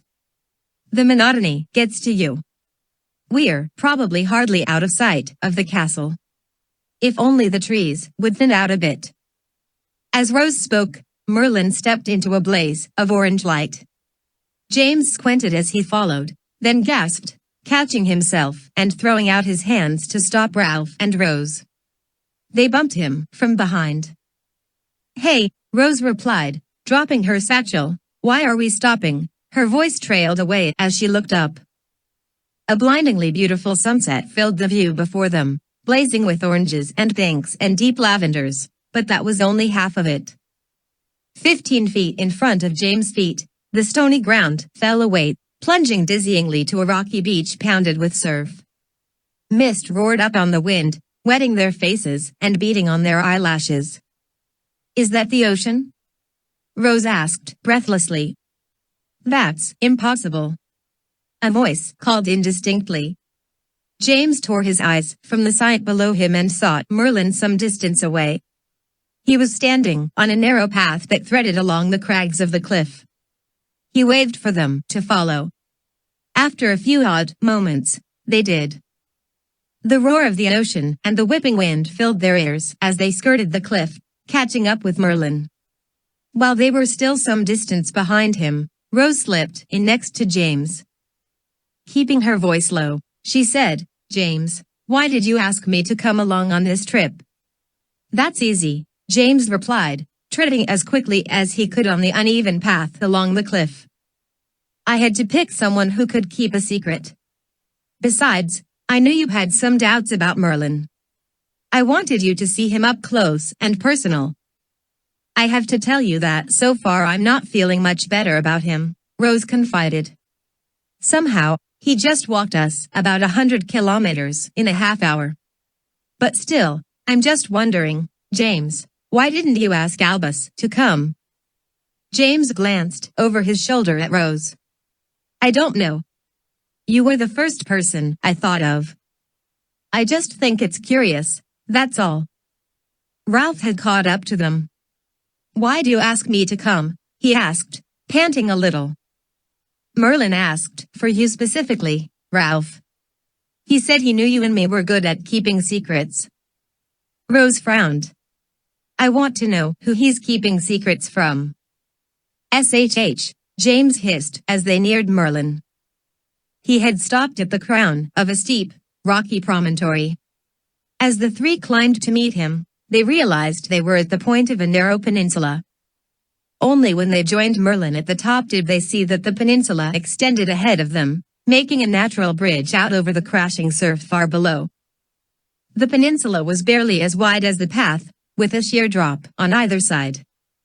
At the far end, the stony bridge connected to an enormous craggy monolith, nearly the same size and shape as a Hogwarts turret. The top seemed roughly flat and was covered with blowing grass. "We're not going out on that," Ralph stated flatly. "I mean, we're not, right? That would be totally mad." Even as he finished speaking, Merlin stepped out onto the rocky spine. "Follow closely, my friends. It is less dangerous than it looks, but it is not harmless. I will catch you if you fall, but let us work to avoid that necessity." Fortunately, James wasn't particularly afraid of heights. Keeping his eyes on the large man striding easily along the narrow path, James stepped forward to follow. "Oh bugger," Ralph muttered from behind, his voice almost lost in the whipping, salty wind. It was actually quite exhilarating, in a giddy, terrifying sort of way. The wind shifted restlessly, tugging at James' sleeves and pant legs. He knew he shouldn't look down, and yet he couldn't help studying the path, watching for the firmest footing. Occasionally, James saw hints of stonework and large bricks embedded in the path as if it had been shored up in the distant past, perhaps repeatedly. Dry weeds grew sparsely in the rocks, hissing in the incessant, shifting wind. On either side, the surf pounded and boomed against the rocks far below. "This is insane," Ralph called in a high, wavering voice. "What do we do if we fall off the side?" "Call out, 'Oh headmaster, I'm plummeting on the right side, a little help when you get an MO.'" James thought about how Merlin had found him in the halls the previous night, and how he'd known exactly what they were up to. "I think he has ways of knowing what's going on." "Don't worry about it, Ralph." Rose, directly behind James, said, "That's fabulously reassuring." Finally, the path began to widen. The cliffs were obscured as they walked through a sort of gate made by a tumble of worn boulders and scree. James finally allowed himself to look around as he stepped into the clearing atop the monstrous monolith. It was indeed covered in long grass and brush, but it wasn't entirely flat. Instead, it was vaguely funnel-shaped, dipping to a hidden depression in the middle. Merlin was standing in a narrow path that threaded down into the center. "Exhilarating," he called heartily. He looked grimly happy, his cloak whipping freely about his legs and his beard streaming in the wind. "Actually," James answered, "yeah, it was. Rose and Ralph caught up and gathered near the wizard. Are we there yet? Ralph asked, raking his hair out of his eyes with his fingers. Merlin turned and looked into the middle of the plateau, which dipped out of sight. We are. Watch your step from this point. It gets a bit tricky. So, good, Ralph muttered helplessly. Buck up, Ralph, Rose said, tying her hair back with a short length of ribbon. This is the best adventure you'll never be able to tell anyone about. I don't know why everyone seems to think I like adventures. I never even read adventure stories.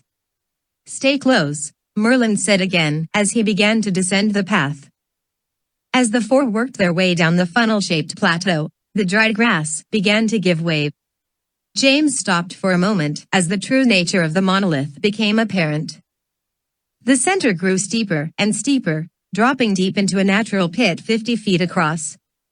The path transitioned to huge stone steps, and then to a narrow stairway carved around the inside of the pit. The stairs were obviously ancient, rounded and slick with moss. The heart of the pit was filled with ocean water, roiling and heaving in and out of 100 fissures worn through the stone. The boom of the waves was nearly deafening. Finally, just above the level of the surf, the stairway met a large cave. Merlin led the three into the dimness. He stopped and tapped his staff on the rocky floor, lighting it.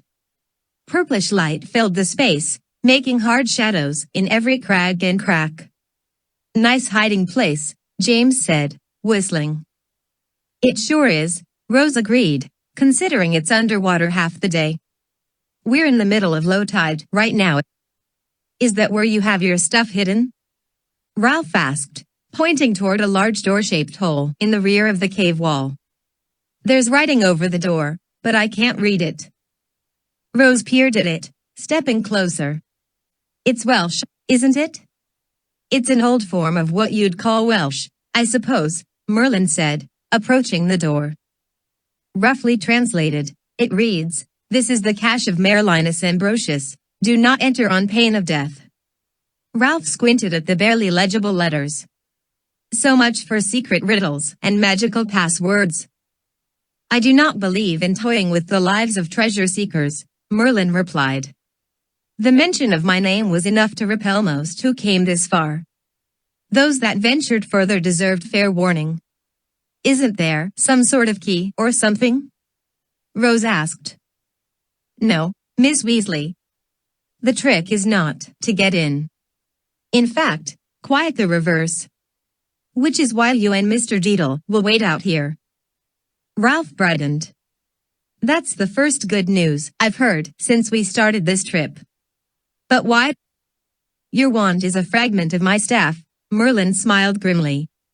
Thus, it is the only other magical instrument on the earth that can reverse the doorway. Ralph nodded, waving his hand. Good enough for me. Just tell me what to do when the time comes. Happy potholing. Rose asked, What about me? Merlin produced something from the depths of his robes and handed it to her. It was a small mirror with an ornate golden frame. Do you know how to make an oxido beam? James saw Rose struggle not to roll her eyes. I know how to reflect the sun with a mirror, yes. Merlin nodded and looked at James. Follow me, Mr. Potter, and stay close. With that, he turned and stepped through the doorway. His staff lit the interior of the chamber with its purple glow. James glanced at Ralph and Rose, shrugged, and followed Merlin into the cavern. Immediately, his footsteps crunched unpleasantly. Ugh, he exclaimed. Bones. The floor was covered thickly with tiny skeletons. The remains of birds, fish, and rodents were piled several inches deep. Merlin didn't pay them any attention. An unfortunate cost, he said, moving deeper into the cavern. The one-way stone is rather unforgiving. My rune warnings are rather less effective now than they were a few centuries ago. You made warnings for the birds and rats? James asked. Merlin looked back at him. Of course, Mr. Potter. The creatures do not enter to thieve, but merely for shelter and food. I embedded a hex of dread in the stone of this place.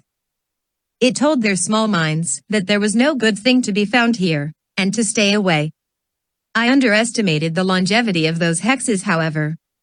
I am not happy to be responsible for the loss of these creatures. I will repay the earth for their sacrifice. What do you mean by one-way stone?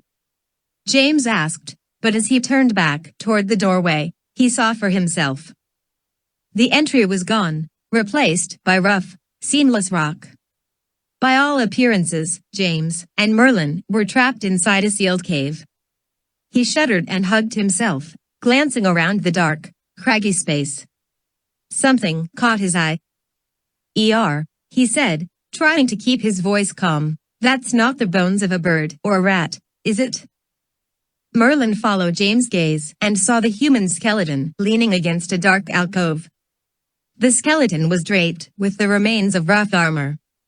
A rusted sword lay near the skeleton's hand. I wouldn't get too close, Mr. Potter, Merlin warned mildly as James took a step nearer the skeleton, morbidly fascinated. Wow, James breathed, there are still rings on the fingers. And hair on the skull. God, there's the remains of a mustache. Who do you think? The skeleton suddenly lunged forward, throwing up its arms and waving the remains of the decrepit sword. James leapt backwards, tumbling into Merlin. Avaunt, the skeleton cried, waving its arms and swiveling its head. Reveal yourself, lest I run you through for sport.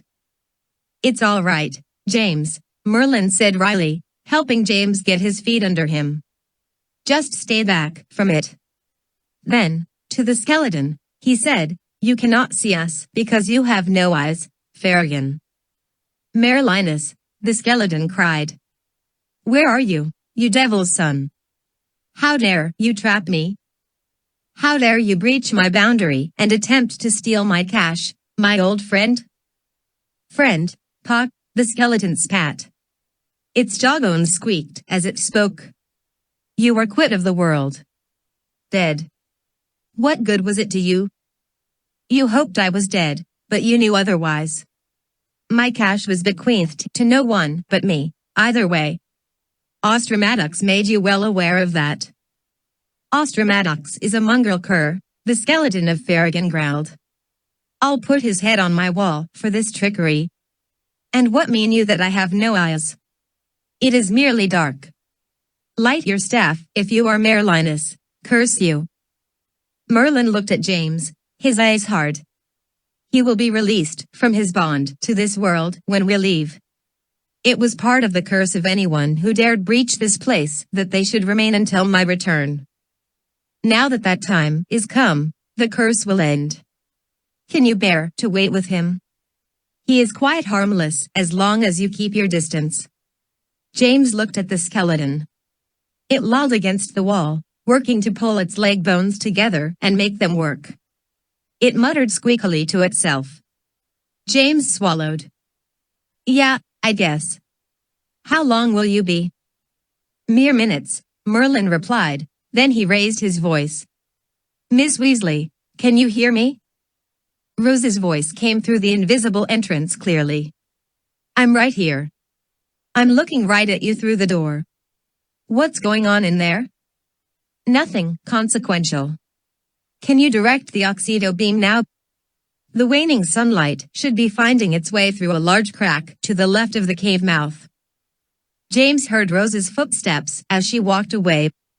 A moment later, a narrow beam of sunlight speared the dusty air of the cavern, penetrating the one-way stone of the doorway. Very good, Miss Weasley, Merlin said. Up just a bit, please. The beam of sunlight pierced the depths of the cave. It bobbed and roamed as Merlin directed Rose, carefully aligning the beam. Finally, it lit upon a shiny burnished symbol embedded in a far distant wall. It flared brightly and suddenly, amazingly, a long golden cord dropped out of the beam of sunlight. Thank you, Miss Weasley, Merlin called, reaching to collect the end of the cord. You have done exceptionally well. Whatever you or Mr. Deedle do from this point on, under no circumstances should you enter the cavern, regardless of what you hear." James felt a chill as Merlin turned to him. "Your duty is very simple, Mr. Potter, but absolutely essential. You must hold the end of this cord." James took the cord in his hands as Merlin handed it to him. It was thin, finely woven, from bright golden threads. "All I have to do is hold it." Merlin nodded, maintaining eye contact with James.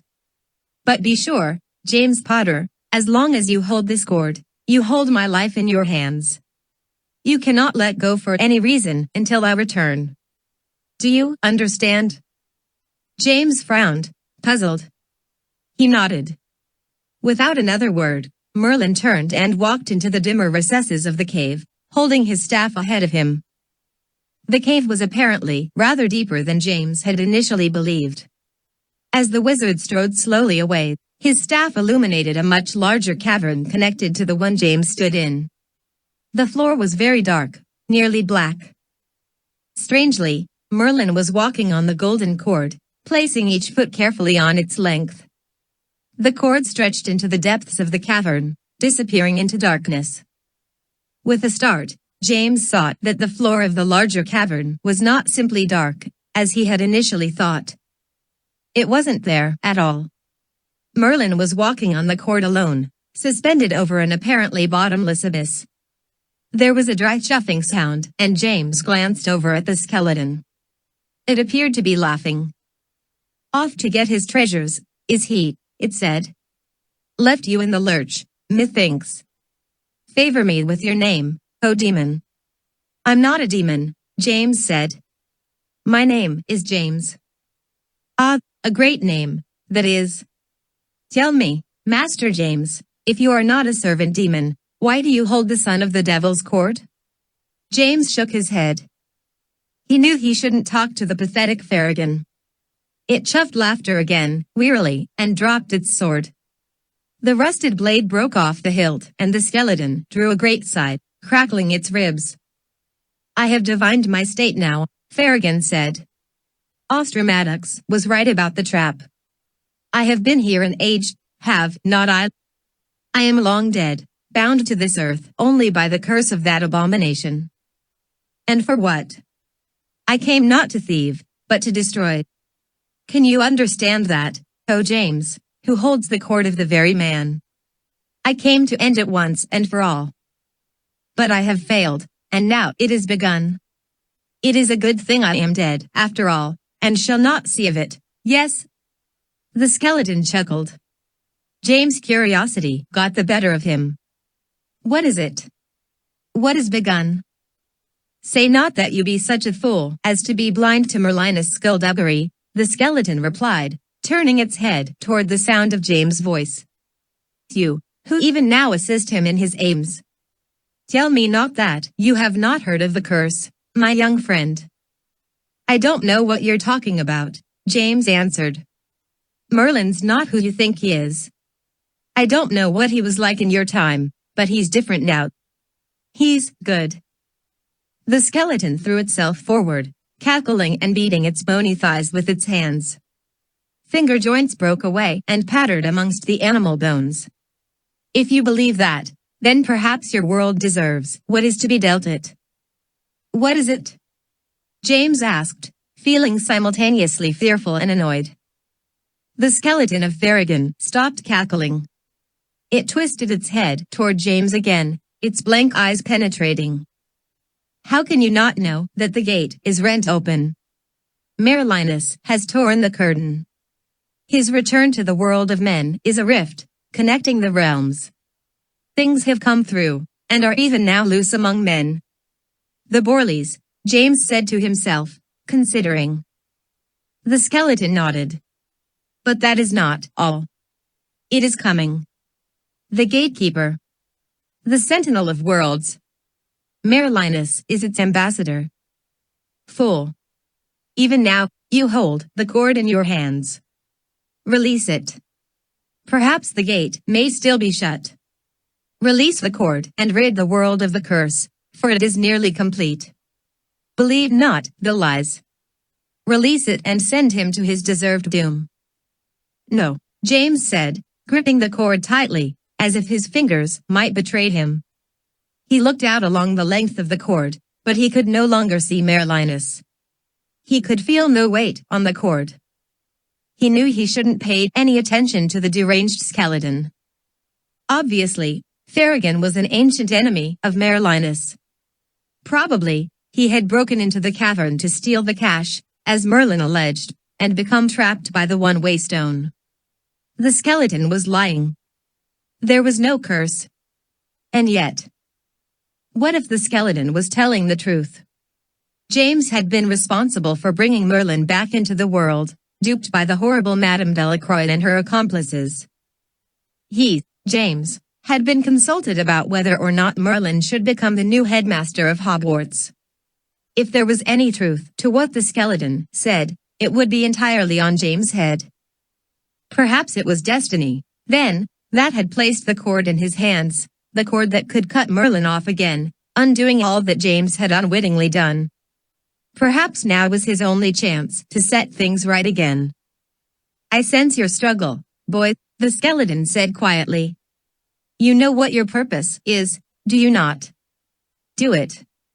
How hard can it be? It is no effort at all. Simply let go. Your friends await you outside, ready to release you from this place. They need not know what became of the wizard. Tell them he simply fell and is no more. Only you will know what you have saved your world from. Do it now. Do it while you still can. James looked again. He could see Merlin now.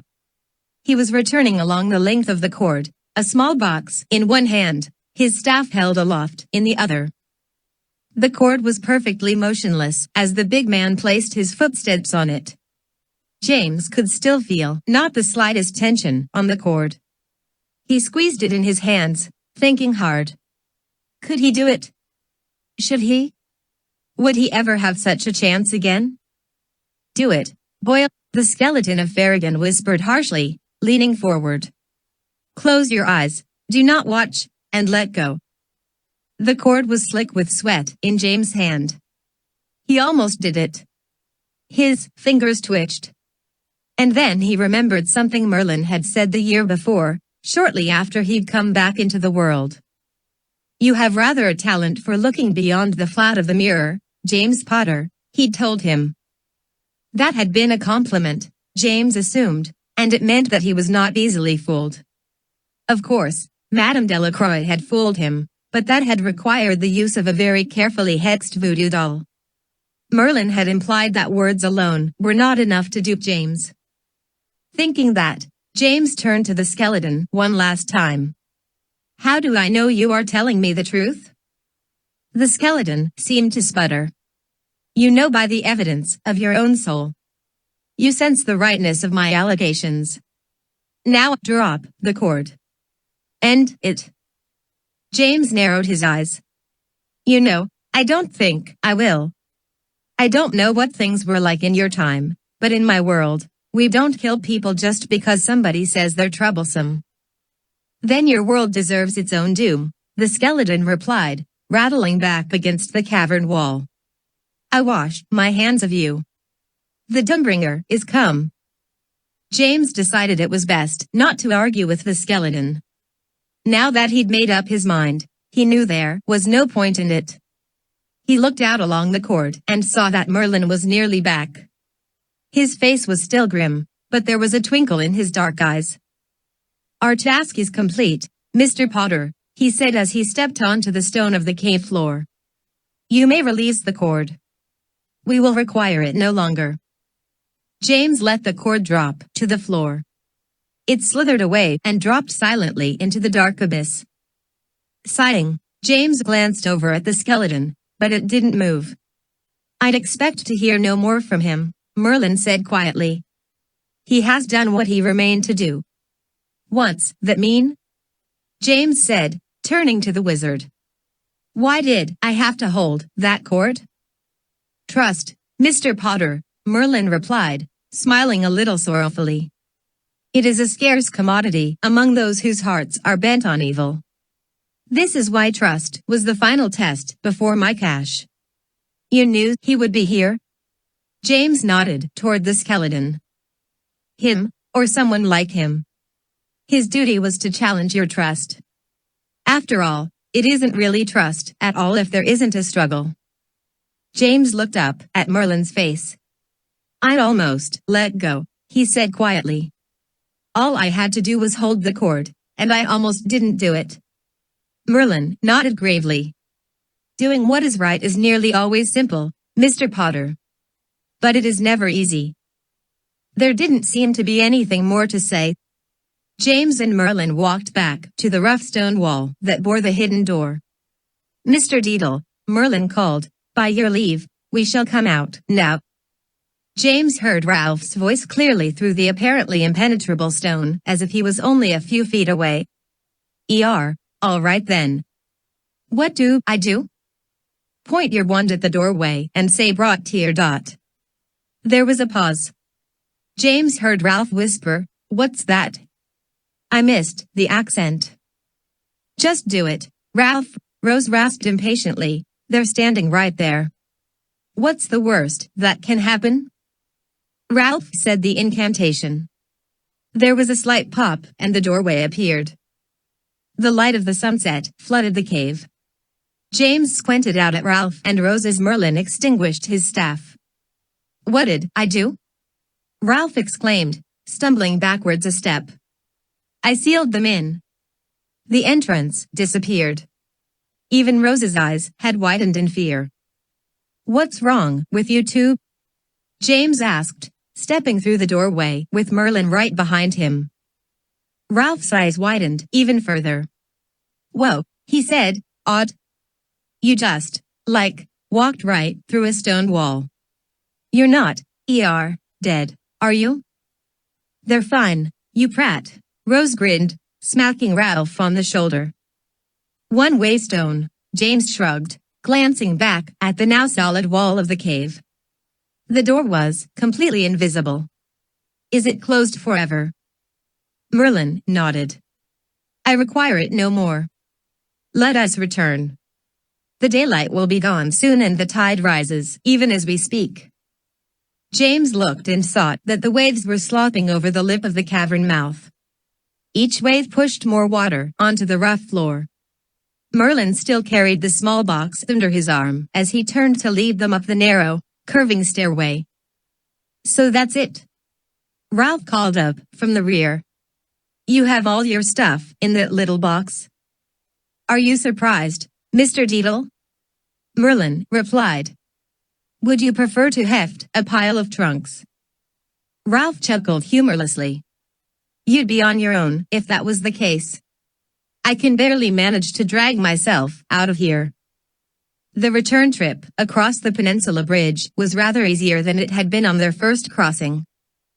The cliffs of the shoreline were a welcome sight and the wind was less than it had been an hour ago. Merlin was the last to cross. When he joined James, Rose, and Ralph on the crown of the promontory overlooking the peninsula, he turned to look back. Almost casually, he thrust his staff out over the bridge. Discordium, he said quietly. There was no flash of light or obvious magical blast of power, and yet the middle of the bridge shuddered visibly. As if in slow motion, the spine of rock disintegrated and crumbled massively into the ocean below, sending up enormous, crashing geysers of water. Well, that's that then, isn't it? Rose said, impressed. Merlin smiled down at her. Finally, just as the sun touched its golden reflection on the ocean horizon, they turned to depart. As they made their way back, following in Merlin's enchanted path, Rose drew close to James again. Ralph and I heard you talking in there, she said quietly. But it didn't sound like you were talking to Merlin. Was there something in there we couldn't see from the doorway? James didn't answer right away. For some reason, he felt reticent to tell Rose and Ralph about the skeleton of Farragon. He glanced at Rose. That was me, he said, shrugging.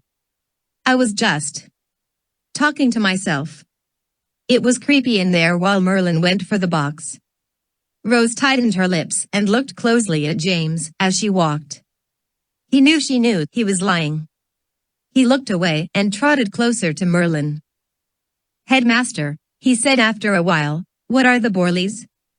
Merlin was walking directly in front of James, his long stride cruising straight through the forest like a knife.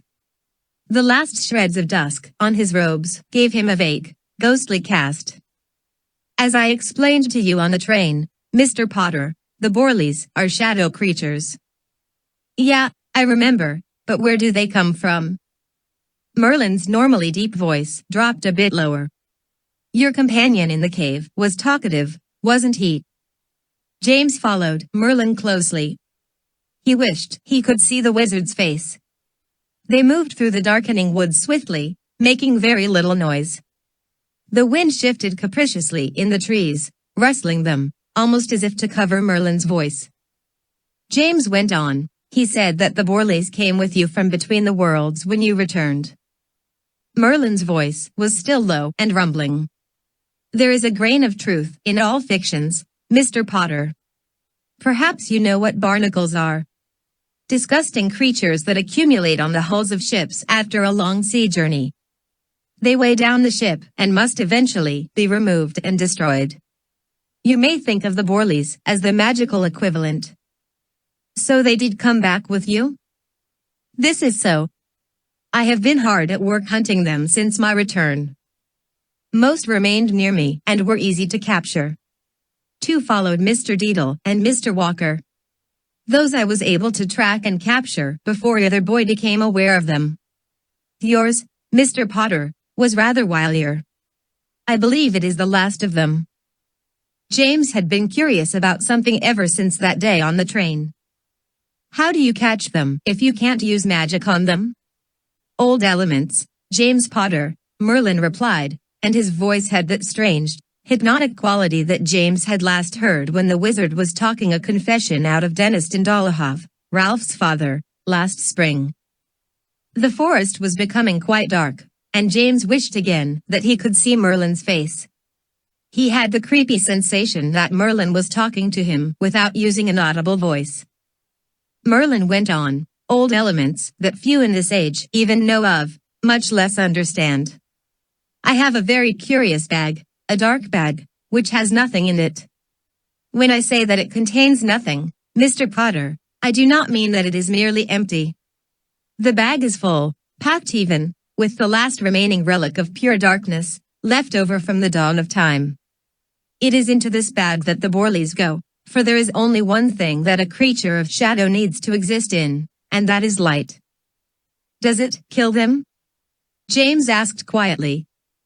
"Nothing can kill a shade, Mr. Potter. They can only be contained. They remain locked in the dark bag, starved for magic, desperate for escape, but utterly diminished with no light to define them. The Ministry of Magic has utilized a similar, albeit crude, method for containing Dementors ever since they were deemed untrustworthy as guards of Azkaban. They are sealed in the cellars of their old ward, Azkaban itself, captive in chambers rendered magically lightless. There, their powers are greatly diminished, though not decimated. They howl, Mr. Potter. I am told it is a dreadful sound, and I believe it." James shivered. After a minute, he asked, "So what happens if the dark bag gets torn open?" For the first time, Merlin turned. James saw one eye of the wizard looking back at him over his shoulder. Still, he didn't break his stride. "The Borleys would escape as a swarm, of course, Mr. Potter. Starved for magic, they would attack the first source of magic they found and devour it." "Devour it?" James said. "But you said they were harmless. Like barnacles." "I said that one Borley, in its entry state, was mostly harmless. Many Borleys, some in advanced states, and all desperate from their imprisonment, would be anything but harmless.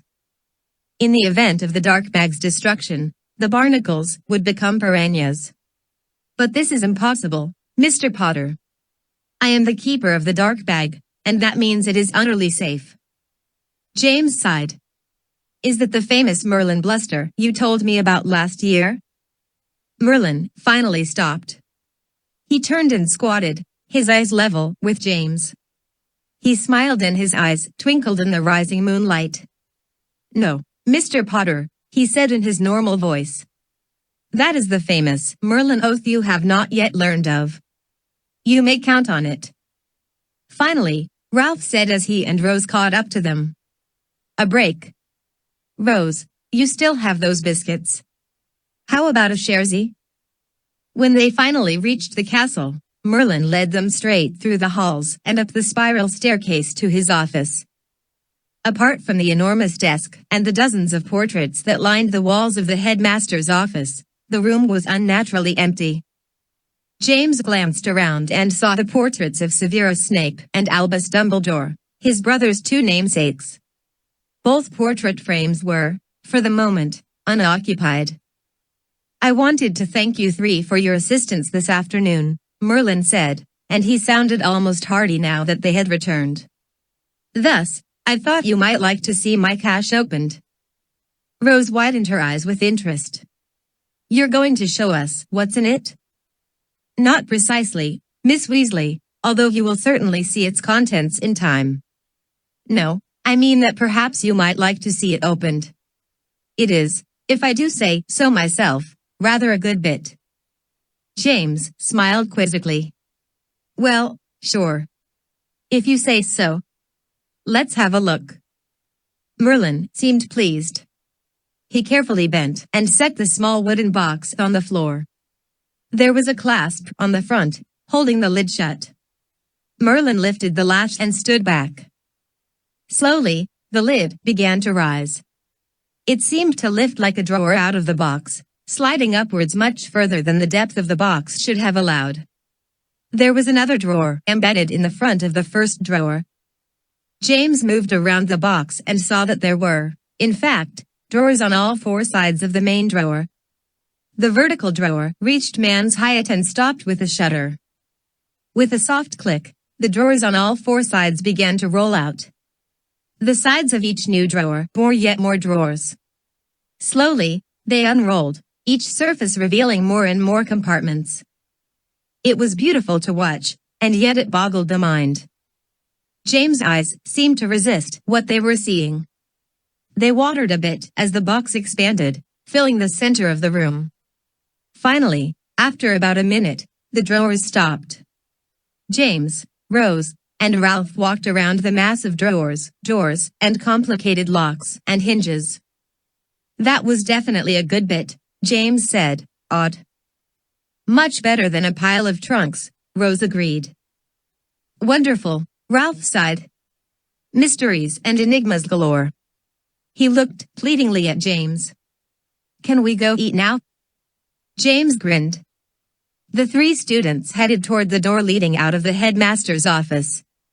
James was the last to go through, but just as he was leaving, Merlin called his name. James stopped and turned as Ralph and Rose started down the spiral staircase. I have returned your subtracted 10 points, Mr. Potter, and added 10 as well, Merlin said.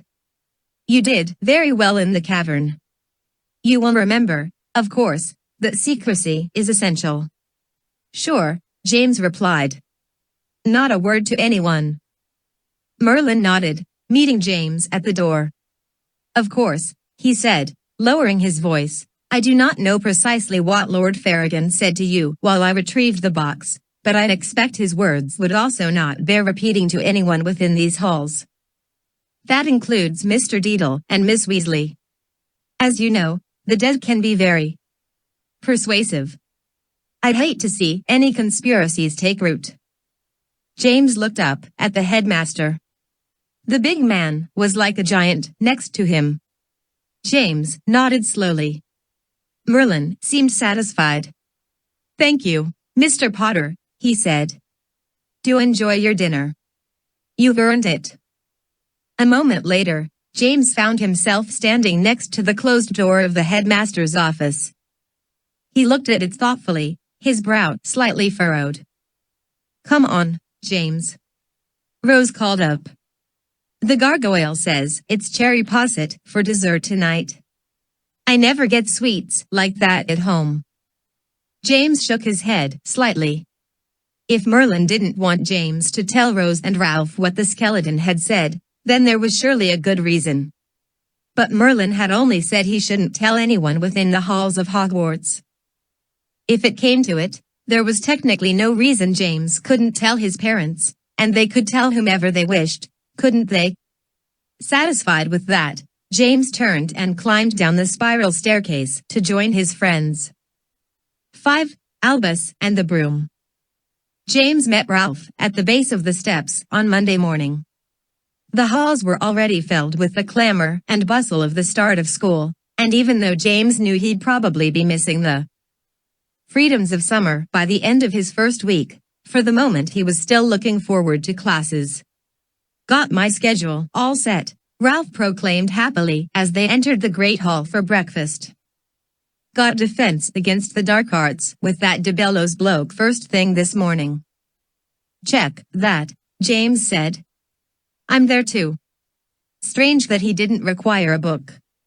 He must just be so smart about the whole thing that he doesn't need one. This should be excellent. De Bellows rules, Graham said as James and Ralph plunked down at the table. You know he once took on 2 vampires at once with only a beater bat and a muggle pencil. A pencil? Ralph furrowed his brow. To stab them with, of course. It was the closest thing he had to a wooden stake. Ralph screwed up his face, thinking. That must have been one bloody sharp pencil. Rose had already finished her breakfast, having arrived earlier. I hear that this is going to be a very practical defense against the dark arts class, even for first years. Apparently, de Bellows prefers a Hansel approach. Well, just look at the fellow, Noah said, turning to gaze at the man still finishing his breakfast at the teacher's table. He looks like he's ready to pounce even when he's sitting still. Sabrina leaned over the table and said in a staged whisper, I think Noah has a bit of a man crush on him. Oh, shut up, Noah replied. You didn't grow up collecting de Bellows Harrier action cards. I just can't believe he's going to teach us how to battle the dark arts. I hope he shows us how to do the pursuit pinch maneuver. I had an action figure that did that, Graham nodded. I tried to use it on my mum once. Got me in no end of Barney. I have to wait until Wednesday for my first class with him, Rose complained. Tell me how it goes tonight, won't you? James nodded, his mouth full of toast. Across the room, James could see Albus sitting in the middle of the Slytherin table, smiling and laughing with his new friends. Strangely enough, most of those around him were older students. Tabitha Corsica and Philia Goyle smiled and nodded as Albus spoke. Come on, Ralph said, pulling James' collar. Let's get to class a little early. I want to see what this de Bellows is all about. Hang on, James said, collecting his bag. He climbed off his bench and skirted the edge of the hall, heading around toward the Slytherin table. Hey, Al, he called. Albus looked up, following the sound of James' voice. Hi, James, didn't see you all weekend. What's up? Can you spare a minute to walk with your brother to first class? I want to hear about your adventures in your new house. That's sweet, Tabitha said warmly.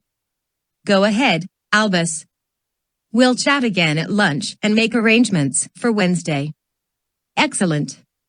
Albus nodded happily.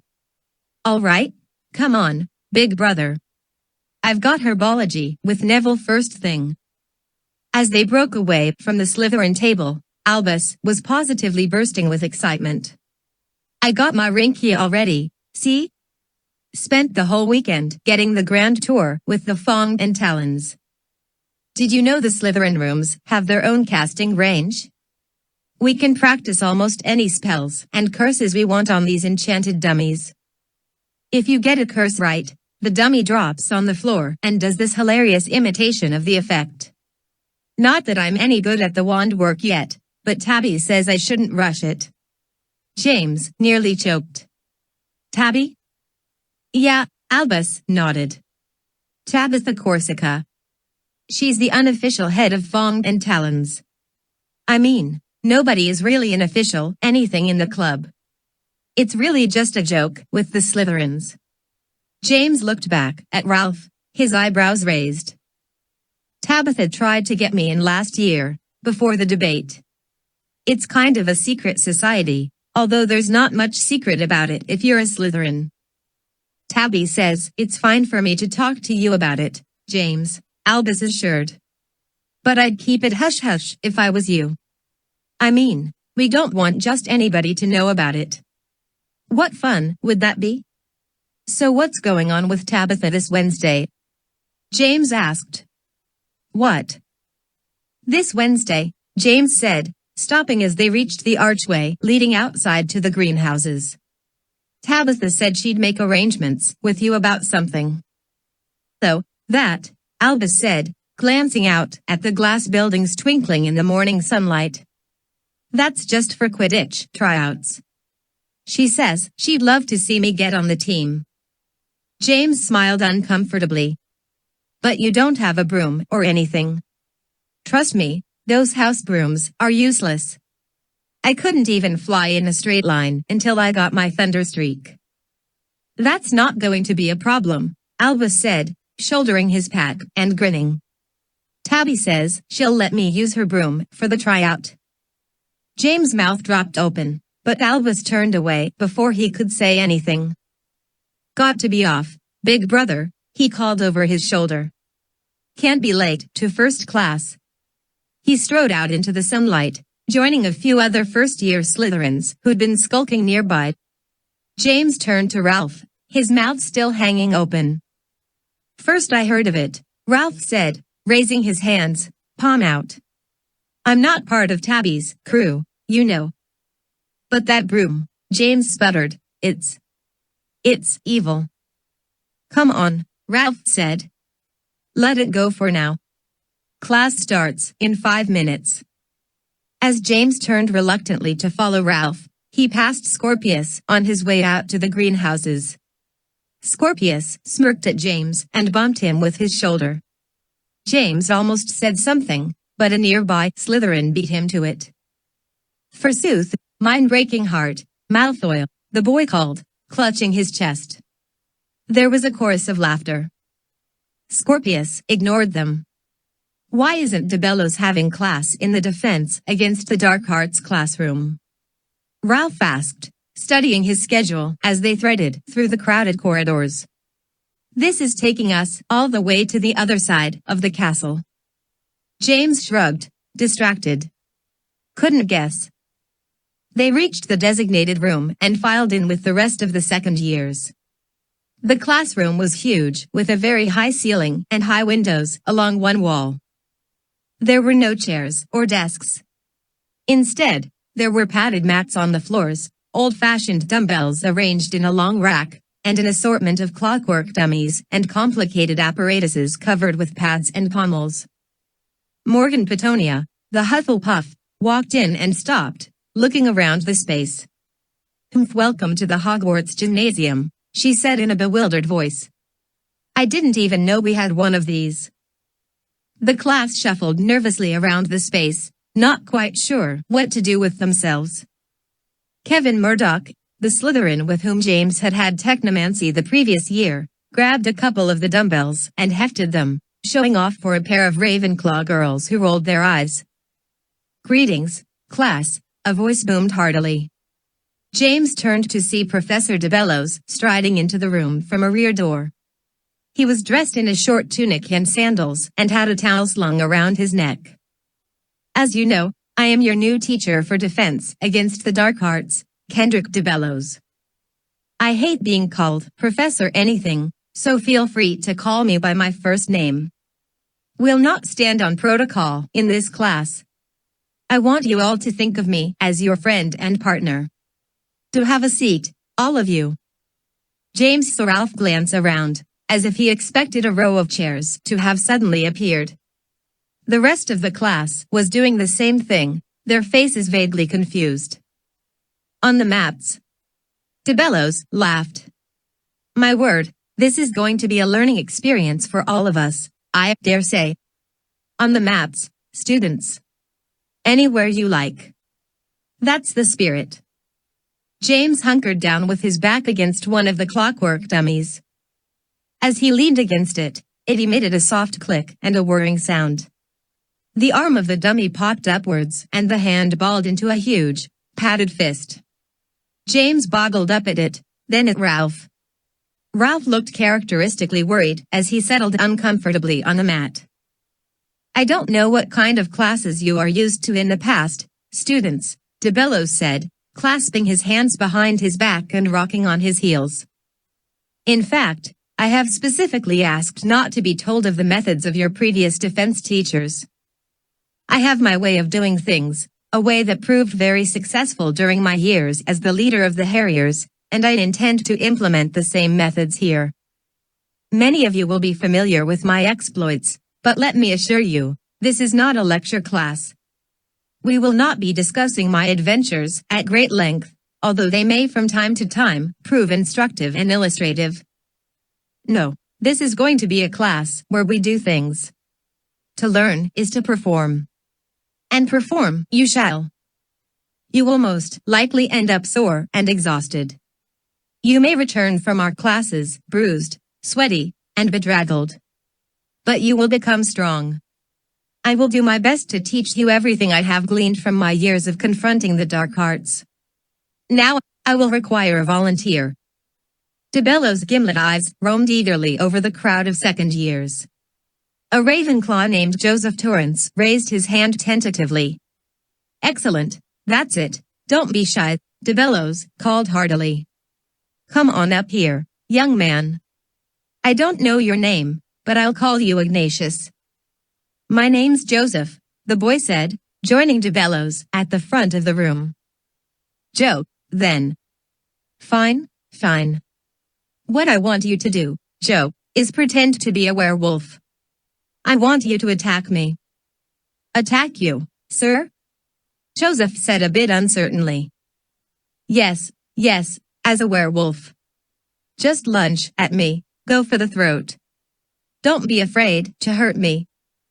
Joseph swallowed, glancing out at the room, then back at DeBellows. Gamely, he crouched, raised his hands with his fingers hooked, and charged, making a fair attempt at a ravenous howl. Just as he jumped, DeBellows spun. In a blur of motion, he hooked one leg over the boy, spun him upwards into the air, produced his wand, and shouted an unintelligible command. Joseph froze in midair a moment before he'd half crashed to the mat. His face was still contorted in a comedic growl. The class had barely had time to gasp before it was over. There was a moment of odd silence, and then a burst of applause. Grimm nudged Morgan, nodding excitedly and pointing. He's perfectly all right, DeBellows called, shaking back the sleeves of his tunic.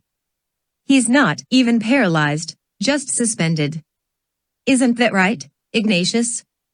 He patted the boy on his upraised foot. It's Joseph, sir, the boy replied, shaking himself and glaring nervously down at the floor. Joe, yes, certainly.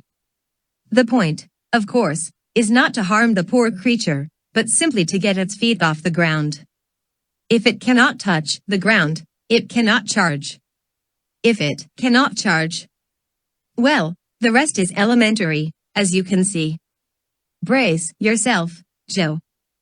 Joseph barely had time to thrust his hands out in front of him before DeBellows tapped him with his wand. The boy toppled to the mat. DeBellows looked brightly out over the students. Any questions? Grimm shot his hand into the air. What was that incantation, sir? Tisk, TSK, TSK, DeBellows chided, ticking his finger at Grimm. Let's not get ahead of ourselves, Mr. Odd, young man. Stamina before spells is my motto. Did you happen to notice the maneuver I used to get the werewolf into the air first? That is the key to the entire affair. The spell work is merely the icing on the cake. No, in this class, we will apply ourselves to the discipline of physically preparing ourselves for the challenges we may face as defenders of right. Did you know, class, that a fit enough wizard may overcome even the Imperie's curse if he has enough stamina and mental force of will? It is true. For too long, the focus of civilian defense against the dark arts has been quick and dirty spell work, protection charms, and tricky hexes. Here, I will not make you merely proficient in theory. Here, I will make you into warriors. He beamed out at the room, his dark crew cut bristling. After a moment, Kevin Murdoch began to clap. The rest of the class joined in half-heartedly. I know you probably aren't excited about my approach, DeBellows said, raising one hand. There are those who do not utilize the same methods as I do, those who do not respect the importance of physical prowess, who believe that Expelliarmus spells and patron uses are more than enough to battle the most evil of foes. In the Harriers, we call those people Aurors. He grinned, and there was a smattering of laughter. Kevin Murdoch smirked back at James, nudging a fellow Slytherin. DeBellows went on, but I think you'll find my approach quite effective in the long run. And I promise you, I will not ask any of you to do anything that I am not willing to do right alongside you. And now, he clapped his hands together eagerly. Let us see where we stand. How many of you have ever heard of the gauntlet? James glanced around the room. No one raised their hand this time. DeBellows seemed undeterred. The gauntlet is an ancient tool used by those training for battle. It is a sort of clockwork obstacle course. Granted, being wizards, we have outfitted ours with certain, specialized capabilities. There is no point to the gauntlet other than to surpass it. Surely, you have all heard the phrase run the gauntlet. I am about to illustrate what that phrase actually means. DeBellows paced briskly across the room and stopped at the end of the line of clockwork apparatuses. He clasped his hands to his elbows and twisted back and forth at the waist, jumped from foot to foot half a dozen times, and then finally dropped to a crouch. He extended one arm, pointing his wand at the line of devices. Defendium, he barked. Immediately, the apparatuses ratcheted, whirred, and clanked to life. DeBellows launched forward, tucking and rolling beneath the first device as it swung a potted club across his path. With a grunt, the man leapt into the remaining clockwork. He moved in a sort of muscular ballet, lunging, crouching, and leaping through the mechanical melee. He dodged spinning wheels of padded fists, ducked under stunning spells fired from a bank of pop-up wands, leapt over kicking pommels and snapping padded jaws, and finally flipped, and landed neatly on his feet at the end of the gauntlet. There was no applause this time. James stared, horrified, at the wildly thrashing clockwork monstrosity. So, DeBellows called over the noise of the gauntlet, jamming his fists onto his hips. Who'll be first up, then? He's completely daft. Grimm exclaimed as he limped his way to History of Magic. He must have taken one too many stupefies to the brain when he was a harrier or something. No spells until year 4, Ralph said, shaking his head. And what was that stuff at the end? Who's artist deserto? It's not a who, it's a what, Rose said, falling in next to Ralph. It's a sort of magical version of karate. James nursed his elbow where it had been pummeled in the gauntlet. Where are you going, Rose? History of Magic, she replied primly. Ralph glanced at her. Our history of magic. I don't know what you mean by that, Rose said, pulling herself to her full height, which was approximately to Ralph's Adam's apple. My schedule has me in History of Magic, second period, Professor Binns. I can't help it if my advisor suggested I skip to some higher level classes. So things didn't go so well with Professor DeBellows. We aren't supposed to call him Professor, Grimm said sourly. He wants to be our mate, don't you know? The kind of mate that makes you do 50 push-ups if you can't manage to avoid getting plastered by a giant, padded fist, Ralph said mournfully. I hate to say it, but it will probably do some of you some good, Rose said, eyeing the boys appraisingly. Just wait until you have your first class with him, James growled. See how perky you are afterwards. As they filed into the History of Magic classroom, the ghostly Professor Binns seemed to be in mid-lecture. His back was turned as he wrote on the chalkboard with a piece of phantom chalk. Strangely, he seemed to be writing notes on top of older notes, creating a nonsensical mishmash. There was the distinct impression that the chalkboard contained years of the professor's ghostly writings, layer upon layer fading into dimness. As James knew, Binns had only the slightest grip on temporal reality. Last year, Ted had told James that the school had tried to move the History of Magic classroom to another wing so as to make space for the visiting Almud-al-Erons.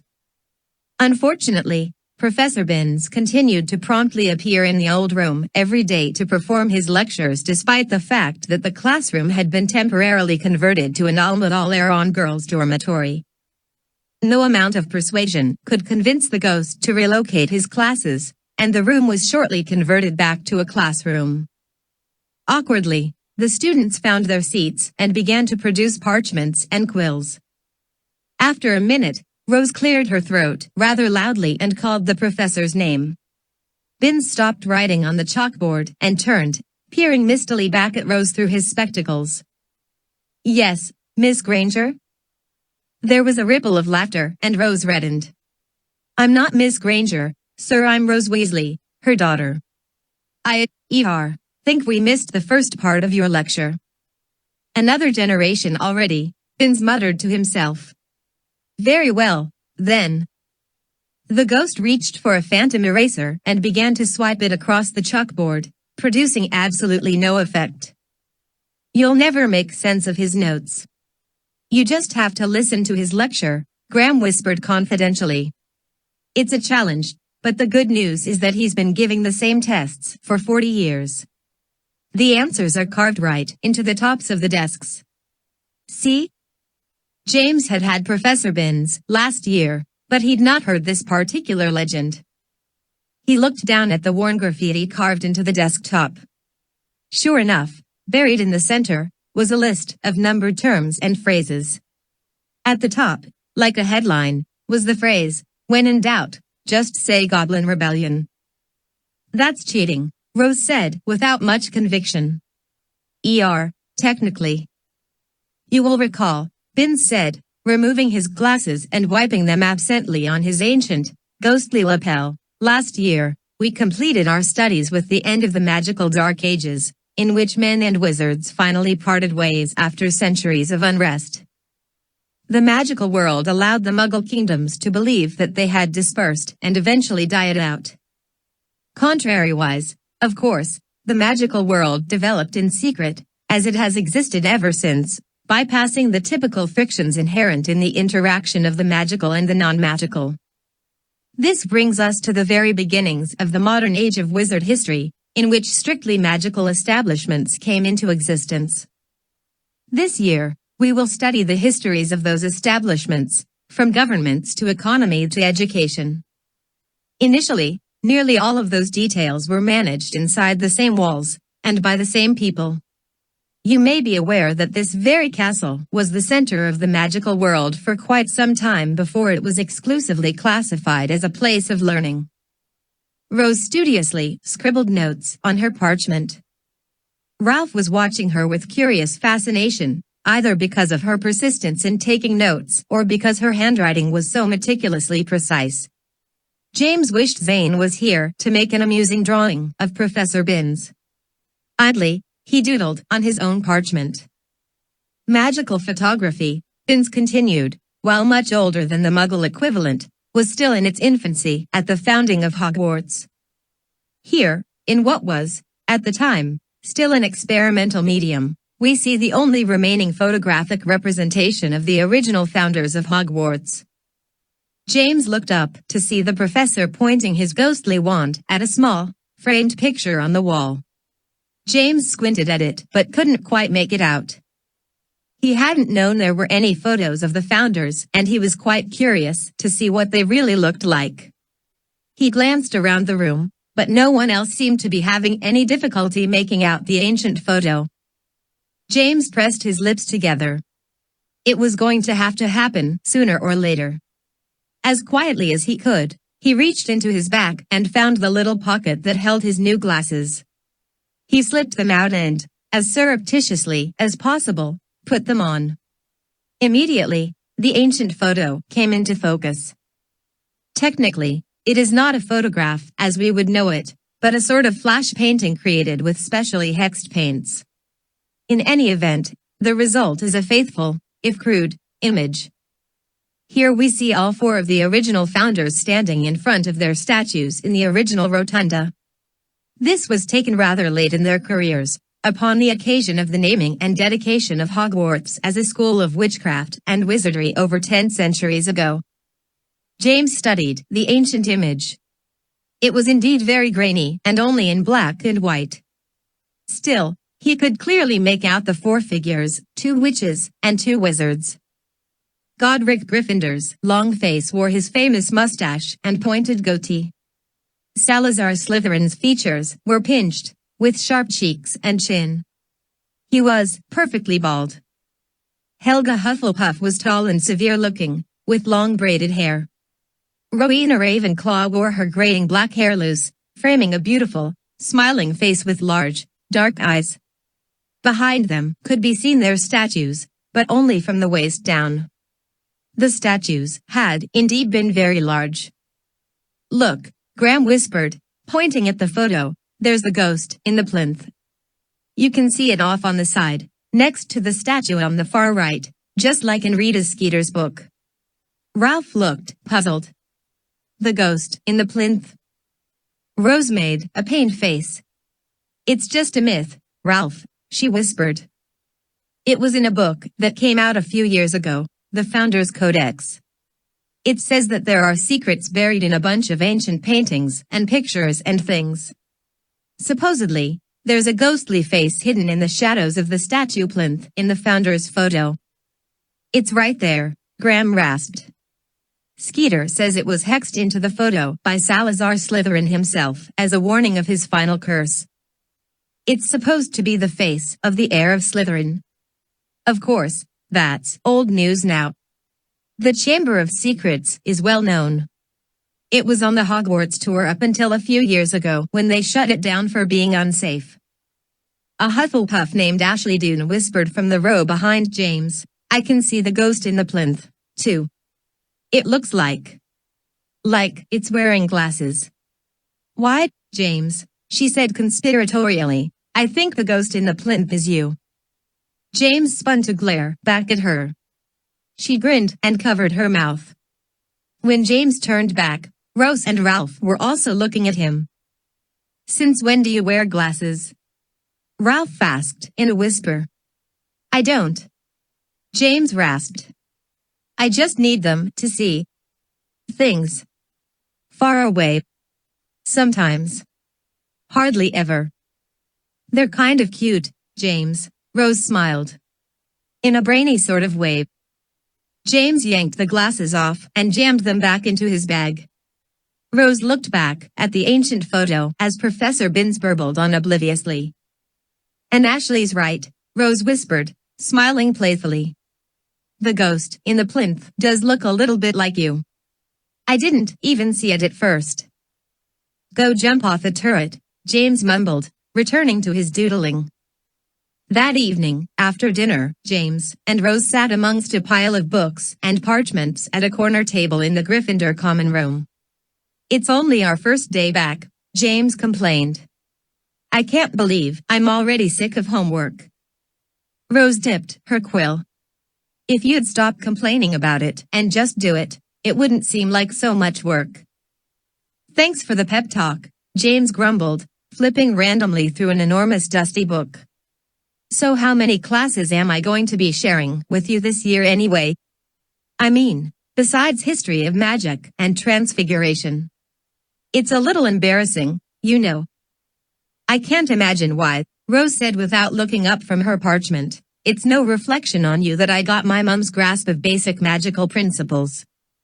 You, on the other hand, got your dad's grasp of slouching off your studies until the very last minute. It's simple genetics. James sat up. You're already done with your transfiguration homework, then? Maybe you could give me a hand with mine, since you're so smart. After all, we're family. You obviously have me confused with someone else, Rose said, stuffing her books into her bag and zipping it. That might have worked on my mum back in the day, but that's only because she had an overdeveloped sense of responsibility. My Weasley heritage offsets that nicely. By the way, shouldn't you be wearing your glasses to do your homework? James threw her a wilting look. I only need them to see far away, thank you very much. I'd appreciate it if you kept the whole glasses thing to yourself. It's no big deal. Lots of people wear glasses. Lots of perfect spots, James groused dismally. Damien wears them, Rose pointed out. And Professor McGonagall. Thera Hutchins wears them, and they look totally cute on her, even if she is a Slytherin. And Clarence Templeton, and Scorpius. James nearly knocked his books off the table. Scorpius wears glasses? How do you know? Rose blinked at James. I saw him wearing them in herbology. He needs them to read, I would guess. Unlike you, he seemed perfectly comfortable wearing them in class. They look rather sporting, in fact. They're rimless, with tortoiseshell sides. All right, James said, waving his hand dismissively. This isn't making it any better. Despite what you may think, Rose said, leaning in and lowering her voice, he's not stupid. He may not be the nicest boy in school, but he knows his stuff. He knows how to cast a few spells, big deal, James said, crossing his arms. His parents probably hired him one of those goblin tutors just to make sure he could show the rest of us up. Rose shrugged and looked pointedly across the room. Looks like he's done with his homework, at any rate. James followed his cousin's gaze. Scorpius sat slouched in the high-back chair near the fireplace. He was idly flicking his wand, floating a bit of paper folded to resemble a bat. It bobbed and swooped easily. Bloody show-off, James grumbled under his breath. Cameron Creevey saw James looking. He stood and approached the table tentatively. Hey, James. How was your first day? Lousy, James griped. You any good at transfiguration, Cameron? Cameron shook his head. I haven't even had my first class, sorry. I just wanted to ask you, is it true about last year? About the aligning of the planets and how you were there for Merlin's return and all that stuff about how you sent that Muggle news fellow packing? Well, James began, and then shrugged tiredly. Yeah, sure, I guess.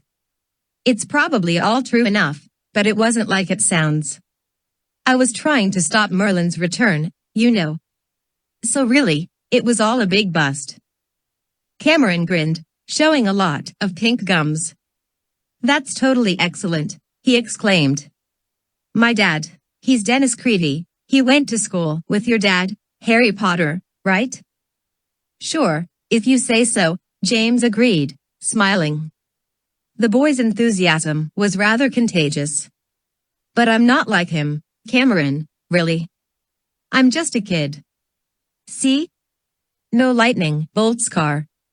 Besides, I had loads of help. Yeah, I heard, Cameron nodded. Ralph Deedle, whose dad's real name is Dolohov. Nobody saw that one coming, did they? Still, makes sense in hindsight. At least that's what my dad says. Rose smirked and pretended to read one of James' books. James shook his head wonderingly. Where did you get all this, Cameron? Oh, all the first years have been talking about it. We can't wait to see what you get up to this year. James frowned. This year? Sure. Cameron enthused. I mean, It's just like in your dad's day. Every year, he got in some great adventure, didn't he?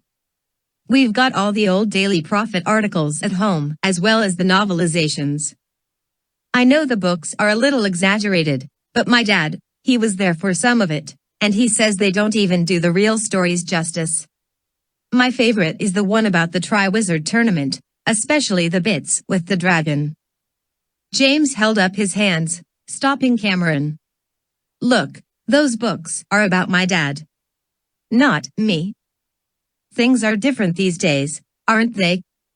There's no more Voldemort, no more big, scary, evil society bent on taking over the world. Last year was a fluke, all right? Besides, I wasn't a hero like my dad was. If I hadn't had Ralph and Zane. Zane? Cameron interrupted. He's the one from the States. Yes, James laughed, exasperated. James jumped as something rapped against the window behind him. He spun around, eyes wide. The window was perfectly black. He stared at his reflection in the old glass. What the? The rap came again, louder, shaking the window in its pain. A small object had thrown itself against the window from the outside. It looked like a moth, but with glowing green wings. James focused on it, furrowing his brow. What is it? Rose asked, coming around the table to join James. James shook his head. The moth threw itself against the window again, rattling the glass with its wings. It was remarkably strong considering its size. It's a lunar fly, Rose said, recognizing the flying shape. Let it in before it knocks itself senseless. They are harmless. James unlatched the window and swung it open just as the lunar fly dove again. It shot through the open window and past James. Cameron ducked as the glowing moth spun out over the room. It swooped wildly, flitting through the students scattered around the room, leaving a trail of faintly glowing dust behind it. Scorpius sat up and peered at the moth, narrowing his eyes, as it wove and arced, drawing dusty greenish lines in the air. Finally, as if exhausted, the moth fluttered to a halt on the table, landing on James' pile of books. It folded its wings and twitched its antennae at James. Whoa! Cameron said excitedly. James raised his eyes. The lines of glowing dust had condensed into a shape. It floated in the air, drifting very slowly toward the ground. James recognized the shape. He grinned. Cameron, meet Zane, James said, gesturing to the familiar face formed by the glowing dust. Zane, we were just talking about you. How'd you know? The dusty representation of Zane's face smiled. It works. Hi, James. Hold on a second. Raphael, Anna, tell Professor Franklin it works. I'm getting through. They can see me. All right, anyway. Hey, everybody. Hi, Rose. Where's the Ralphinator? He and Albus are down with the Slytherins, James replied. Zane, what is this? Zane's shimmering face grimaced, as if to say it's a long story.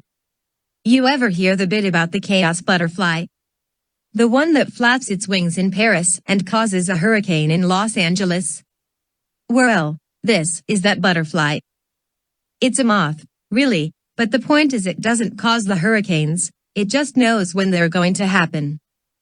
Franklin says it has some sort of psychic connection to the cosmos. Anyway, it can tune into stuff thousands of miles away. The trick was just to get it to tune into the right thing. At the moment, it's tuned into my face over here at Almudal Aeron. So how do I look? James leaned in, studying the strange, glowing phenomenon. Like a seasick ghost. That's as good as it gets, for now, Zane nodded. Still, it's a big leap for the Department of Experimental Magical Communications. Raphael says we'll probably get a grant for this. Anyway, I've only got a minute before the dust settles. How are you all doing? Fine, James replied. Tell Cameron here that there aren't going to be any more exciting adventures this year. There better not be, Zane agreed. James swore them off last year, Cam. That's the only reason I let my parents drag me back to America. Anyway, I'm fading out, I can tell. I'll be in touch, you guys. We have a few other techniques to test out.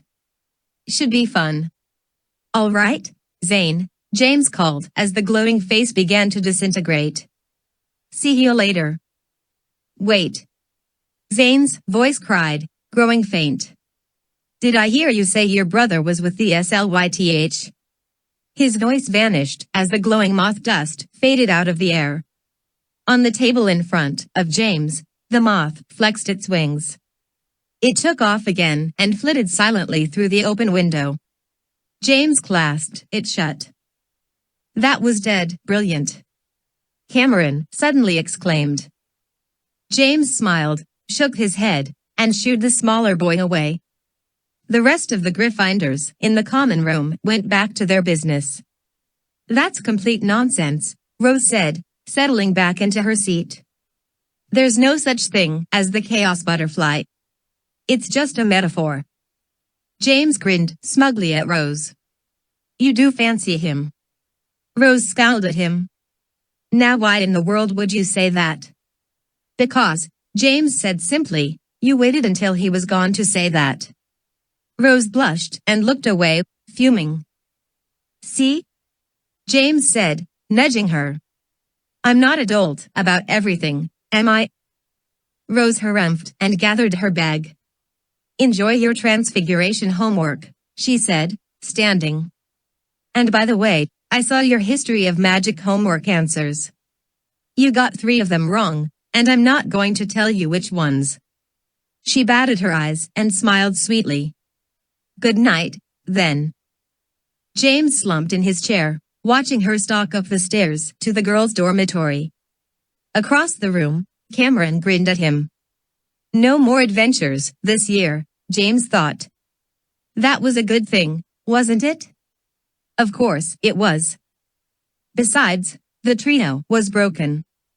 Zane was gone, back across the ocean and in a completely different time zone. That had never happened to Harry Potter. It had always been Harry, Ron, and Hermione, the magic trio, inseparable even to this day. Not so for James, and that, he told himself, was just fine. Let Albus have an adventure if there was one to be had. After all, he was the one everyone said looked just like Dad when he'd been younger. James' forehead itched.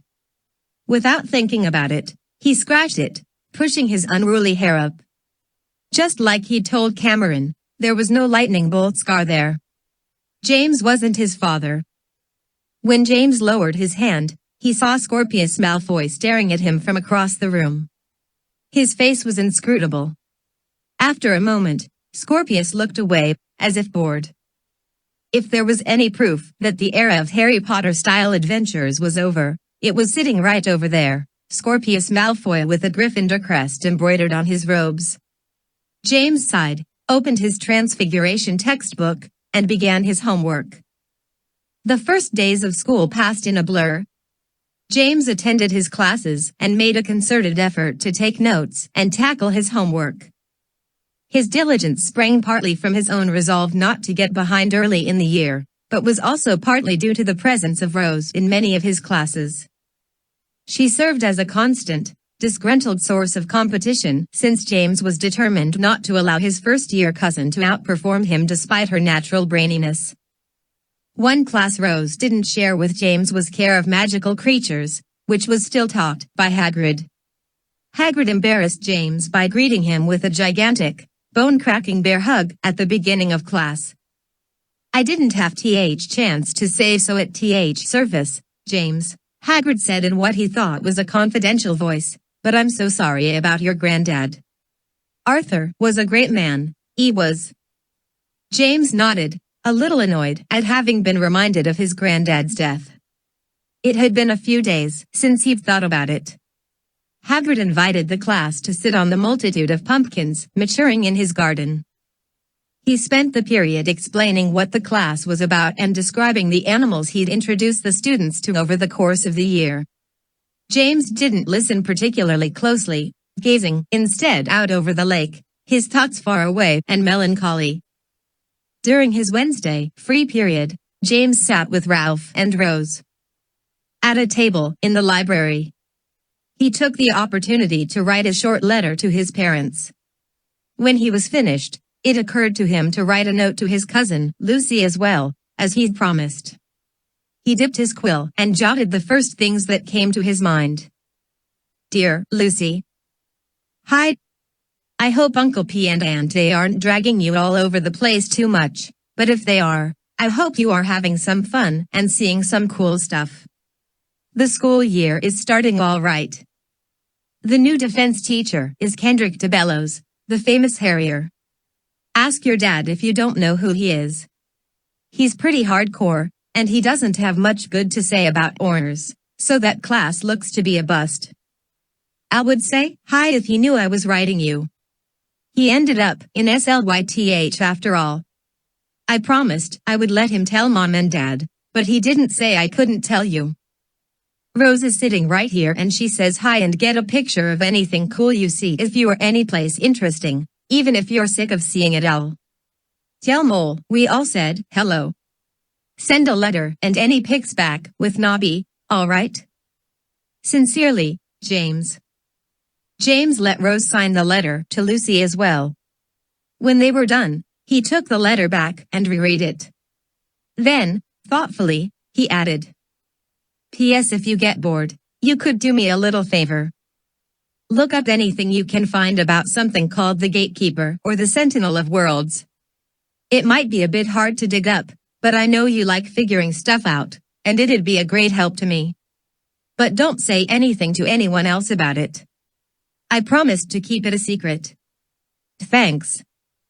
James finished writing, then quickly sealed both letters and stuffed them into his satchel. That afternoon, after their last classes, Rose and Ralph accompanied James to the Ollie. There, James attached the letters to Nobby's leg whilst Rose and Ralph stood near the door. I'm glad I brought a cat, Rose said, wrinkling her nose. This place is right rancid. Cats can't deliver post, James replied. Well, an owl can't snuggle up on your lap by the fireplace. Ralph nodded. Or cough a hairball on your shoe. Rose elbowed him. James finished attaching the letters to Nobby and stood back. Take Mum and Dad's letter first, Nobby. Lucy might send some stuff back. Nobby screeched agreement. He spread his wings, balanced on the perch for a moment, and then launched. James craned his head as Nobby thrust upward, past the ranks of his fellow owls, and disappeared through a window at the top of the Ollie.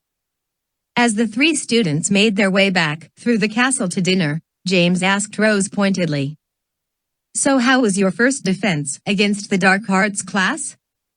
Rose pressed her lips together and hefted her satchel. He wouldn't let me run the gauntlet. Ralph glanced at her. Well, that's a good thing, right? No, Ralph, it isn't. The boys all had to run it. DeBellows says girls are too delicate for it.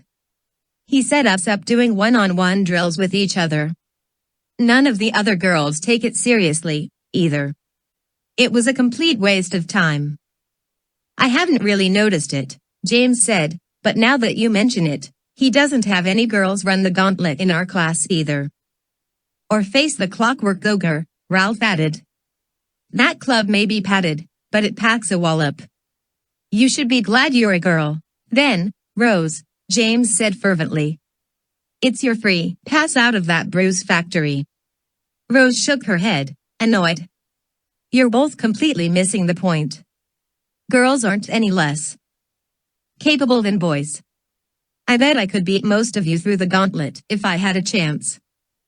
James stared incredulously at her. You want to go through that thing?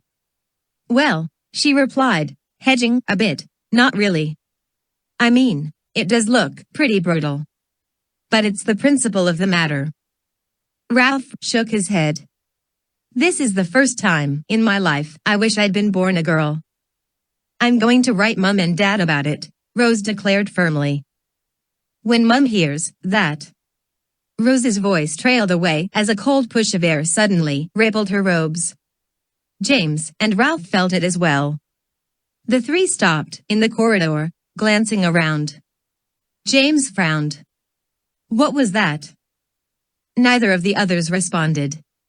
There didn't appear to be any obvious source of the breeze. There were no windows in this section of the castle. Closed doors lined the walls, lit by a series of lanterns hung on chains. As James looked, the lantern at the end of the corridor winked out. James nudged Ralph and pointed. Ralph's voice wavered. Was that already burnt out, or did it just? The lantern next to it flickered and died, as if someone had blown the flame out. Maybe it's just the wind, Rose said uncertainly. Come on, let's. 2 more lanterns blinked out in quick succession. James glanced at Rose, then Ralph, his eyes wide. Suddenly, much stronger than before, a cold wind tore down the corridor, streaming through their robes and whipping their hair. It blew the rest of the lanterns out, throwing the corridor into murky darkness. Look! Rose cried breathlessly, her voice unnaturally high. James and Ralph followed her shaking, pointing hand. There was a figure moving down the corridor. It floated above the floor, its head lowered, obscuring the face. It drifted toward them, swiftly and silently. James grabbed Ralph and Rose's sleeves, pulling them as he attempted to back away, but his legs felt frozen. The figure was moving too quickly. It was nearly upon them. Suddenly, just as it heaved directly in front of them, it raised its head. Ralph gasped. Rose uttered a little scream. James blinked. Cedric, he exclaimed, his heart pounding. What are you doing? The ghost of Cedric Diggory straightened and grinned at them. I've been practicing, he said in his distant, ghostly voice. Why, you know him? Rose stammered, recovering a little. Yeah, we know him, Ralph replied. That wasn't right, said. What was that all about anyway? Cedric looked taken aback. I'm the specter of silence. I've been practicing over the summer, trying to create a little mystique. What, was it too much? James nodded, his eyes wide. Yeah, I'd say it was a bit much. Can you fix the lights? The ghost glanced back at the snuffed lanterns. Actually, they're a lot easier to put out than to relight. Hold on. Cedric closed his eyes and screwed up his face. After a moment, 2 of the lanterns flickered back a light. That's a bit better, Rose sighed. But still. Don't do that again, all right? At least not to me. Cedric smiled. You must be Hermione's daughter. You have her hair, although it's a bit redder. I prefer the term auburn, Rose said. Anyway, yes. Nice to meet you, Cedric. I remember hearing about you. Care to accompany us to dinner? Cedric looked thoughtful. I don't think so. It's not good for the mystique, hanging about in the Great Hall with everyone there. All the other ghosts do it, Ralph commented. The Bloody Baron's down there nearly every meal, waving his sword around and teaching the first years bad words. Yeah, Cedric agreed doubtfully. That's fine for him. He's been around since forever. James narrowed his eyes. How many people have seen you, Cedric? I mean, not counting us? The ghost floated nervously. Besides you? Does the portrait of Snape count? James shook his head. What about the Muggle intruder? No. Well, Cedric admitted, that's pretty much it, then. Wait a minute, Rose said, raising her hand. You're a shy ghost. Cedric grimaced. Not shy. I was never shy. I've just been Busy. Busy learning how to blow out lanterns and practicing being the specter of silence. James clarified, tilting his head. Look, it's just different, that's all, the ghost said. I haven't been down to a dinner in the Great Hall since the night I died, over 20 years ago. Ralph spoke up, so not much has changed, I'm guessing. From the looks of things down there, they've been running it pretty much the same since the founders themselves. Come on, it'll be fun, even if you can't exactly eat the food. Cedric shook his head, sadly. I can't. Not yet. He heaved a ghostly sigh. Last time I was there, I sat with my friends. I was on my way out to what I hoped would be a victory in the final challenge of the Triwizard Tournament. Everybody toasted me with their pumpkin juice and wished me good luck. I promised them I'd tell them all about my adventure the next day at dinner, with or without the victory cup. Cedric's ghostly eyes had gone thoughtful. Cho-chan met me by the door on the way out of the hall. She wished me luck in the maze. I wanted to kiss her, but I didn't, not right there in the entrance to the Great Hall with everyone looking. I promised myself I would kiss her afterwards. Actually, I think I cared even more about that than I did about winning the cup. Kissing Cho was going to be the real prize. Cedric paused, and then blinked, shaking himself. He glanced at James, Rose, and Ralph, as if remembering they were there. But that never happened, of course. It feels like it was yesterday. It feels like if I went down to dinner now, Cho would be there, watching for me. There would be Stebbins, and Cadwallader, and Muriel, all anxious for me to regale them with the details of my trip through the maze. That's how it feels to me, but it's not true. They wouldn't be down there. Not really. They've all grown and moved on. I'm just a distant memory. Instead, my old table would be full of people I don't know. They'd not even recognize me. He shook his head again. Maybe someday I'll be able to come down. But not yet. I can't. Rose reached out to pat Cedric's arm, but her hand went right through it. I'm so sorry, Cedric, she said. You can come with us whenever you want to. Your old friends won't be there, but there might be some new friends waiting. Cedric nodded and smiled, but James didn't think the ghost believed Rose's words. Will we be seeing you around? James asked him. Sure, Cedric agreed. Maybe the whole specter of silence thing is a bit too much. Next time, I'll tone it down. The three students turned and made their way back along the corridor. As they rounded the corner, James glanced back. There was no sign of Cedric's ghost, but James had a sense that he was still there anyway. James waved goodbye, then caught up to Ralph and Rose. As they passed the great open doorway looking out over the courtyard, James stopped. In the blue evening gloom, a small group of students was gathered near the gate. James noticed they were all Slytherins, and Albus was standing in the center of them. With a start, James realized it was Wednesday night, the night Tabitha Corsica had planned to make arrangements with Albus. Hold up, James said quietly, stopping Ralph and Rose. As casually as he could, he sauntered over to the door and slipped into the shadows, watching the group of Slytherins. What's going on out there? Rose asked, joining James. James shushed her. Tabitha was talking to Albus, smiling prettily, nodding her head. Philia Goyle and Tom Squallis hovered nearby along with a few other Slytherins whom James didn't know. James couldn't hear what they were saying.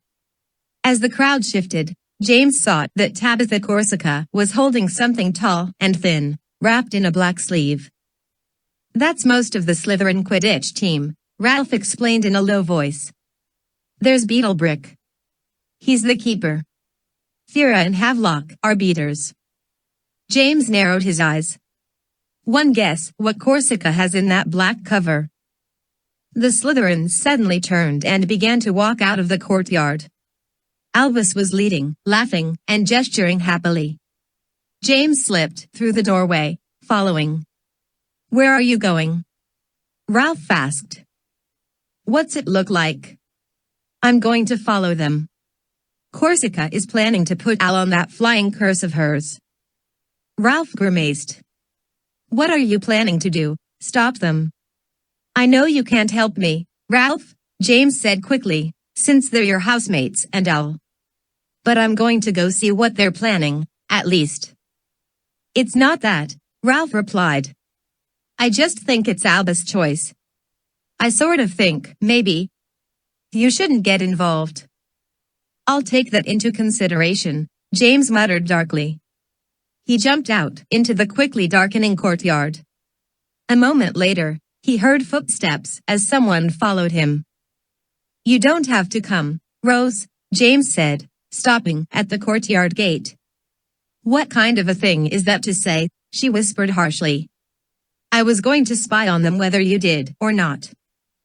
James smiled at her. Together, they hunkered down and slunk around the edge of the gate, watching for the departing Slytherins. The gloom of the approaching night made it difficult to see. After a moment, Rose pointed. James followed her direction and saw the robed figures cresting a hill 100 yards away. They were heading for the Quidditch pitch, of course. Keeping as low as they could, Rose and James followed. As they neared the pitch, James motioned for Rose to follow him. He led her in a curving path around the side of the Gryffindor grandstand. As quietly as they could, they crept up the wooden staircase to the lowest level. There, they crouched before the guardrail and peered down into the dark pitch.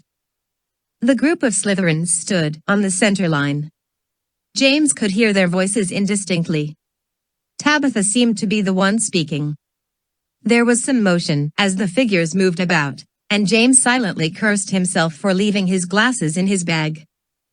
"What's going on?" he whispered helplessly. "I can barely see who is who." "Tabitha just took the cover off of a broom," Rose whispered back. "She seems to be explaining how it works to Albus.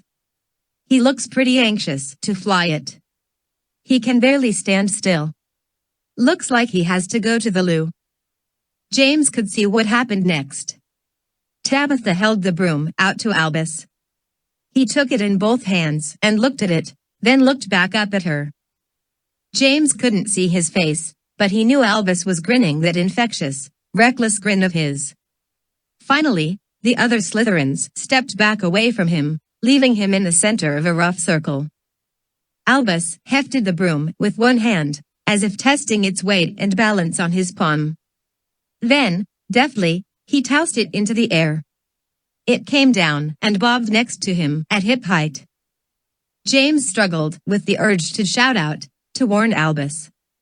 James had ridden that broom once, and it had been a dreadful disaster. There was something extremely unusual about the magic of it. It had fought James and very nearly killed him. When Tabitha rode it during Quidditch matches, it seemed to exercise a very suspicious influence over the brooms around it, and even, James suspected, the snitch itself. Rose hooked her hand into James' collar and pulled him down. James hadn't realized he'd begun to stand, preparing to call a warning to his brother. He glanced at her, his eyes wide. "Don't," she mouthed, shaking her head. James looked back, down at the pitch. Albus reached out and wrapped his hand around the handle of the floating broom. Quickly, as if purposely not thinking about it, he swung a leg over it, straddled it, and kicked off. The broom shot straight up, spinning slowly and carrying Albus high into the deepening night. It reached the top level of the grandstands and stopped gently. Albus was merely a black shape outlined against the dusky sky. As James watched, he crouched low over the broomstick. It shot forward, perfectly in control. Distantly, Albus balladooed happily, his voice echoing over the nearby hills. Rose leaned toward James. "I had flying lessons with Albus on Tuesday," she whispered. "He couldn't fly like that then." James pressed his lips into a thin line. He glared down at the assembly of Slytherins on the field but couldn't make anything out. If any of them were directly influencing Albus' flight with their wands, he couldn't tell it. In the silence of the descending night, James could hear the swish and flap of his brother's inaugural flight. Albus flickered and swooped over the pitch and the nearby hills, whooping with delight. Finally, after a few minutes of random soaring, he dipped into a long, curving bank over all four of the house grandstands, picking up speed. James and Rose crouched as low as they could as Albus swept in over the Gryffindor gangway. He turned the broomstick easily and pulled it to a hovering stop near the flags that topped the grandstand. James held his breath, hoping that the shadow of the seats was enough to hide him and Rose. Albus took a deep breath, aimed the broom back down toward the pitch, and suddenly stopped. He seemed to be looking directly at James, but in the darkness, it was very hard to tell. He was probably looking past James, down to the Slytherins standing in the center of the pitch below. Finally, Albus leaned forward. The broomstick pitched into a steep dive, sweeping over the rows of seats. James crouched as low as he could, fearing Albus might actually graze him when he passed over the guardrail. As James ducked, a hand reached down and tousled his hair, fleetingly. The wind of Albus passing subsided, and James heard his brother laughing as he swooped into the darkness of the pitch. "That little prat," James rasped. Rose shushed him. Albus descended in a tightening circle, finally bringing the broom to a landing as gentle as a dandelion seed. The Slytherins applauded and collapsed around Albus, congratulating him. "A natural," Tabitha's voice rang out on the breeze. "Just like your father." "Natural, nothing." James hissed under his breath. Rose tugged at his robes, pulling him down into the shadows again. Together, they watched the group of Slytherins walk back across the pitch, their voices lost in the rising wind. As James watched, he saw Albus glance up at him and grin. After a minute, James and Rose climbed down from the grandstand and retraced their steps back to the castle. "You saw the way he operated that broom," James exclaimed, struggling to keep his voice low. "Or to be perfectly accurate, the way it operated him." Rose answered thoughtfully, "I admit it looked a little suspicious. But you said yourself you could barely control a broom until you got your thunder streak. Maybe Albus just needed to get on the right sort of broom to show his stuff." James shook his head, exasperated. "You don't understand. I tried to ride that broom myself, once. It about murdered me." "Well, you weren't supposed to be riding it, then, were you? Some new brooms are smart that way. Even yours has that extra gestural enhancement option, doesn't it? Once it bonded with you, anybody else who tried to ride it would have serious trouble." "Look," James said, throwing up his hands, "you just have to trust me on this, Rose. That broom's cursed, somehow. And Tabitha is probably the one that cursed it." Rose looked sideways at him. "Why would you say that?" James shook his head. "It's a long story. But I'm telling you, there's something especially wicked about her. You probably wouldn't believe me even if I told you. Hardly anybody else does." "Well," Rose replied, keeping her voice as even as possible, "maybe there's a good reason for that." "Whose side are you on anyway?" "Excuse me," Rose said, getting angry. "You mean am I on James Potter's side or Albus Potter's side? Because I didn't know I needed to choose." James sighed hugely. "Just forget it." "Sorry, Rose." Rose looked at him for a long moment as they neared the courtyard gate. "Flying runs in the Potter blood, James. You can't know that Albus isn't just that good by his nature. The whole reason first years are allowed to try out for Quidditch is because of how good your dad was his first year. But if there is something strange about that broom, or Tabitha Corsica herself, I'll be the first one to help you tell Albus about it. All right?" James smiled wanly. "You promise?" Rose nodded. Together, they entered the courtyard and climbed into the light of the main hall. Ralph was sitting on the bottom of the main staircase, waiting for them. James smiled. He flew it, I'm guessing, Ralph said, getting up to join them. How'd you know? Rose asked. Albus and the rest just passed me on the way into dinner, Ralph said. Albus came over and told me to give you a message when you came in. He said he might just steal your place at the next family Quidditch match. James rolled his eyes and glanced at Rose. Don't you laugh, he said, pointing a finger at her. I didn't say anything, she replied, covering her mouth with her hand. Come on. Let's get inside for dinner before they close the doors on us. 6. The King of the Cats. Thursday morning, James and Ralph's first class was wizard literature. The classroom was a semicircular gallery attached to the rear of the library. Windows lined the curving wall, filling the room with morning sunlight.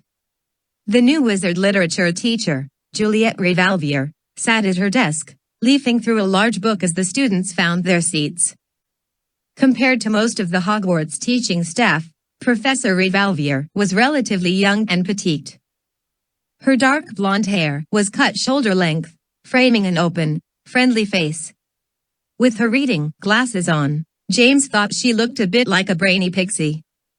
Not you again, Ralph whispered as Rose slipped into the seat next to him. I specifically asked to test into this class if I could, Rose explained, pulling her Wizlit textbook out of her book bag. I've got all of Revalvier's books on the classics of magical literature. You know, she even wrote a few novels herself, a couple of decades ago, although they were mostly marketed to muggles under a made-up name. It was all a bit controversial. Yeah, I know about those, James said, remembering Cameron Creevey and his mention of the novelizations of the adventures of Harry Potter.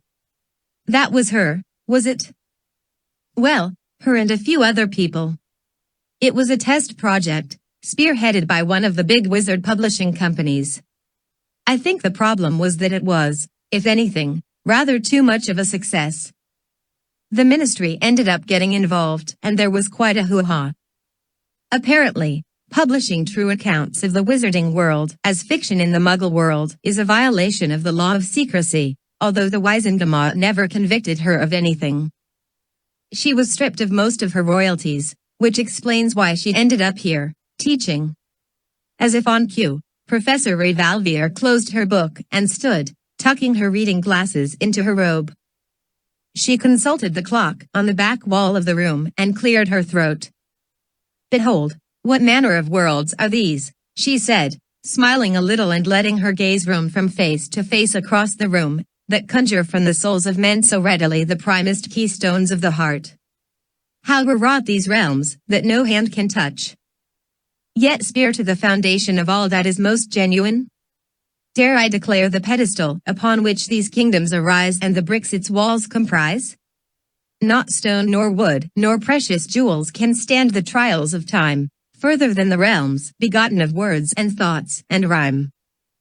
The professor took a deep breath, then, in a different voice, said, that was a quote from one of the magical world's oldest and most revered ballads, the Heraldium. There is no record of the author of that work, nor any reliable date of when it was penned. We know nothing of the time in which it was written, not who was king, not in what city it originated, not even the language that framed it. And yet the ballad itself persists. If there was any proof of the theme of the ballad, that there is no kingdom more beautiful, effective, and everlasting than the kingdom made of words, then that proof is the Heraldium itself, which has long outlasted the civilization that birthed it. Out of the corner of his eye, James saw Rose scribbling notes feverishly. This, he knew, was just the sort of stuff she lived for. He looked down at his own parchment, which was still blank, and wondered if it was worth the effort to take his own notes, or if there was any hope of Rose letting him crib off of her. The magical world is very old, and therefore has a very rich literary history, as evidenced by the library adjacent, Revalvier went on, gesturing toward the packed bookshelves lining the back of the room. We have no hope of exploring even a tenth of that history. We will, however, choose major works representative of each age, and by digging into them as deeply as we can, seek to better understand the times from which they come. Many people find literature boring. Those unfortunate people have simply never had the stories opened well for them. I will do my best to open these stories well for you, students. With any luck, we will see these tales come alive. And not just the tales in the special section of the library where the books must be chained to the shelves to keep them from escaping. There was a ripple of polite laughter. Revalvier accepted it with a deprecating smile. We will begin our exploration of the world of magical literature with a challenge. Rather than a famous classic or a revered ballad, let us begin with something a bit more accessible. Let us have some volunteers. Will someone tell me, please, what was your favorite bedtime story whilst growing up? James looked around the room. A Ravenclaw girl named Kendra Corner raised her hand. Revalvier nodded at her encouragingly. Like, any story? Kendra asked. Even if it's short. Revalvier smiled. Especially if it is short, Miss Corner. Well, Kendra said, her cheeks reddening a little, my favorite story when I was little was The Three Foolish Harridans. Very good, Miss Corner, Revalvier said. I imagine many of us have heard that account of the three old women taking their goods to market. A very old story, that, and an excellent example. Anyone else? Grimm answered next. The story I remember most is the one about the giant and the beanstalk. Some muggle kid finds some magic beans, and then climbs the magical beanstalk that grows out of them. A giant lives at the top, and the muggle kid tries to pinch the giant's stuff, but the giant catches the kid and smashes him up into bread. The moral was about how careless magic brings trouble for everybody. Another classic example, Mr. Wharton, Revalvier agreed, although yours illustrates how stories tend to evolve over time, based on shifts in culture. Several others described their favorite stories, ending with Rose, whose favorite story, not surprisingly, was one of the tales of Beetle the Bard. Babbity Rabbity and her cackling stump. My mum read it to me from a very old version of the book she got from a former headmaster, Albus Dumbledore, she said with some pride. Certainly, most of us are very familiar with the tales of Beetle the Bard, Professor Revalvier said, leaning comfortably on her desk, though not all of us were fortunate enough to be read them from such an illustrious source. Indeed, these are all very good examples of classic wizarding literature. They all have some very important things in common. They are all quite old. They are all primarily passed on by word of mouth. And they are all meant to teach important life lessons. Less obviously, these stories tell us subtle things about the times in which they were created. For instance, the days of frail old women pushing cartloads of goods to market are long past, and yet they seem familiar to us because we all grew up with the story of the Three Foolish Harridans. The beauty of great literature, even in the form of children's stories, is that they teach us things about life, history, the world we live in, and even about ourselves, without us ever knowing it. The point is, the very best lessons in life are the ones we are not aware of learning. These are the lessons literature can teach us. Let us look at another example, one which was not mentioned so far.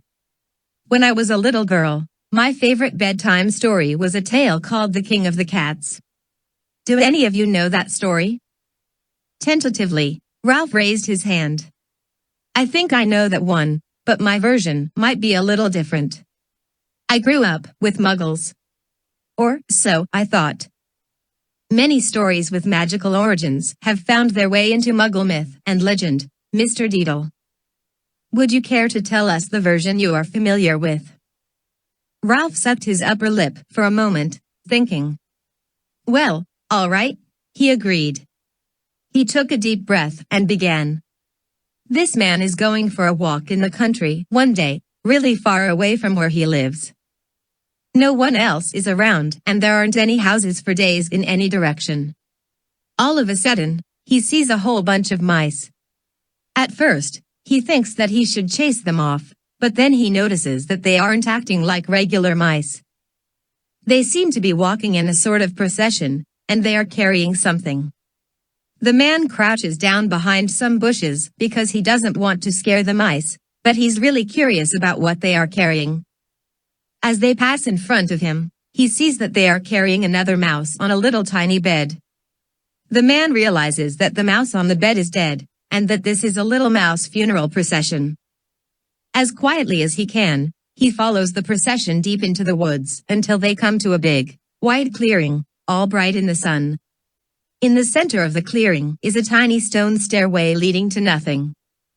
It just goes up and stops. There is a big cat sitting at the bottom of the stairs, blocking them. It's all striped and golden and very serious and solemn looking. The cat watches the mouse procession as it crosses the clearing, getting closer and closer. The man almost calls out to the mice because he is sure the cat will eat them, funeral or not. But then the mice finally get to the cat and stop right in front of its paws. They put the tiny bed down and back away. The big gold cat is watching the whole time with its huge green eyes. Finally, it bends down and says something to the dead mouse. The mouse jumps up, alive and dancing. It darts between the golden cat's legs and runs up the little stone staircase. The man watches, still hiding, as the mouse runs right past the end of the stone stairs, still going up.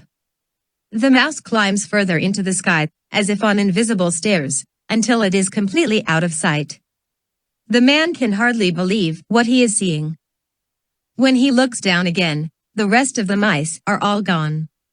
Only the big golden cat remains, and it is staring right at him with its big green eyes. The man is scared of the cat, so he turns on his heels and runs as fast as he can out of the woods. He doesn't stop running until he gets back on the path, and he runs the whole path all the way back to his own land and into his own house. That night, the man sits down at dinner with his family. He tells them everything he saw that day, and the last thing he says is, "That cat was surely the king of the mice." Just then, the big old family cat, which up to that moment had been sleeping in front of the fire, jumps up on its hind feet and says, plain as day, "Then, I am the king of the cats." And it leaks up the chimney and is never seen again. Ralph finished telling the story and the room fell strangely quiet. Professor Revalvier had her eyes closed, as if soaking in the story. The bright morning sunlight made the room feel strangely sleepy.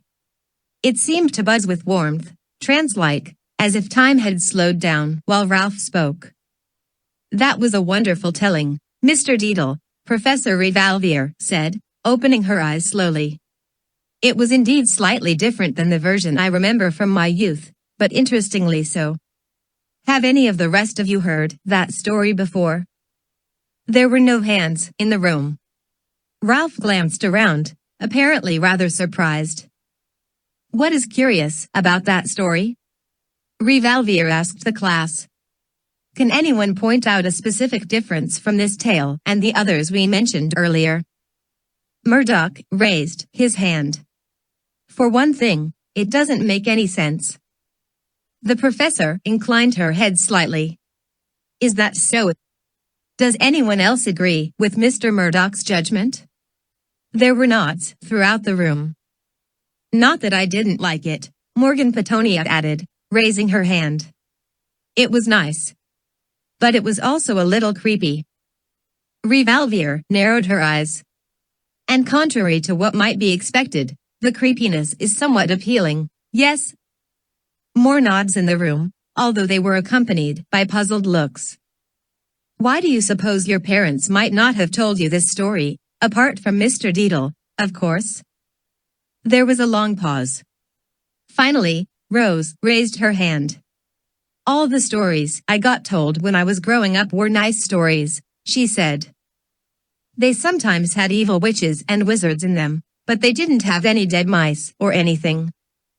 And they all ended happily, or at least had a moral to them that made them seem happy even if the main characters were unlucky or did the wrong thing." Revalvier looked thoughtful. "And this story is not happy? Nor has a moral?" James knew not to respond to an obvious question like that. Obvious answers were never the right answers. Revalvier seemed to approve of the silence. Tonight's homework, students, is for you to write down the story of the King of the Cats, she said, walking behind her desk. I'd prefer that you not consult each other about how the story went. The point of this exercise is not to perfectly repeat the story as told by Mr. Gretel, but to write it as you remember it. If your version is somewhat different, all the better. Looking at how magical stories change through retelling is a very interesting way to learn things about the teller of the story. In this case, the teller is you, yourselves. We shall see after you have finished this task if you still feel that the story has no moral. Revalvier sat down behind her desk and put her reading glasses back on. You are exempted, of course, Mr. Gretel. A reward for your delightful recital of the story. And now, class, please turn in your textbooks to Chapter 1. The remainder of the class was spent in a lecture about the historical background of the golden age of magical literature, from which sprang some of the most well-known wizard classics. Revalvier assured the students that she would do everything necessary to make the stories relevant to them, and James had some hope that she might actually succeed in that endeavor. He was quite curious about how she meant to do it, and looked forward to finding out. As they left the class, James said to Ralph, "Nice work, speaking up like that. You saved yourself an essay." Rose asked, "Did your dad really tell you that story when you were a kid?" "Actually, no," Ralph admitted. "My grandma did, whenever I went to stay with her." James glanced at Ralph.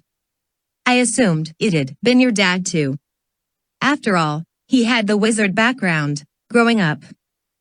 Rose commented, "Well, it's just like Professor Revalvier said. Lots of wizard stories leak out into Muggle culture as legends and myths. Obviously, the King of the Cats is like that." That's how Ralph's grandma knew it. Ralph nodded. She was full of stories like that. They were all a little weird and eerie, but I liked that about them. They were. Well, they were sort of magical. I had really mad dreams whenever she told me those stories. Not bad dreams, exactly, but... He shook his head, unable to find the right word. "That happens to me whenever I eat my Uncle Dimitri's special paprikash," Graham interjected. "He makes it every Christmas. He says the magic ingredient is powdered mandrake root, but Mum says the magic ingredient is a pint of Godlin rum." James had expected the Wizlet essay to be fairly easy, but as he sat in the library that night with his quill and parchment, he found himself staring out the window at the moon, tapping his quill idly. Finally, he shook his head as if clearing it. "It's really strange," he commented to Ralph, who was bent over his arithmancy problems. "I can totally remember you telling us the story in class. I could probably sit here and tell it back to you right now. But when I try to write it down, it goes all murky in my head." Ralph sat back and stretched. "What do you mean? If you could tell it, why can't you write it?" "It's me. I mean, I know it starts with a guy walking through the woods. I write down that much, and suddenly, I can't remember if it's day or night when he's walking. I start to imagine where he might be walking to. Why's he so far away from his own home? And why is it no one else lives anywhere around for miles and miles? It's mice he sees, right? Only, when I start to write, I keep imagining squirrels. Or voles." "Voles?" Ralph repeated, making a face. "What in the world is a vole?" "I don't know," James said, throwing up his hands. "Some kind of little animal, I guess. But that's just the thing. The story sort of squirts away whenever I try to write it down.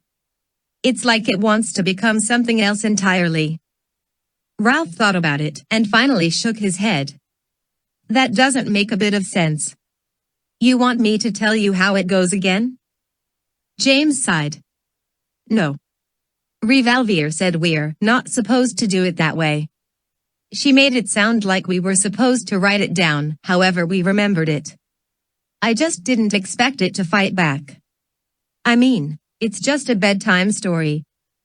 Ralph shrugged. Well, it is a magical bedtime story. Not your version, James replied. Your muggle grandma told you. I figured it had to be your mum's mum because as far as you knew, your dad was an orphan. Ralph nodded but remained silent. James was about to make another attempt at his version of the King of the Cats when Petra Morgenstern walked slowly around the end of a nearby bookshelf. Hi, Petra, James said, trying to keep his voice low enough not to earn a stern look from the librarian. Petra was rather listlessly scanning the bookshelf, her bag dangling from one hand. She seemed not to have heard him. I say, hi, Petra. James repeated, framing his mouth with his hands. Petra turned and raised her eyes. She saw James and blinked, her large blue eyes distant. So, she said. Hi, James. Sorry. I didn't see you. She turned back to the bookshelves. I'm not really sure what I'm looking for. James watched Petra as she moved down the aisle, dragging her bag. What's with her? He whispered to Ralph as she got out of earshot. Ralph shook his head. I don't know. Rose plunked a pile of books on the table and sat down. No harm getting a head start on Quizlet, she proclaimed happily. These are the 10 books the textbook says are a must-read for every thinking witch and wizard. I've read 4 of them before, but it never hurts to get a bit of a refresher. Hey, Rose, James interrupted, leaning close. What's going on with Petra? Petra? Rose repeated, distracted. Why should anything be going on with her? She just went by a minute ago, looking like her owl just died. Rose thought for a moment. I couldn't guess. She seemed fine at lunch today, although she left early when she got the package. What package? Ralph asked.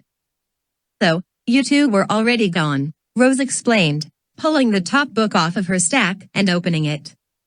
A box came by Ministerial for her. Apparently, it was from her father. She left right afterwards. I assumed she wanted to open it in private.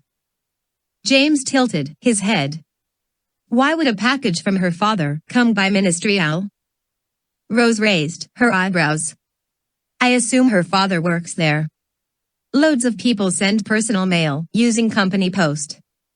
Dad does it sometimes, although Mum says he shouldn't. Things like that get her a little uptight. Maybe it was bad news from home, Ralph mused. It looked like more than just a letter, Rose replied. I assumed it was sweets from her mum or a birthday present or something. James frowned, looking in the direction Petra had wandered. If sweets from her mum make her look like that, Petra's mum must be a pretty rotten cook. Rose suddenly brightened.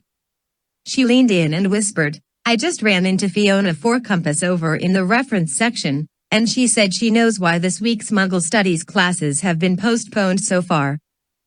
Ralph said, I thought it was just because Professor Curry wasn't back from some sort of research trip. Fine, by me, too. She can go off researching for the whole term. That's sort of true, Rose nodded. But it's what she's been researching that's key. She got back yesterday, and tomorrow afternoon there's going to be a big assembly of all the Muggle Studies classes for all years. She's going to make an announcement about this term's class, and whatever it is will affect everybody. James looked skeptical. Fiona Fourcompass told you that. How would she know? She saw Professor Curry earlier today, outside her office, Rose explained earnestly. She was unpacking from her trip, and she told Fiona about the assembly. She said afternoon classes will let out early so everyone can attend. Did she mention what the big deal was? Ralph asked. Rose shook her head. She didn't say, and Fiona didn't ask. I'm really curious though. Well, James replied, She had us playing football last year, and that was actually pretty fun.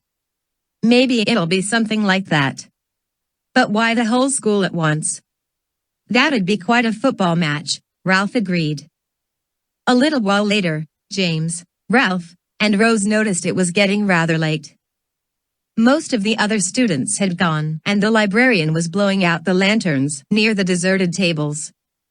The three packed their books, quills, and parchments into their bags and threaded their way through the bookshelves.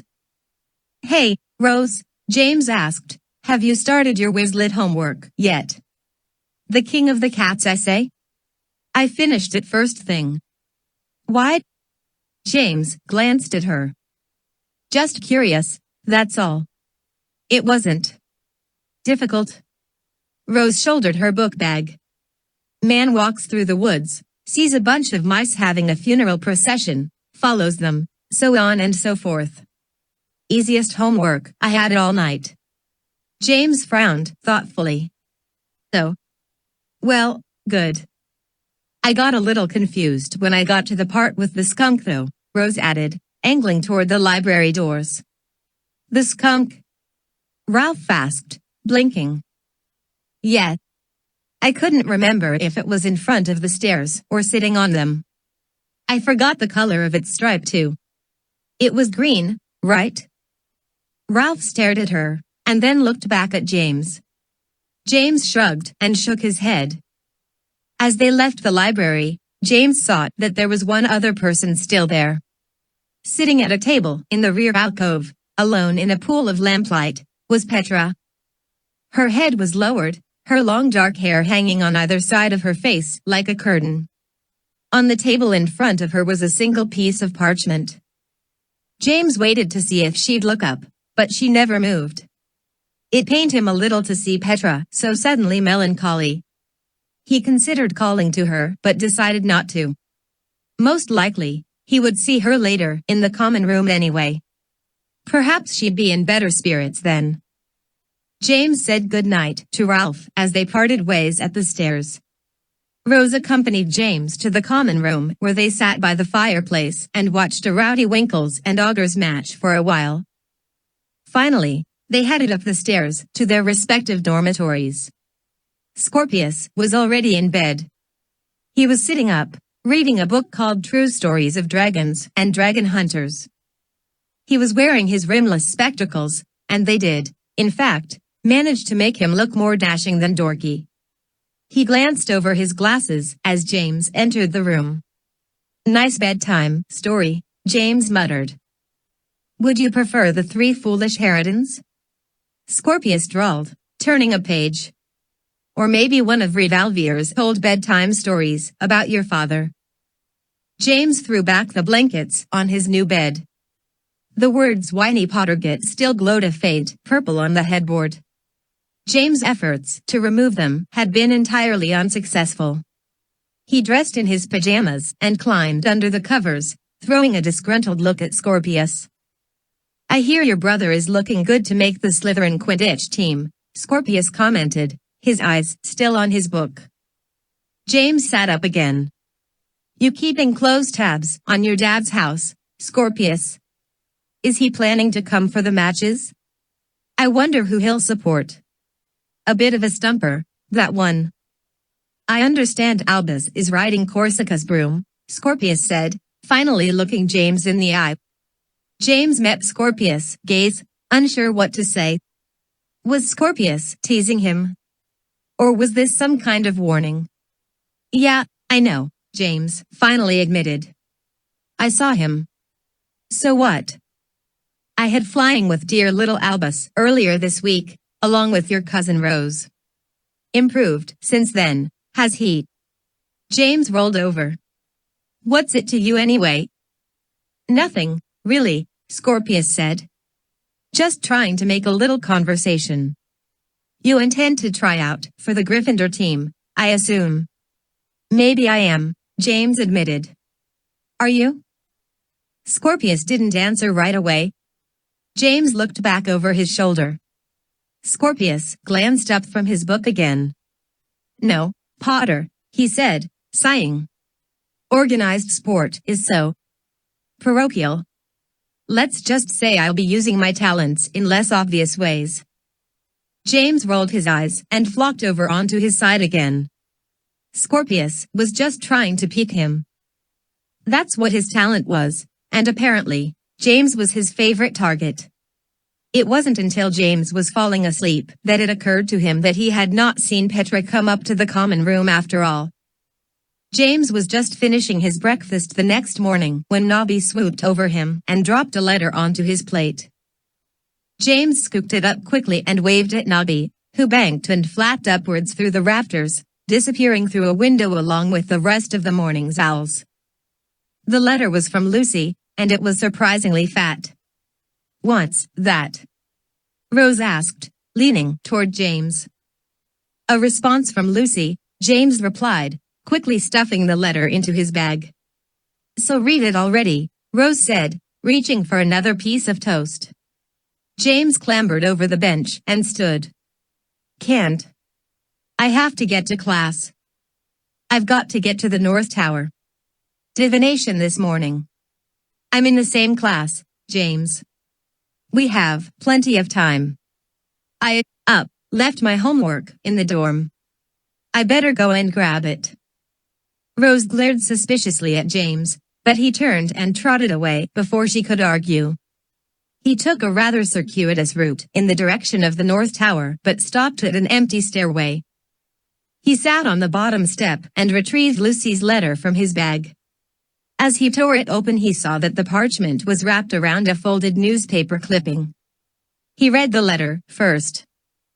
"Dear James, thanks for writing. We're currently at home, which is very nice for me, but not so nice for getting any pictures of anything interesting for Rose. Sorry. I had a feeling about Albus. Really, I don't think anyone will be very surprised about his ending up in Slytherin. I wondered if I might end up there myself. Is that awful of me? I do hope it's not. Daddy told me all about your DeBellows teacher.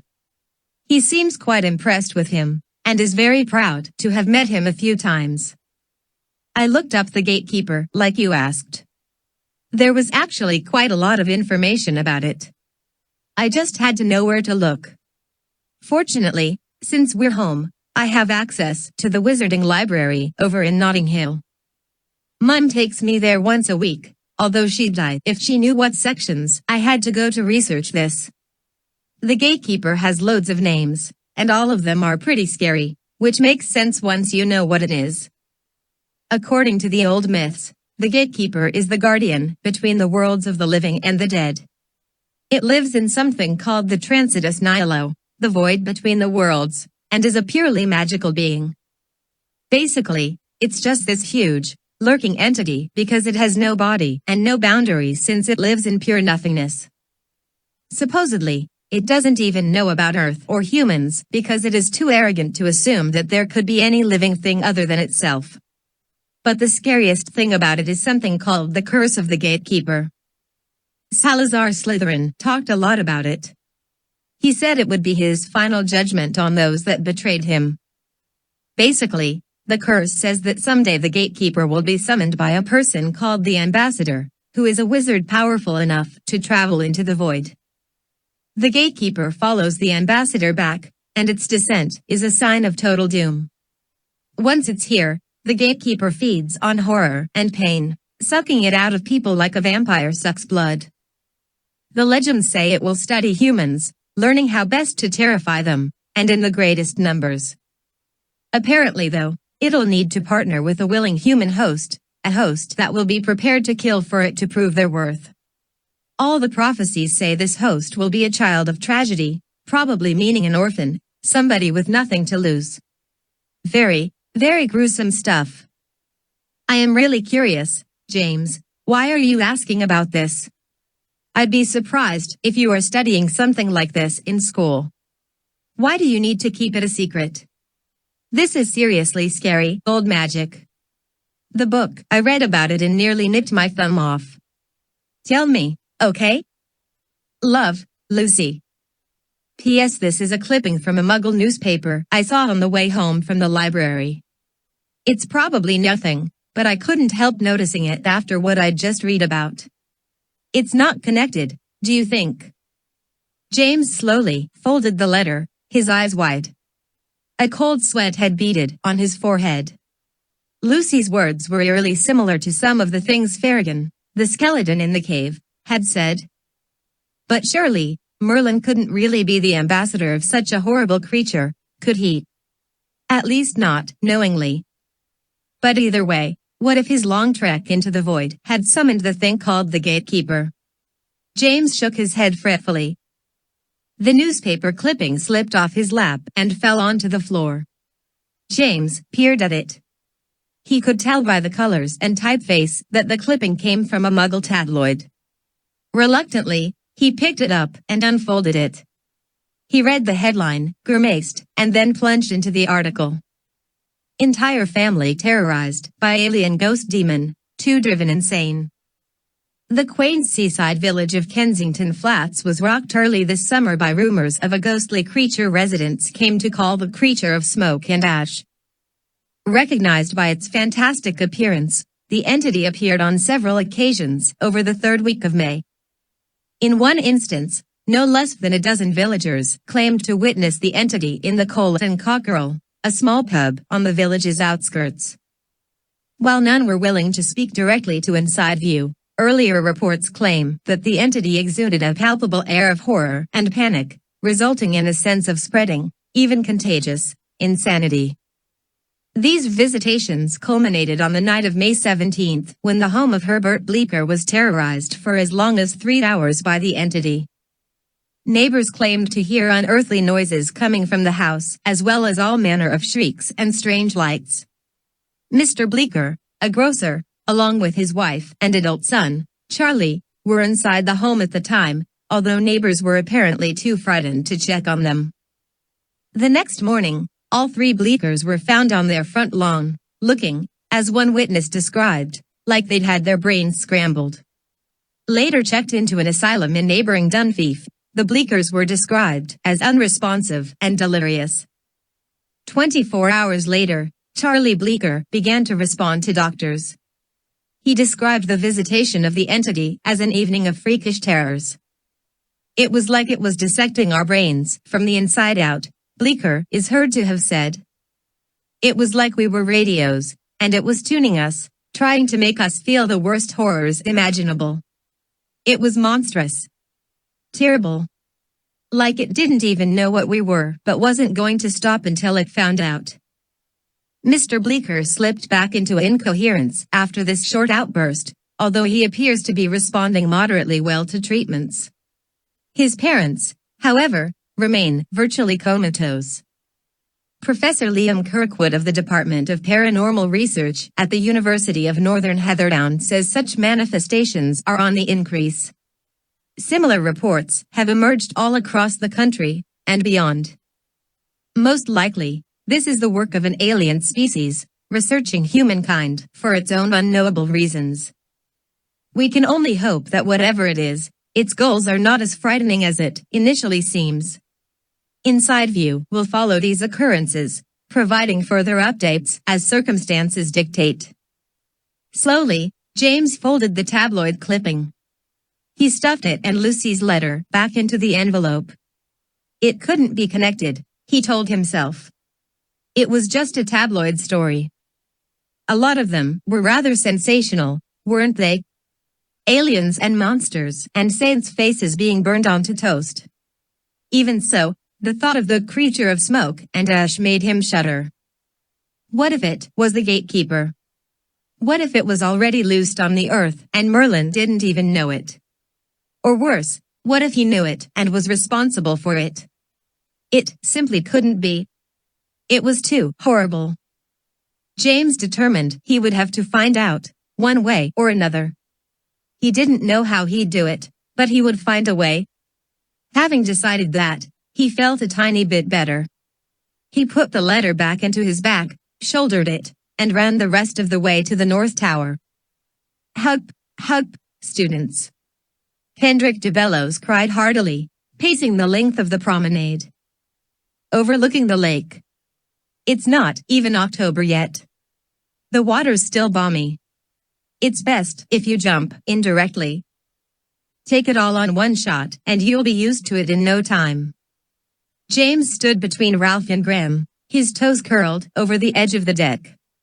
The water below looked cold and murky. His face reflected back at him, his expression tense and worried. I don't know what's worse, Grimm muttered through gritted teeth, the idea of jumping into that water, or being seen wearing this idiotic outfit. None of the students had packed swimwear, of course. DeBellows, being rather insufferably persistent in his goals, had somehow located a closet of very old bathing suits once worn by an official Hogwarts water wrestling team. The one-piece suits extended to the elbows and knees and were striped in faded burgundy and gray. A Hogwarts crest was embroidered in the center of the chest. Whoever heard of water wrestling, anyway? Ralph said. Though, it was huge for a while, back in the old days, Grimm replied. The mermen had a team. You wouldn't think they'd be all that strong, looking at them, but I guess they were really wiry. Students wore these to wrestle mermen? James said, glancing down at his oversized swimsuit. Yeah, but the mermen cheated sometimes, Grimm explained. The whole event was scrapped when the merman captain was found with a grindilo hidden under his cape. He was apparently using it to batten onto his opponent and pull them down.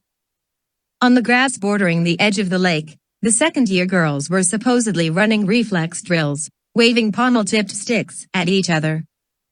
Most of them seemed to have abandoned the activity, choosing instead to stand in groups and watch the boys, smirking or looking bored.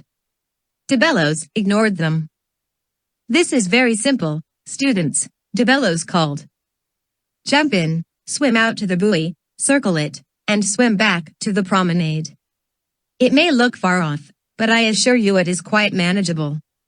I did it myself 6 times just this morning.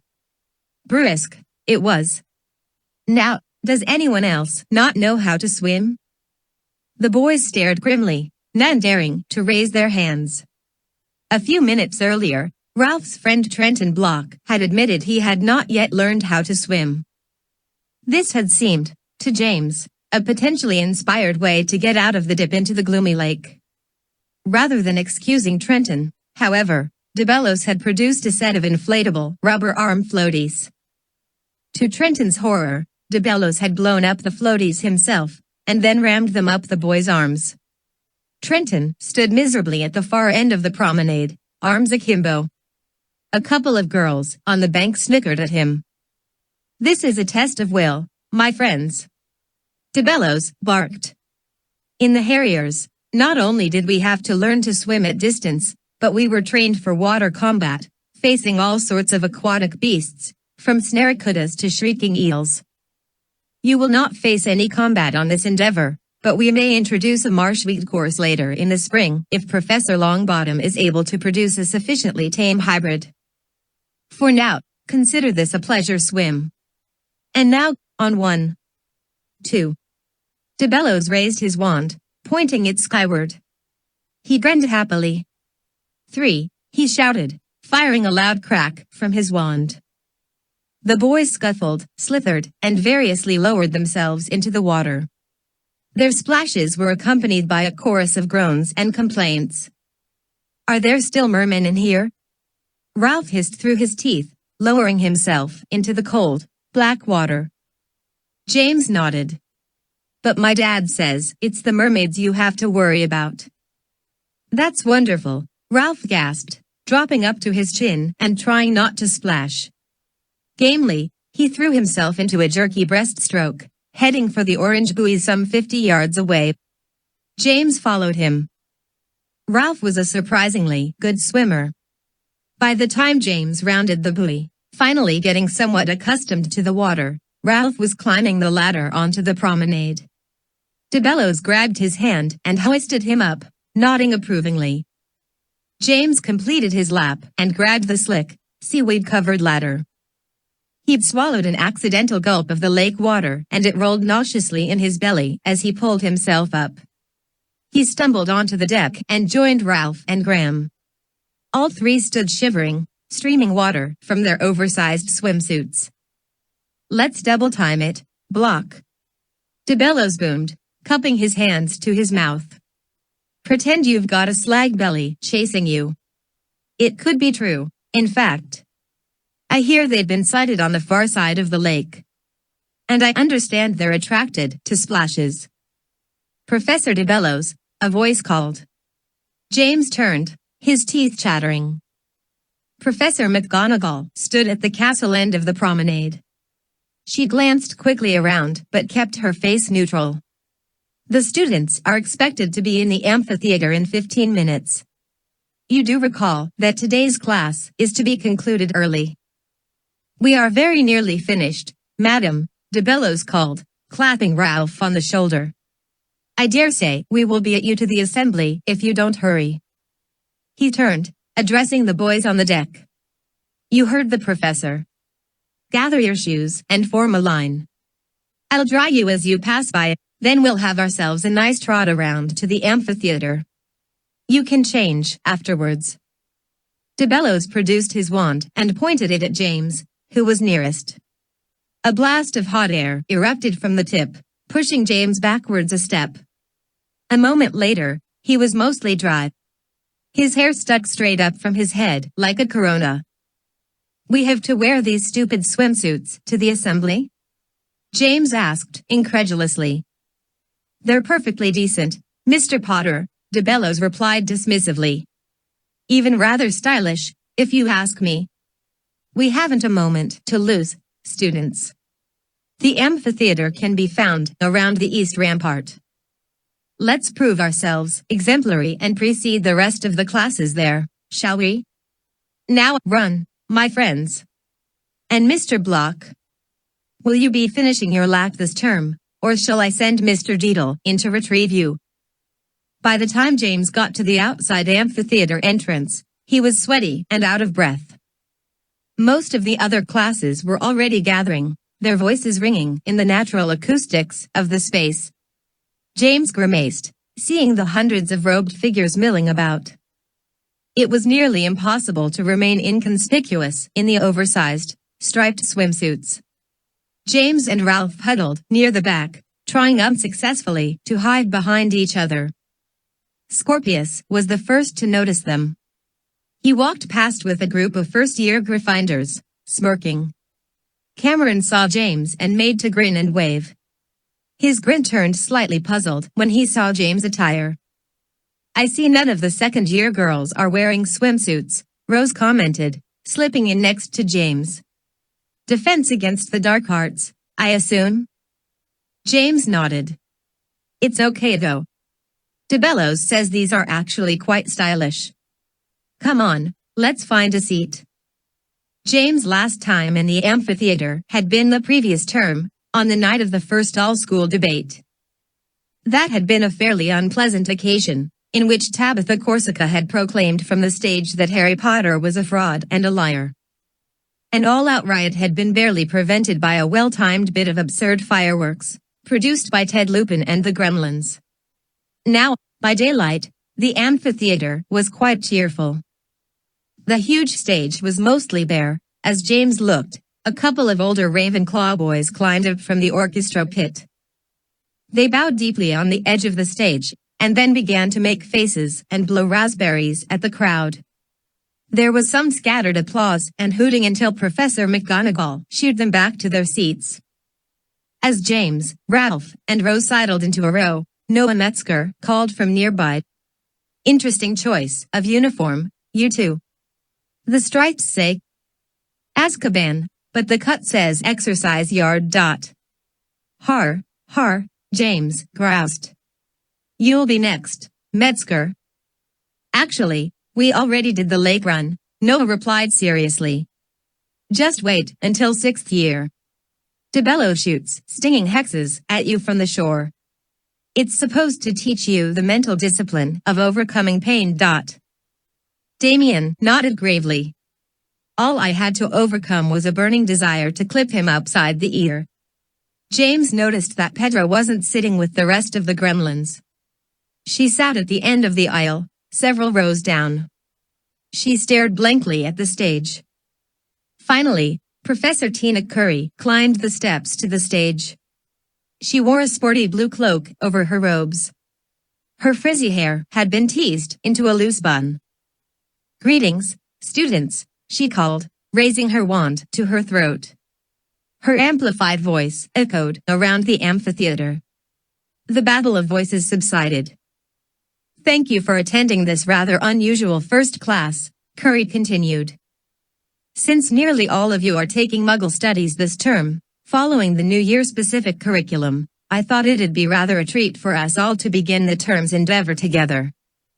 As most of you know, I am Tina Curry, Professor of Muggle Studies, and it is the goal of this class to teach us to understand the ways and means of the Muggle world. We do this for a variety of reasons, but primarily because, being witches and wizards, we have the benefit of knowing of the Muggle world, whereas they know nothing of us. It is, therefore, incumbent upon us to study the Muggle world, to understand it as well as possible, so that we may, whenever necessary, mingle in that world and work comfortably within it. Further, we must recall our shared humanity, valuing our differences without creating prejudices from them. Thus, as an exercise, this class encourages us to immerse ourselves in the Muggle world, utilizing some of the ingenious tools and methods that they have developed to compensate for their non-magical nature. Last term, many of you will recall that we played a Muggle sport called football, using only our feet and a simple, unenchanted ball. This term, we will attempt something on a far greater scale. This endeavor will require the cooperation of every class. Every one of us will have a specific duty, and we will accomplish those duties using no spells, potions, or charms. This term, students, we will be producing a theatrical presentation of the famous wizard play, The Triumvirate. A wave of chatter moved through the assembly. James couldn't tell if the general response was positive or negative. "What's that about?" Ralph asked. Rose whispered, "It's a story about a love triangle between a young witch princess named Astra and two wizards, Truce and Donovan. Donovan's older and richer, Truce is younger, a captain in the king's army. I saw it with my mum once when I was little. It's got a huge cast. Should be interesting." Near the front of the assembly, Havelock Baumgarten, one of the Slytherin beaters, stood up, raising his hand peremptorily. "Professor Curry, The Triumvirate is a classically magical production," he said in his cultured, rather smarmy voice. "By its nature, it is dependent on key magical elements. The dream sequence alone has the heroine flying, imagining phantom armies, and witnessing the predicted sinking of True's galleon in a hurricane. How can we possibly expect to remain faithful to the story if we insist on strictly Muggle methods?" "A legitimate concern, Mr. Baumgarten," Curry replied. "However, I have just returned from a tour of some of the Muggle world's better theater productions, and I must say that the sheer ingenuity and resourcefulness of those presentations amazed even me. In fact, you may be interested to learn that even Muggles refer to the magic of theater." From the crowd, Victoire spoke up, "But how can Astra fly without levitation?" "You'd be quite surprised what can be accomplished with ropes and pulleys, Miss Weasley," Curry said, smiling. "In fact, I think all of you will be quite impressed by the amount of mundane magic that can be done simply with paint, costumes, props, lights, and a seemingly endless number of stagehands. This is why I have asked the school to involve all classes in this rather extensive production. The sheer number of teams and skills required assures that every one of us will play a vital role in the production. I will serve as director, of course. The production will run one night only, in this very amphitheater, the last week of the school term. Your parents and families will all be invited to attend. It will be, I am quite sure, an evening that all of us will remember." The assembly broke apart into hushed babbling again as everyone considered this rather unusual plan. Professor Curry cleared her throat. "To this end," she said, raising her voice over the chattering crowd, I have posted several sign-up parchments in the hall immediately adjacent to the amphitheater. Anyone who wishes may try out for a part. Auditions will be scheduled in class, and parts will be awarded by the end of next week. Those who do not wish to act on stage may sign up for the orchestra, the props department, the costume shop, light crew, stage crew, and etc. I am sure everyone will find an area they will enjoy working in. And now, allow me to be the first to welcome you all to the world of the theater. The assembly will conclude now, allowing you plenty of time to consider your options and sign up for whatever you wish. Thank you, students, and good evening. As the assembly broke up and trickled toward the huge castle archway, Rose said, "You should sign up for a part, James. You're tall for your age. I bet you could play Trues." James grimaced. "No way." "Why not?" Rose insisted. "Don't tell me you're afraid to get up on stage in front of everyone." "No," James said, his face reddening a bit. "It's just silly. I mean, if we were doing the last assault of Kierkegaard, I might sign up. At least in that story, there's sword fights and explosions. I was thinking about signing up for the stage crew." "Yeah," Ralph agreed. "I'm going to sign up for that or the props department. This could be kind of fun. I saw a play in London when I was a kid. It was wicked. I'd always thought it'd be neat to work behind the scenes." "I'm putting my name down for Donovan," Noah proclaimed. "I've got that older, mysterious rogue look down already. I should be a shoo-in." "It's too bad Ted's gone this year," Sabrina commented. "He'd love this. I wonder how he's doing with his Quidditch training." Damien said, "We'll see him Hogsmeade weekend. We have a plan to meet him at the 666. As long as he can get off work from Weasley's," Noah interjected. "I hear George's been working him like a dog." "Ted's not complaining though. He gets paid on commission, and he's pretty much a walking advertisement, isn't he?" The crowd of students thronged near the archway as everyone milled around the sign-up parchments. Rose broke away, pressing toward the far end of the hallway. "I'm going to sign up for Astra," she called. "It's probably a long shot, but I can always fall back on costume shop if that doesn't work out." Ralph also shouldered his way into the throng, heading for the props department sign-up parchment. James watched his friend go, and then scanned the nearby parchments. The crowd was finally thinning a bit as most of the students happily found their way to an early dinner. James glanced around, still hanging back. Satisfied that no one was watching, he slipped quickly over to the actors' sign-up parchments. He glanced over them, finding the parchment he was looking for. Grabbing the quill dangling from a bit of string, he signed his name to the parchment titled Trus. It was completely silly, he assured himself. He'd never get the part. It was just a lark, a personal dare. Still, there was something exciting and giddy about the idea of playing the dashing male lead.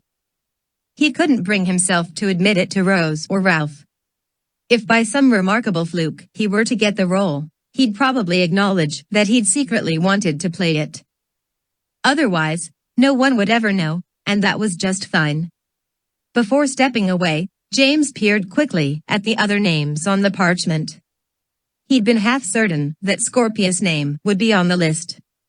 It wasn't, and he felt a bit silly for looking. James sauntered as casually as possible over to the group still gathered around the stage crew sign-up parchment.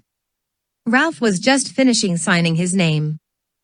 "I'm on stage crew and props department," Ralph said. "I hope I can be on both." "What'd you sign up for, James?" James finished signing his name on the stage crew parchment. He turned, keeping his face blank, and gestured with the quill before letting it drop back on its string. Ralph nodded and smiled. "We'll work together, maybe. Trenton signed up for stage crew too, and so is Beetlebrick. He's not so bad if you can stay off the topic of Quidditch." Did you see what Albus signed up for? James shook his head. In fact, he hadn't seen his brother the entire assembly. We can ask him at dinner, James replied. Come on. It wasn't the first time James had sat at the Slytherin table. The previous year, he had frequently joined Ralph and Zane for meals under the green and silver banner. Only now, however, did James realize how comforting it had been to have his mischievous American friend, who'd been a Ravenclaw, alongside him in those instances. There were no seats near Albus, who persisted in being rather a popular character in his new house. James reluctantly sat with Ralph and Trenton Block near the end of the table. James was distracted throughout the meal. He was annoyed at having to go to such lengths to attract the attention of his younger brother. It was supposed to be the other way around, wasn't it? Albus was simply being gullible. He believed that the Slytherins were drawn to him for his wit and personality, but James knew that they were just using him.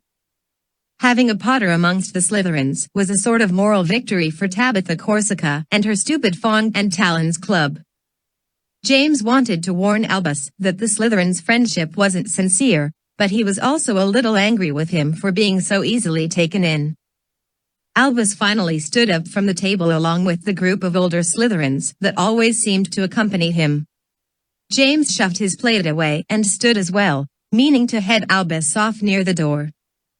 He wanted to warn him about Tabitha's broom, but that wasn't all he meant to say. Albus was accepting this whole Slytherin assignment too easily, and James couldn't help feeling it was a betrayal of his family.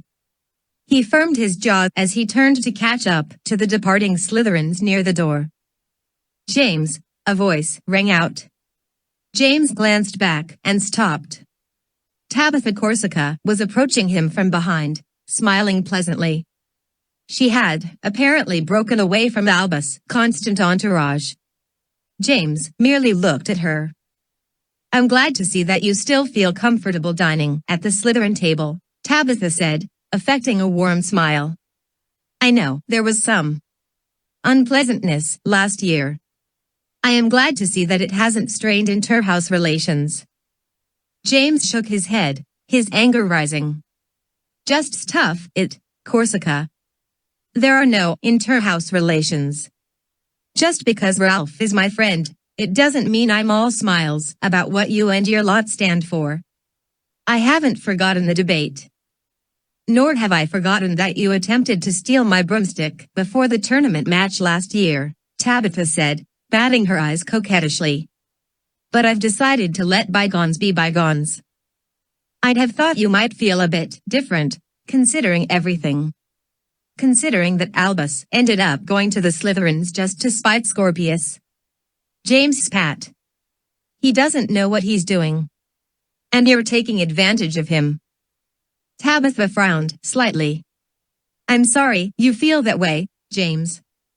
We happen to think that Albus fits in with us very nicely. He tells me that you witnessed his remarkable practice flight the other night, and I want you to know that I am quite glad you did. There was no trickery there. Albus is very talented. He will make a valuable addition to the Slytherin Quidditch team. And since you mentioned Scorpius Malfoy, I would think that the fact of his sorting would prove to you precisely what I've been saying all along. James glanced toward the door.